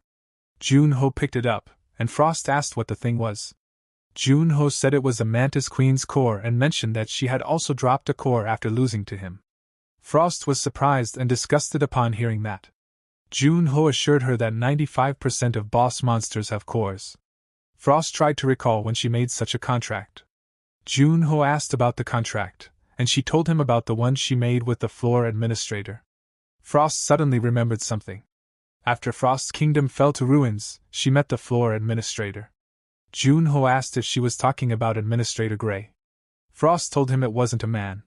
She couldn't remember her face, but the floor administrator mentioned giving her another chance. That's all she could remember. Jun-ho told her to share more when she remembers. Jun-ho thought maybe this happened because her spirit ranking went up, and he decided he would have to slip more spirit crystals into her food from now on. Jun-ho and Frost reached a treasure room. He received 100 gold and a skill book. It contained a skill called Shadow's Wall, which allows the user to melt into a shadow to travel through walls. Jun-ho recalled it's the same technique that Wall Mantises uses. Frost told him it could be useful for sneaking anywhere. Suddenly, a window popped up stating the same element as the Watchguard of Darkness detected, and he could merge these two skills. Jun-ho immediately merged the skills. The merging process continued and successfully completed. Jun-ho activated the Watchguard of Darkness. Shadows emerged from his body. Frost said she didn't see any difference. Suddenly, he vanished and turned into a shadow. Jun-ho was shocked to see it worked fine. Frost inquired if he was alright. Then the shadow stopped moving, and Jun-ho emerged from it. He was really happy and said this was the technique he had lost hope in mastering, but now he finally achieved it in this way. Outside the dungeon, Skya was seen drilling. Jun-ho approached and asked her what she was doing. Skya was happy to see him in one piece. She said she was breaking into the dungeon so she could save him. Then she asked where the Frost Queen was. He told her she was asleep on top of him right now. Skya was surprised and said she would have to research it. After leaving the dungeon, Jun-ho told Skya there were 7 fiend squadrons, well enough to almost rival the Big Six. There weren't a lot of fiends in each squadron, but each one was monstrously strong. The 7 squadrons were the Pride Squadron, Despair Squadron, Wrath Squadron, Gluttony Squadron, Sloth Squadron, and Envy Squadron. Wang Hun, the guy Junho defeated, belonged to the Pride Squadron. Skaya asked if each squadron's job was different. Junho confirmed and said that was why he couldn't find any intel on the demonic gem. He said in 2 months, the entire Pride Squadron would head to Port Lane for a joint operation. Skaya expressed concern that if that happened, things would get messy.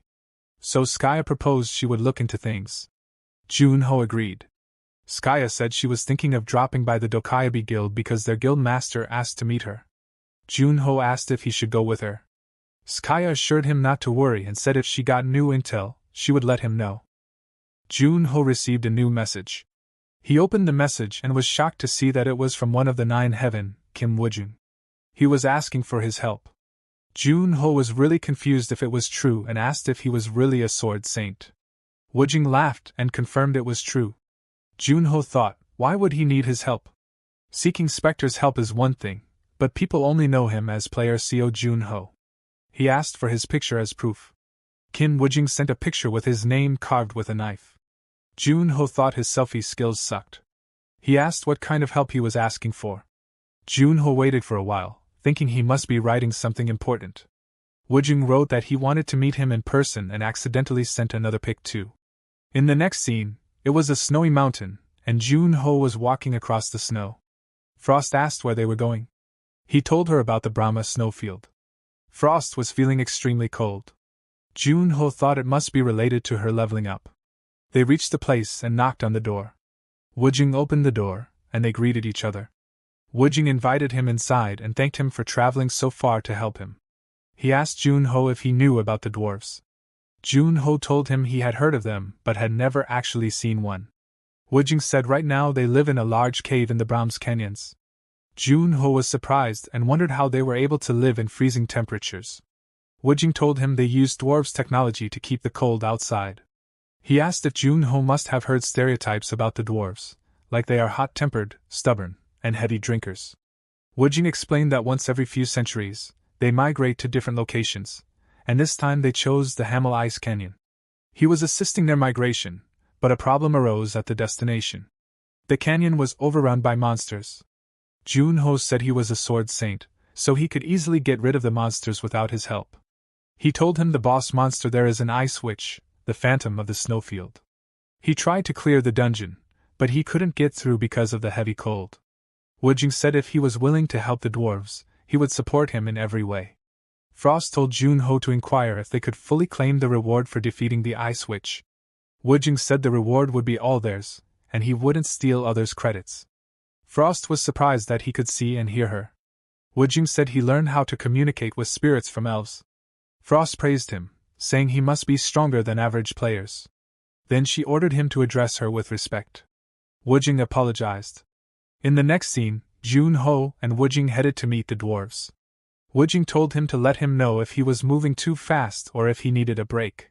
Junho said picking up the pace was fine too. Woojung thought he always exceeded his expectations every time. Woojung ran with lightning-fast speed. Junho activated overclock at 25% and dashed towards him, catching up with his speed. Meanwhile, inside the dungeon, the fiends were frustrated. The dungeon was a mess, and there were no survivors. They searched everywhere but couldn't find any trace of the culprit. One of the fiends said there could be a high-ranking player near the dungeon. Other fiends rejected his opinion, saying they had already taken all those into consideration. A fiend mentioned that apart from Kim Woojung and Lightning Lord, Skya Killiland was a possibility because her whereabouts were unknown. But she had been trapped for years, so he doubted she could do this. The fiend chief told him he had never faced them in battle, so he shouldn't make any judgments.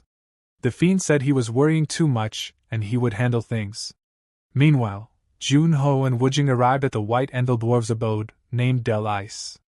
Woojung asked him again if he had never seen dwarves, and Junho confirmed. Junho said he couldn't imagine what a dwarves' town looked like, and he always imagined what he saw in the movies. They reached a town square and saw 2 kids.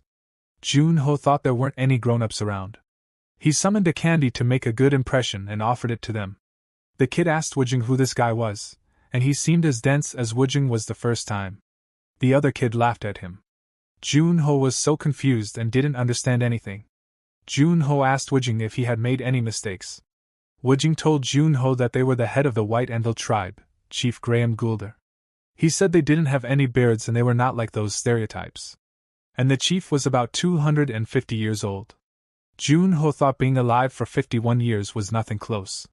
The dwarves' chief told Jun-ho that only a few people know what dwarves look like, and despite their age, they look the same as human children. And the only thing that is true about them is their dexterity. Dwarves build their furnace and kingdom where the land emits good energy. But the energy from Del Ice has decreased, so they must move to a new place. However, when they finished construction in Hamal Canyon, an ice witch moved in. Wujing said he could deal with the ice witch, but no damage could be done to the area. Jun-ho asked if they knew anything about Ice Witch. The dwarves' chief said he didn't know much, but he would help him with the supplies. He requested Jun-ho to reclaim their new territory. In the next scene, Jun-ho and Wujing headed for the dungeon. Suddenly, a giant yeti appeared in front of them. Wujing said not to move. Jun-ho asked what he was going to do. Wujing pulled his sword from his sheath. He leaped into the air and activated his skill. He landed a devastating blow, killing it completely, leaving nothing behind. Jun-ho looked at his unbelievable power. Wujing told him they could move now. They started walking again and reached the place. Wujing told him he would have to proceed alone from here. He told him Hamal Canyon was behind the snowstorm. Jun-ho understood and thanked him for escorting him. Jun-ho proceeded alone and reached the gate of the dungeon. The place was filled with houses built by dwarves. Suddenly, some spirits appeared, warning him not to come closer or else he would die. Frost got scared, asking if they would really be okay and insisted on going back. Jun-ho teased her, saying that she was scared of the Ice Witch. She got mad and said she was afraid of no one. Jun-ho fired a flare to light up the place. Frost was creeping out, and asked him if he had ever heard of a banshee. Jun-ho said it was a weeping spirit, an omen of death. Frost said the odds of dying became nearly certain if someone heard a banshee, and they were vengeful spirits who had met with unfortunate deaths. Jun-ho said his watchguard of darkness could easily devour them. Suddenly, screams got louder, and the Ice Witch appeared. Frost was terrified. The Ice Witch screamed again to instill fear, and Frost lost her spirit completely. Jun-ho used watchguard of darkness and rushed straight towards the Ice Witch. He grabbed her face and slammed it on the floor. She asked him why he wasn't frozen yet. Jun-ho said he had already been frozen for a long time. Jun-ho was about to kill the Ice Witch, but she revealed that she was not the Ice Witch. In the next scene, on the snowy mountains inside the cabin, a fire burns, and a little girl asks her big sister when their mom and dad will be back. Big sis assures them that they will be back soon. The kid asks what if they got lost and the Ice Witch caught them. Big sis tells them they are just running late due to customers. The kid says he is tired. Big sis tells them not to sleep and when their parents come, they have to eat. They fall asleep and wake up in the morning. The girl is searching for their parents. Someone knocks on their door. She is relieved and asks them what took them so long. The door opens, and the girl was terrified. After hearing about her backstory, Frost says the real Ice Witch needed someone to take its identity so it could focus on something else. The Ice Witch placed a curse on the child after taking down her and her family. The child was turned into the Banshee and forced to be its decoy for centuries. The spirit was calling for her mom and dad. Other spirits were calling her big sis. Frost asks what they should do now. Jun-ho says they are going to find the Ice Witch and kill her. Inside the cave, the Ice Witch was brewing potions. She completed the potion and poured it onto a corpse. The Ice Witch looked at it with disappointment and said she needed much more life force. She ordered her goblins to capture more creatures for her tests, and threatened them that if they couldn't, she would use them for the test instead. The goblins understood the command and immediately went for the job. The Ice Witch sat on her throne and looked at a photo. She said that as an immortal mage, she had failed countless times and expressed her desire to become human again. Jun-ho and Frost reached the cave where the Ice Witch resided. The Banshee warned them not to go, or else they would die. Jun-ho said he must help her and her siblings since they had been trapped for hundreds of years. She asked if he was sure he could defeat her. Jun-ho expressed confidence, and told her that no matter what, he would lift their curse. Jun-ho used Watchguard of Darkness, which immediately went inside and captured goblins and cave pillars. With his command, it broke the pillars, and the cave was falling apart. The Ice Witch was confused and wondered what could have caused this. Goblins were falling, and the Ice Witch ordered her troops to find out what happened.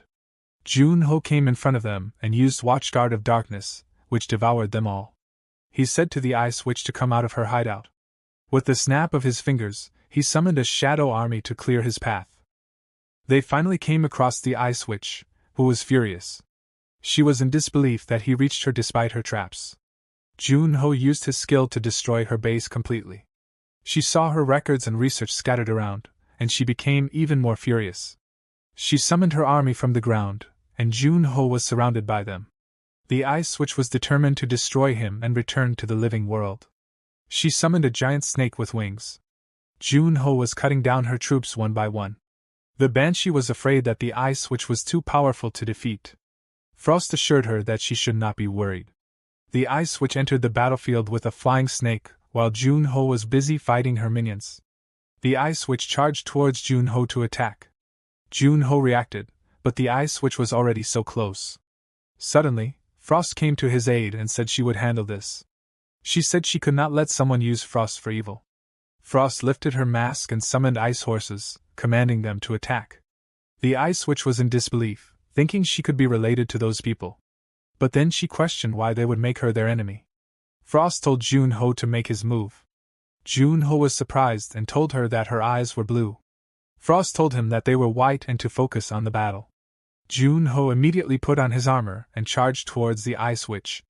Her minions blocked his path, but he made it through with his Watchguard of Darkness skill and finished her.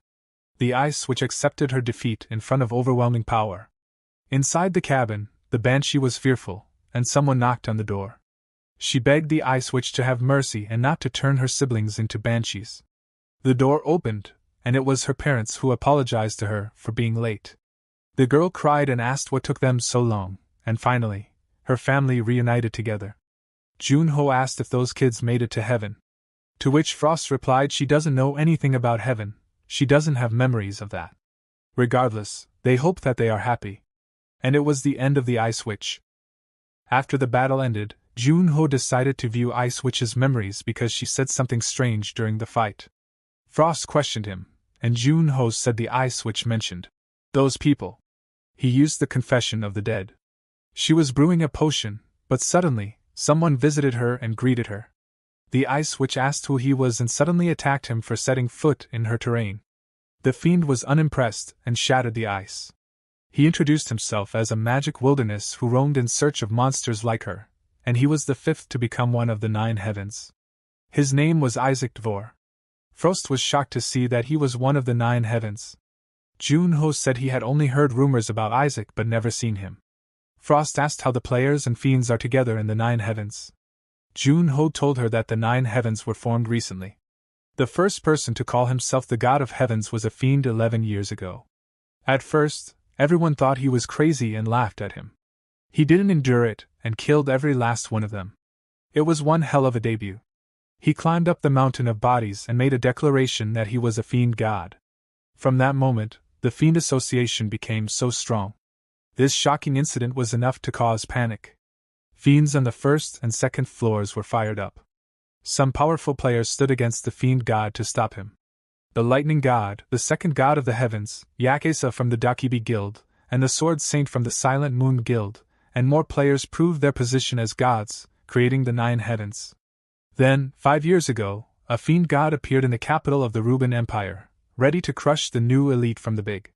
They fought fiercely, but the Fiend God was too powerful, and they were struggling against him. In the end, 4 of the 9 heavens ambushed the Fiend God together. If the Fiend God was a little stronger, all the heavens would have been wiped out that day.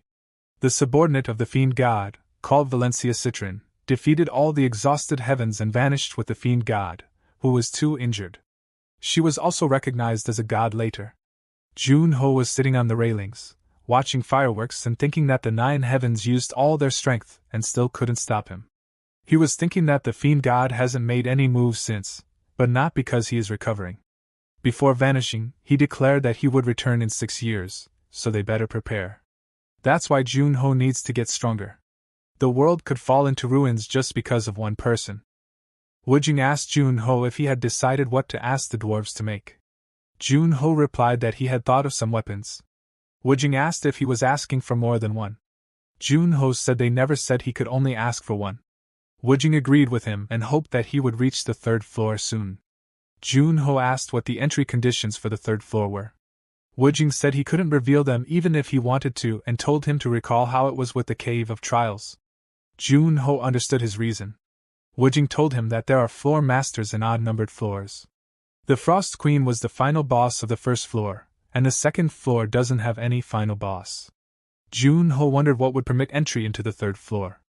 There are several players who've met the entry conditions for the third floor, but they couldn't do anything because of the environment there. Woojing asked if Jun-ho still had the Horizon Edge with him. Jun-ho confirmed that he did have it. Then Woojing suggested that he should pay a visit to Duke Schubert, who is one of the two powerhouses in the Empire. Suddenly, they got a new announcement that has been released from the second floor, where the administrator Reyes announced that the shops were opening in a week. Jun-ho said that this is the first message he got and asked why the administrator sounded like that. Woojing said it's just his personality and asked how many player points Jun-ho has. Jun-ho said he has over 8,000 player points. Woojing said that's too little. He should have at least 20,000 player points if he wants a better item. Jun-ho asked if Woojing knows any other good methods for obtaining player points. Woojing suggested checking the matching forum under the community tab. Woojing had to leave and thanked Jun-ho again for his help. Woojing said when they meet next time, they should talk formally because they are close enough in age. Jun-ho laughed awkwardly, thinking mentally that he is close to his dad's age. Woojing jumped from the railing and vanished with a bright light. The dwarves' chief was surprised that Jun-ho was asking for so many items, but he agreed to complete his request. He ordered everyone to light up the furnace. After burning the furnace, the dwarves' chief and others began their job. Jun-ho decided to check out the matching forum, but he would have to pay 500 player points to open it. Frost stopped him, stating it was too costly. Jun-ho said he had no other option than this, so he opened the matching forum. He quickly entered the arena where there were other players. Jun-ho quickly understood it was an arena. Frost asked what the arena was. Jun-ho explained that there's an option to go anonymous, and a system to gain more player points by challenging people. The higher the player level and ranking you challenge, the more player points you get. Since the shop needs at least 20,000 player points, he decided to challenge a player. A player was happy with his winning streak and found an opponent. The opponent had played 0 matches, and he thought he would win this one quickly against the newbie. The battle started. His opponent was Jun-ho, who kept his profile information hidden. The player was very happy that he would get lots of player points. He took out a knife. The countdown started. He was desperate to finish this quickly.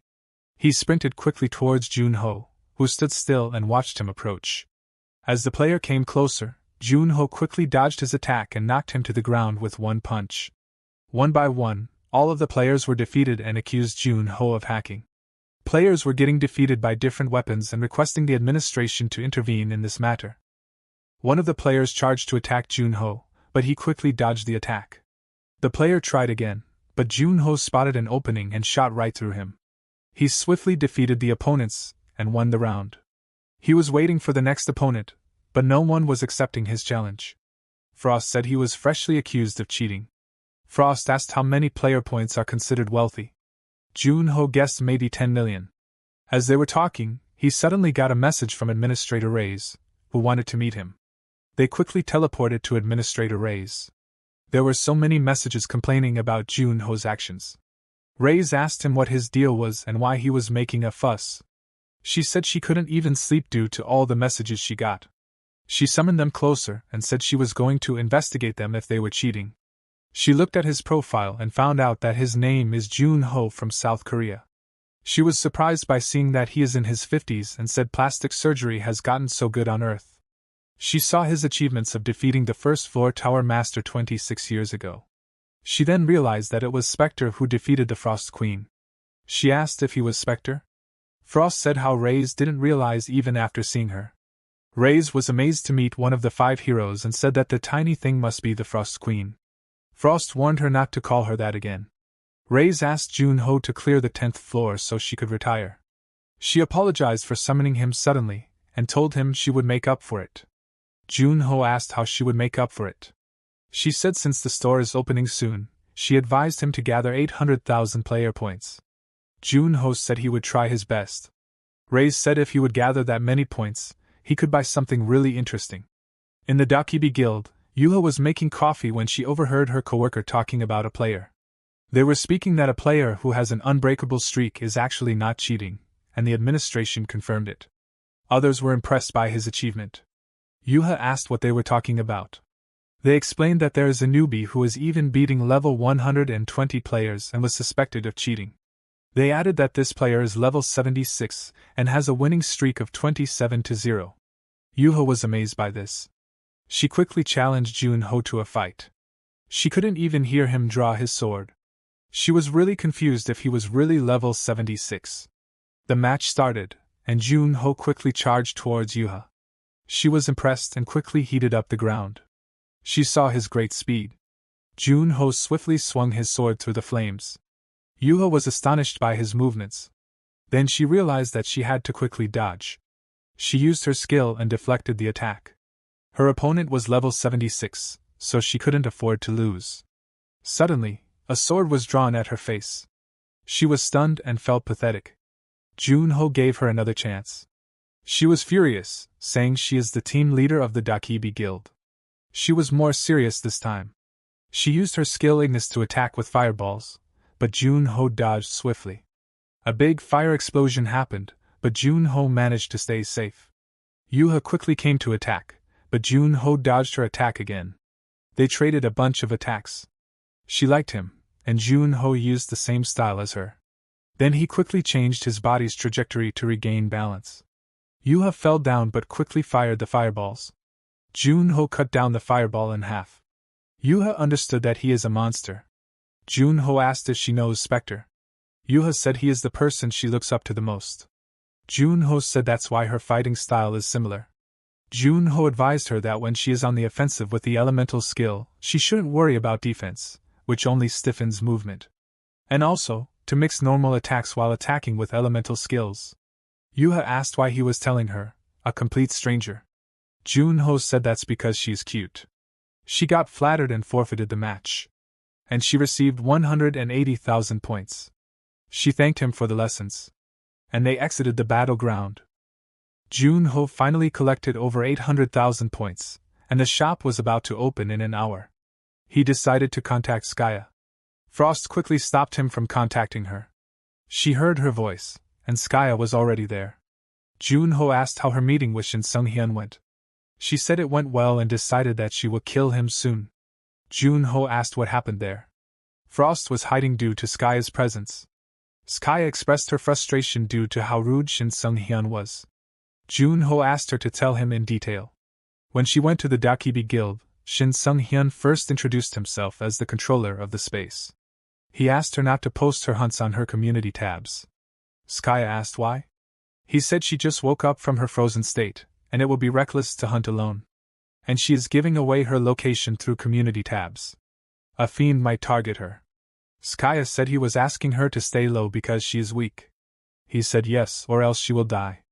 Skaya asked if he was asking or ordering. He said both.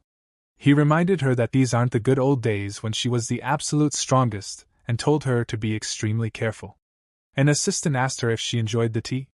Skaya said it didn't taste well. After she left, the assistant asked the guild master what he was doing, reminding him that no matter what, Skaya is someone recorded in books. He said what he said was true. The assistant said she is in a much higher position than him. He compared Skaya's level to the same as Yuha's level, or a little higher. Shin asked him if he told Yuha to invite Seo Jun-ho to the next raid. He said he is waiting for the right moment to invite him. Shin said there is no need to rush, everything is going to be fun. Skaya was so furious and couldn't control her anger. Jun-ho said everything Shin said was true. Skaya stated that if only they weren't frozen, they would have been in a better position now. Jun-ho said once she becomes the absolute strongest again, she should go to Shin Sung-hyun and teach him how to behave with elders. Skaya calmed down and asked why he contacted her, saying he had a request. Jun-ho gave her a mithril bracelet and asked her to enchant something for him. She said she can do it, but it takes a long time and is a pain. Jun-ho said in return, he will give her Lich's magic book. He said he reviewed it, and it will be helpful for her. Skaya quickly tried to snatch it, but Junho said he will give her if she can cast 3 spells on the bracelet. She said it will take a month, but she can do it. When she left, Frost was on the floor, depressed. Junho asked what happened to her. Frost said Skaya attached a location tracker, so she can't escape her. Junho said if she promised to listen to him, he would erase it with a watchguard of darkness. After Skaya left, Junho received a message informing him that the admin store was open and he was now being teleported there. Both Junho and Frost were shocked, as they hadn't requested entry. Frost remarked, "That crazy woman is calling them on her own again." They were teleported into the store, where Reyes was sitting at a table. She asked if Junho had gathered all the points. Junho remarked that the store was much smaller than he had imagined. Reyes explained, different stores have different items, and different admins have different themes. She also mentioned that item descriptions were blocked, so he would need to choose wisely. Junho asked why she had requested him to collect 800,000 points. Reyes acted confused and asked what he was talking about. She then mentioned that the store was under surveillance, and that higher-ups were watching. She advised him to be quiet and search for the things he needed. Junho found an elixir he was interested in buying. Reyes interrupted, saying, "It has a nice smell but is hardly effective, and the price is 300,000, which is not worth it." Pretending to read the newspaper, she continued to give him information. Junho picked up a scent, and Reyes commented, "It is great for improving physical health, but it leaves a floral aroma, making stealth attacks or hiding impossible." Junho was confused and couldn't decide what to purchase without descriptions. He considered buying a core of Pachaclops for 700,000 points. Reyes scolded him, asking why he was wasting so much time. "He is a hero, so how can he be so dense?" she remarked. Junho realized there must be an item worth 800,000 points, which was why Reyes had insisted he gather that amount. After searching, he found 2 items, Amitabha's holy water and the heart of shade. Reyes explained, Amitabha's holy water is made of yin energy, and those who can't handle its severe cold can freeze to death. As for the heart of shade, people without any darkness attribute cannot even touch it. She added that each box was worth 400,000 points, so both together would cost 800,000 points.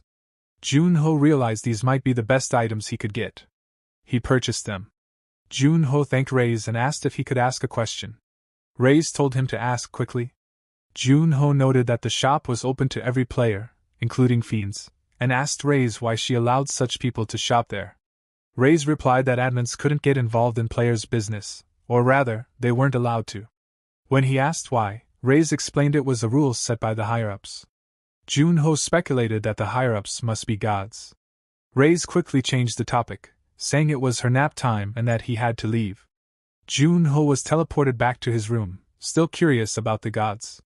Frost remarked that the yin energy seemed much stronger than he could handle.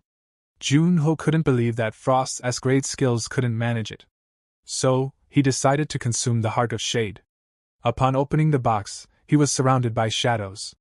He slowly consumed the heart of shade and immediately felt its aftershocks. Concentrating hard, he resisted the aftershocks and finally managed to consume it fully. He received 50 magic points and his darkness attribute affinity increased. With this, his stats had completely surpassed what he had as a specter. Now, he could awaken one more comrade, but his stats would be nerfed again. Junho and Skya reached the dwarves' chief. The chief stated that they never make weapons for the dark-hearted, but they fully trusted Junho and assured him that the other weapons would be completed soon. Junho thanked him and said he was looking forward to receiving the rest of his weapons. In the next scene, Junho was running through the forest, thinking about the upcoming huge battle at Port Lane. He thought it would be great if they had one more hero by their side. However, he still wasn't sure if his combat power was higher than it was 25 years ago. Running so fast that he was catching up with deer, he realized that his stats had surpassed those of his past life. Despite this, he had never felt so lacking in confidence. The world was now filled with overwhelmingly strong people. Determined, he dashed forward, resolving that no matter what, he would have to face them head-on. In the next scene, they reached Port Lane and stood at the shores. Frost was thrilled to see the sea up close for the first time. Junho saw Cliff and thought it would be a great spot for sniping. He could use the horizon of edge to its fullest potential. However, He realized the fiends might have the same idea. He asked Frost which was higher between the cliff and the tower.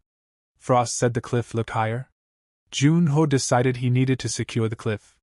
Junho started digging on the cliff, ensuring the enemy wouldn't have any advantage in terrain. He set traps, knowing the fiends would likely try to take the higher ground. Junho was exhausted. Frost mentioned she never thought the dwarves would make a bomb for him. The bombs had been planted and could be activated once Junho pressed the button. Frost was freaking out due to Junho's seemingly careless actions. Suddenly, they received a message from Dyaku, saying that Gilbert's son was in danger and they needed to hurry back. Junho was in shock. Junho and Frost reached the Players Association Guild and immediately asked about Arthur. Dyaku was trembling and blaming himself. Junho asked if Arthur wasn't doing fine in Dustong, to which Dyaku replied that he was far from fine. Dyaku then asked if Junho knew about the Watchguards. Junho, thinking Dyaku was referring to his skill Watchguard of Darkness, said he knows about it. But Dyaku clarified that he wasn't talking about that. The Watchguards is the name of the group Arthur created a decade ago. The name comes from Junho's skill. They chose that title to carry on Spectre's will. Their main purpose is to wipe out fiends. Junho asked Dyaku why he hadn't mentioned this earlier. Dyaku said Arthur had asked him not to, as he didn't want to be a burden. Junho insisted he should have been told, and said how is he going to face Gilbert if anything happens to him. Dyaku confessed that after hearing about Junho's level reset, he agreed with Arthur. And Junho is the type of person who would push himself to help, regardless of his situation. Junho thought Dyaku was right. He wasn't strong enough. Dyaku reminded him that Arthur was not a kid anymore and would soon turn 30. 6 months ago, Arthur had reached level 113 and was tracking an executive of the Fiend Association, which led him to Dustong. Arthur had been on this person's tail for years and finally received a report today. Junho looked at the report, which stated that the Squadron of Gluttony was in contact with the chef for their end goal. Junho remembered that the chef was the one who could absorb skills. Frost mentioned the 7 squadrons of the Fiend Association: Pride, Despair, Wrath, Silence, Envy, Sloth, and Gluttony. Arthur was in pursuit of the Gluttony Squadron. Dyaku added that after receiving the report, he couldn't contact Arthur, and Arthur's home was destroyed. Junho told him to contact Skaya immediately, and bring everything she was working on.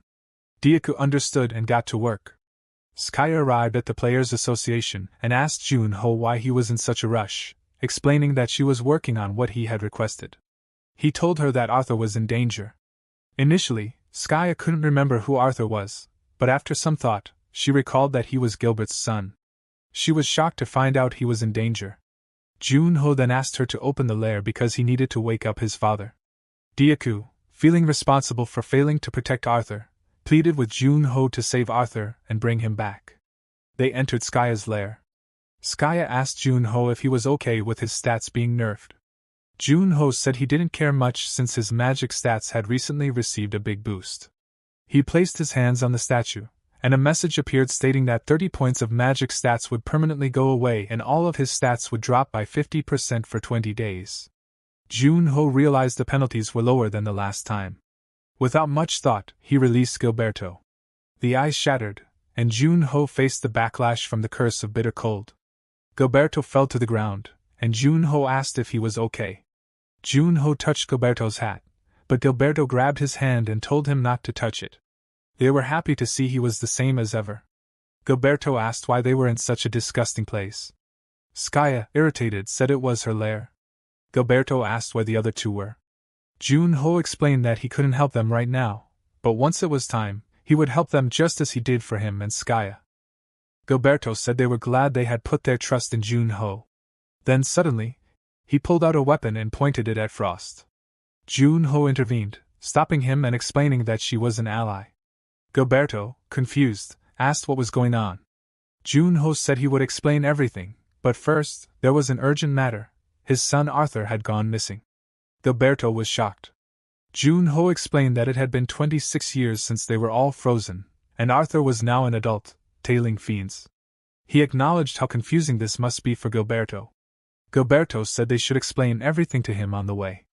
Before they left, Junho asked Skaya for the bracelet he had requested. Skaya mentioned that it wasn't finished yet. Junho said they had no choice because both he and Gilberto were under the curse of frost, making it the perfect time to use the bracelet. When Junho met a fiend named Wang Hian and witnessed his skill to spell, he thought the curse could be lifted. Gilberto asked how long it would take to lift it. Skaya explained that time was subjective. She cast the dispel, but Junho would have to continuously pour his mana into the bracelet without rest. Junho immediately began pouring his mana. The curse resisted his efforts, but he persisted. Slowly, the power of the dispel began to weaken, and the curse of frost was reduced to only 30 minutes. Exhausted, Junho noted that even the mithril, the highest grade material with the highest mana conductivity, was getting hot. He realized the backlash was intense. Junho believed Skaya had already done her best, and Gilberto needed to find his son. Deciding to push his limits, Junho attempted to dispel the curse again, shocking Skaya and Gilberto. He faced an intense backlash but refused to give up. Suddenly, Frost came to his aid and shared her mana. With intense mana flowing from the bracelet, Skaya asked if he was okay. Finally, Junho was able to lift the curse upon himself, but he apologized to Gilberto, saying he couldn't lift his curse right now. Skaya scolded him for being reckless, and Junho put up his mask, getting ready to rescue Arthur. They asked Skaya to teleport them out of the lair, and she prepared the magic to do so. Meanwhile, in Dusting Outland, fiends were chasing someone, ordered to capture them alive. It was Arthur and his comrade running away from the fiends. His comrade asked that point was near and what they should do now. Arthur ordered him to jump in. They both jumped into the water. As they were drowning, they received a message saying watchguards had been detected and were moving to target location. They teleported to their hideout. Arthur's expression changed when he saw the door was open. There was fog around. It was Arthur's companion's skill. He asked what had happened here, then saw their faces were covered as they were all captured. An unknown man said the captain is here, saying the fiends would be there soon. Arthur was in shock and asked why he had betrayed them. The fiend revealed that his comrade had died long ago and had been devoured by him, which is how he came to know of Arthur's existence. The fiend knew that Arthur was Gilberto Green's son. Meanwhile, on the first floor, players were shocked to see Skaya and Spectre. And they saw there was one more person among them, possibly a gray sniper. 3 heroes were advancing to the second floor, and people cheered for them. On the other side, the fiend mentioned that their fiend association had also put in a lot of effort to find Arthur. Arthur knew the reason the fiend hadn't killed him yet was so they could target Junho. The fiend threatened Arthur, saying if he came with them quietly, he would spare his comrades' lives. However, if other fiends arrived, he couldn't guarantee their safety. Arthur knew that even if he surrendered, there was no guarantee they would spare their lives. He breathed heavily and quickly pulled out the gun, shooting at him. Junho and the others reached the second floor, where Gilberto discovered that his son was 800 kilometers away from them. Junho suggested they start running, as using teleportation would alert the fiends due to magical waves. He said to Gilberto if he will have trouble running, then Skaya and he will go ahead. Gilberto insisted that his son needed his help, so they had to get there quickly. He knew he was pushing his limits as soon as he woke up, but he couldn't afford to lose Arthur. Meanwhile, fog enveloped the surroundings. The fiend sighed heavily, saying this was going to be troublesome. Arthur was defeated by the fiend and captured. The fiend mentioned that if it weren't for the orders, Arthur's arms and legs would have been severed. As the fiend talked to Arthur, one of the captives whispered to everyone to hold on to each other tightly. The fiend noticed something behind him.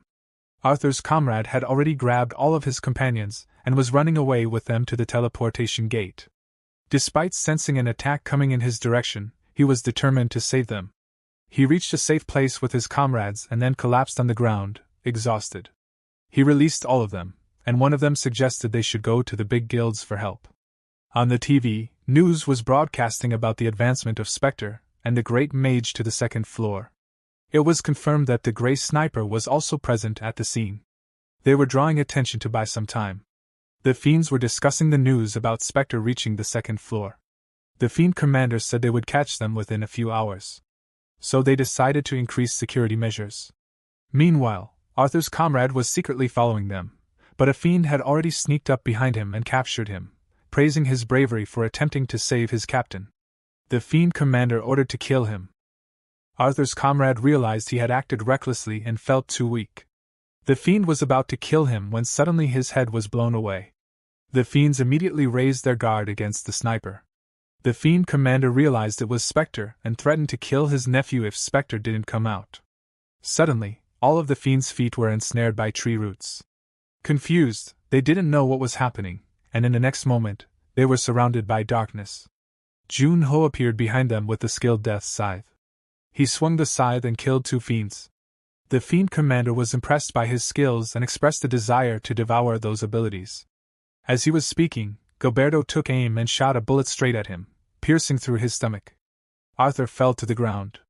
Gilberto told him that if he couldn't handle it, he shouldn't bark. Jun-ho devoured all of the remaining fiends.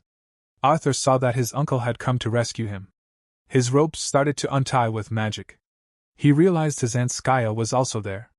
Skaya said she was impressed that he recognized her right away. Arthur mentioned that she had been all over the news, after all, and thanked Jun-ho and Skaya for their help, apologizing for making them worry. Arthur mentioned that he was able to hold out for a while thanks to the necklace Jun-ho had given him, and thanked him once again. Suddenly, Arthur noticed someone standing in the forest. Gilberto approached near and said he had grown so much, asking if he was okay. Arthur realized it was his father, and ran straight towards him, crying, and hugged him tightly.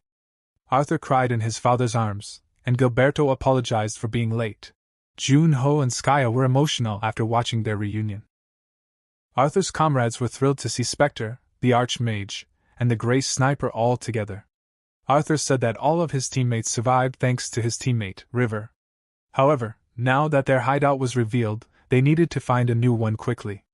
Frost asked Jun-ho what he had learned from using the Confession of the Dead on the fiends. Jun-ho explained that a fiend had captured some people and told them he would make them stronger through an enhancement procedure. The fiend fed them a red gemstone and threatened that if they resisted, they would die. The success rate of the enhancement procedure was only 10%. The fiends creating new fiends were from the Gluttony Squadron, and their numbers rivaled any large guild. Their leader was named Gillidan. Jun-ho wondered how they could surpass them, while Frost pointed out that the power differences were increasing. On the other hand, Skaya told Arthur that she knew of a place where they could establish a new hideout. She cast a spell and immediately teleported all of them at once. Everyone was impressed that she managed to teleport all 30 people at once, and Skaya was embarrassed by their compliments. Arthur ordered everyone to unpack and do some personal maintenance. Gilberto watched him, seeing how much he had grown. Arthur thanked Jun-ho and Skaya once again for their help and for bringing his father back. Jun-ho told him there was no need to thank him. Arthur then said he wanted to talk to him as the leader of the watchguards. Jun-ho asked Arthur what he wanted to discuss. Arthur said he could take off his mask, but Jun-ho replied that he still couldn't trust all of his subordinates yet. Jun-ho then asked about their skills and levels. Arthur explained that most of them were non-combatants, with 9 warriors among them. Jun-ho told him that he wanted to train his crew, including Arthur himself, because he needed allies. Arthur asked if Jun-ho was working with the Big Six. Jun-ho replied that they were just using him politically, and could turn their backs at any time. Arthur acknowledged that being taught by a hero was a great opportunity, but they needed time to recover. As the leader of the group, his top priority was to reorganize his team. Arthur then asked if his father used to be known as the Trash, and Jun-ho explained that Gilberto once took on all the dirty work, but he never saw Arthur as a burden. Rather, Arthur was the hope that gave him strength. Gilberto was watching the moon, remarking that even after 26 years, the stars were as bright as ever. Arthur approached and told him he was still the same as he was 26 years ago. Gilberto couldn't believe his little son was now the leader of his own team. From his perspective, it had only been a few days since he last saw him. Arthur brought him a drink, and Gilberto was surprised that he drank. Arthur told him that he was an adult now, and had always wanted to have a drink with his father if he ever got the chance. He asked if he would like it. Gilberto said that when it came to drinking, he liked everything. They sat together, talking about their struggles. Gilberto assured him that now he was here, Arthur didn't have to worry about fiends. Arthur told him he had decided to train under Jun-ho, along with his companions. Gilberto was surprised and asked why he would do that. Arthur said he didn't make the decision carelessly. He wanted to learn and become a source of strength for them. After all, Spectre would need more allies. Gilberto couldn't believe how much he had grown. He told him to make his own decision, and handed him a diary. He had been writing it, thinking he would show it to his children when they grew up. Then he remembered Arthur had been player longer than him. He asked him how he had lived. Meanwhile, the leader of the Gluttony Squadron received news about the annihilation of their team. He was informed that it was the work of Spectre and the Archmage. The squad leader instructed his servant to contact the leader of the Despair Squadron. He confirmed that if he couldn't prove his worth, he would be cast out. He declared that he would personally join the upcoming battle. Frost asked Jun-ho what kind of training he planned to give. Jun-ho replied that he would conduct stamina training first, followed by actual combat training. Frost suspected that before facing the fiends at Port Lane, Jun-ho should also train himself. She noted that his Frost skill was still underdeveloped. She reminded him that he was Spectre's representative, the one who would use Frost on the third floor. By setting this stage, Jun-ho would be the one to catch the fiend's attention. He agreed. In the next scene, all the watch guards were exhausted from training. Jun-ho said that growth starts at the point where they feel like they're dying. To become strong, they would need talent, luck, and a lot of effort, which applies to both combatants and non-combatants. All of them had climbed to the second floor, meeting the basic requirement. Now was the time to develop individual talents. Spectre told them they would begin one-on-one battles with him and that anyone who wanted to challenge him first could step forward. Arthur stepped forward, asking if he could use guns. Spectre said he could even launch missiles if he wanted. Arthur sneaked behind Spectre with his speed, took aim, and shot at him. But Spectre was prepared and blocked it with his sword. He used his Watchguard of Darkness skill. Everyone was worried. Suddenly, Arthur used his skill and threw some knives, but Spectre blocked them with his shadow dogs. Arthur was astonished by his powers. Jun-ho charged forward, slashing through the darkness and knocking Arthur down. They all realized the significant skill difference they had. In the next scene, Gilberto was resting in bed. Skaya asked how he felt after meeting his son. He said Arthur had become so responsible, and he could see some of his mother's appearance in him. He felt confused, sorry, and relieved. Skaya said enough time had passed for both his body and mind to change. Then Jun-ho came in and told Gilberto that Arthur was in non-stop training mode. Gilberto asked why he was making him do that. Jun-ho said Arthur was doing it himself. Gilberto said Arthur looked up to him so much and would definitely try to confront stronger enemies for his sake. Jun-ho corrected him, saying it was for their sake. On the news, there was a broadcast about the return of the third hero, and the president of the Sky Guild was holding a conference. Skaya was amazed that the old guy was still alive. Jun-ho told her to watch her tones since he was Mio's dad. Skaya said she didn't like him, or any of his people.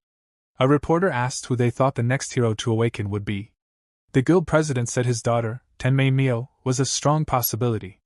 Gilberto remarked that they were making a big fuss about little things. He was drinking, but Skaya snatched it from his hands, telling him no alcohol until the big operation at Port Lane. Skaya reminded them that there was only a month left for the Port Lane operation. Jun-ho said they should use all the time they had left to grind levels and improve their condition, and then meet again once they got stronger. In the next scene, Ply was bowing his head to the floor, asking for forgiveness and promising to train his juniors properly. Jun-ho told him to get up and warned that if he heard any bad rumors about him, he would blow up the building. Ply assured him that he had lowered his profile and was living a happy life. Ply wondered why Jun-ho had suddenly come out of the blue making a fuss. Jun-ho asked him what the best way to make lots of money was. Ply told him about the bounty quest, in which he had to hunt down dangerous monsters. Jun-ho asked how much gold he could get. Ply replied, 150 gold. Ply warned him that the monster was so strong it had eaten over 100 players and mercenaries who had tried to take it down. Ply suggested he should go there before the big guilds intervened. Jun-ho decided to use this hunt as a warm-up. He activated a teleportation gate to the location, then they reached a place called Twin Peaks. Frost admired the beauty of the scenery. Jun-ho had spent all his money and only had a few silver coins left. He decided to go to an adventure guild first. When he reached the adventure guild, Jun-ho noticed a bounty on a mutant troll. Frost mentioned that they have crazy regenerative powers. Jun-ho decided to accept the bounty, which drew some unwanted attention. A person approached him, asking if he was player Jun-ho. He informed Jun-ho that the lord of the city would like to meet anyone who accepts the quest and invited Jun-ho for breakfast with the lord. The next day, Jun-ho arrived at the city lord's mansion. The lord greeted him and had prepared many dishes for him. He expressed his pleasure in meeting Spectre's representative. Jun-ho asked if he had any information about the monster. The lord told him that it's a mutant troll, different from others, standing about 4 meters tall with high regenerative powers and intelligence that can match humans. Jun-ho understood why nobody had defeated it yet. The city lord mentioned that initially, he set the bounty price low, but as the danger was quite high, he kept increasing the reward. Still, no one had succeeded. The locals of the city live in fear, and he feels tremendous guilt for not taking care of the monster. Jun-ho assured him that he would take care of the monster. After the sunset, Jun-ho and Frost went hunting. Frost remarked that the noble seemed nice. Jun-ho agreed, mentioning that's why he brought so many desserts for her. Frost asked if he could handle the monster alone. Jun-ho sensed the presence of some people. It was the adventurers from the guild. They cast a spell to trap him in a space, an endless dimension, but Jun-ho shattered it effortlessly. Meanwhile, the adventurers had already reached the monster, but were struggling badly. The monster grabbed one of the guild members by the neck. The guild master came to save him, cutting off the monster's hand. At that moment, the other guild members attacked the monster, but it regenerated again. The guild master ordered everyone to retreat. One of them argued, saying he couldn't stay behind alone. The guild master insisted, saying everyone was badly injured and they needed to retreat. He told them to ask the Big Six for help and to hold a grand funeral for him. His teammate was speechless. He charged at the monster alone, but the monster slammed him to the ground. As the monster crawled towards him, he saw all his teammates had safely retreated. He almost gave up when suddenly someone appeared behind him, asking if he was Daishik. He looked back, wondering who it might be. It was Jun-ho, asking if he was the one who set up the trap for him. Jun-ho told him that if he wanted, he could have reserved the hunt for themselves. The guild master couldn't believe Jun-ho had passed through all their traps. Jun-ho let it slide and focused on the monster. He asked Frost if she could sense its aura. Frost confirmed that the troll had definitely consumed a demonic gem. Jun-ho told the guild master to stay back and assured him he could handle the rest. The monster growled and charged at Jun-ho. He activated his overclock ability. Knowing that normal attacks wouldn't work on the troll due to its crazy regenerative powers, Jun-ho attacked the monster with full speed, cutting it into pieces before it could regenerate. Finally, he delivered a finishing blow, cutting its head. In the next scene, someone was advising a monster named Rolong to never take off his hood in front of people, no matter what happened. This person promised Rolong food and urged him to never eat humans. They made promises with Rolong. It was the city lord. He asked his knight if he could teach Rolong swordsmanship. The knight accepted the request. In the past, elves and dwarves were also treated like monsters. The city lord was planning to make Rolong a troll mercenary. In the present, Frost asked if Jun-ho had finished the monster completely. Jun-ho replied that they would have to wait and see. Frost commented that defeating it with overwhelming speed was a good idea, but suggested he should have frozen it and shattered it into pieces. Jun-ho agreed and said he would try that approach next time. Members of the guild approached Jun-ho to celebrate his victory, and thanked him for saving their lives. Jun-ho told the guild leader that everyone is free to have turf battles and he can't monopolize the hunting ground. The guild leader apologized, explaining he was worried that a new player like Jun-ho might get hurt without knowing the risks. They apologized again, and invited him to explore the troll cave. Before going, they decided to pick anything of value from the troll's body. However, the monster's body was missing.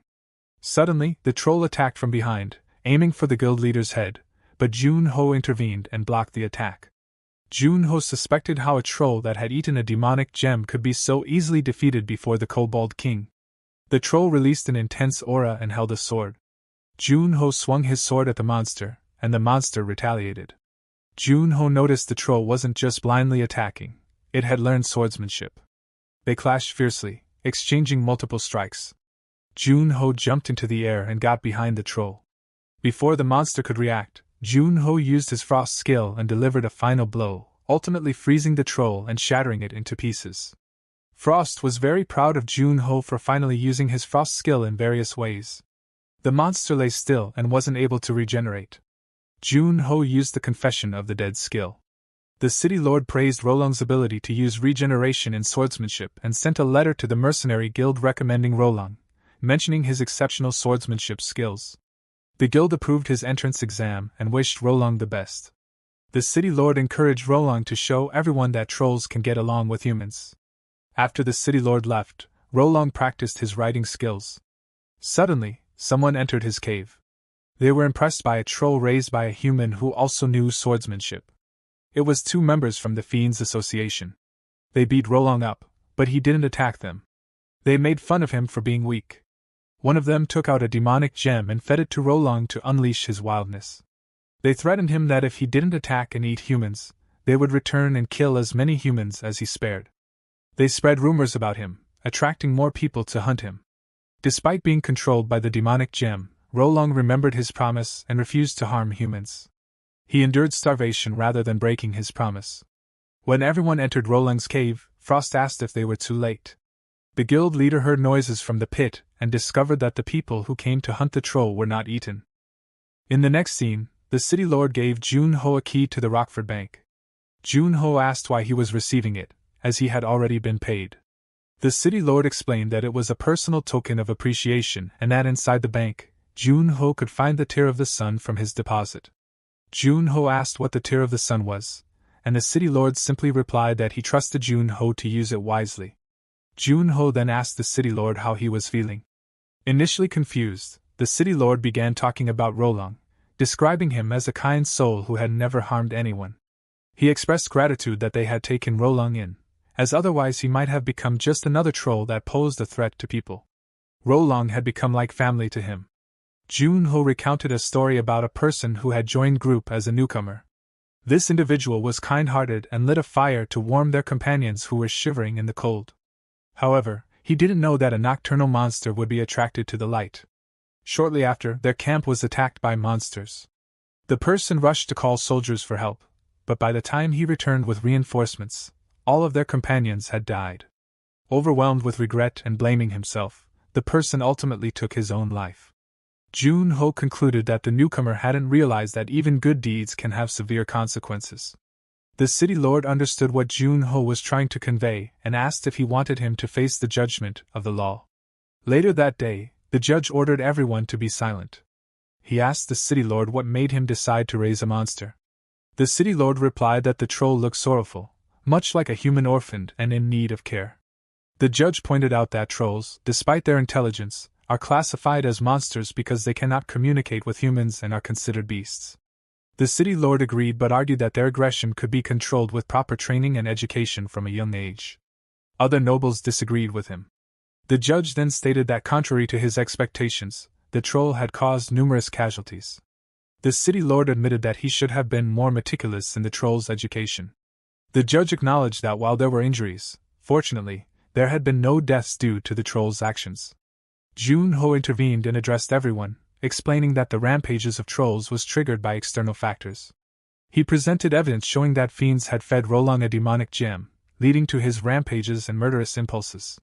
Jun-ho also presented documents detailing similar cases that had occurred in different cities, illustrating that the fiend's goal was not only to increase violence through demonic gems but also to sow conflict in society. Despite Jun-ho's explanation, the nobles still blamed the city lord for raising a troll. The judge then delivered the verdict, stating that numerous injuries had been caused and citing the city lord for raising an unauthorized monster. Therefore, the city lord was found guilty. His title was stripped, and he was additionally sentenced to 5 years of service in the Imperial Human-Animal Department. He was happy with his decision. He remembered when he first met Rolong. He was scared, and when he offered biscuits he took it and pushed him back. He was happy that he accepted it. He offered more biscuits, and he happily ate them all. Even after the pressure of fiends, Rolong never lost his kindness. He was sure if Rolong can do it, then other troll can also do it. Frost remembered her father's word that punishing 10 guilty people is important, but never accuse someone who is innocent.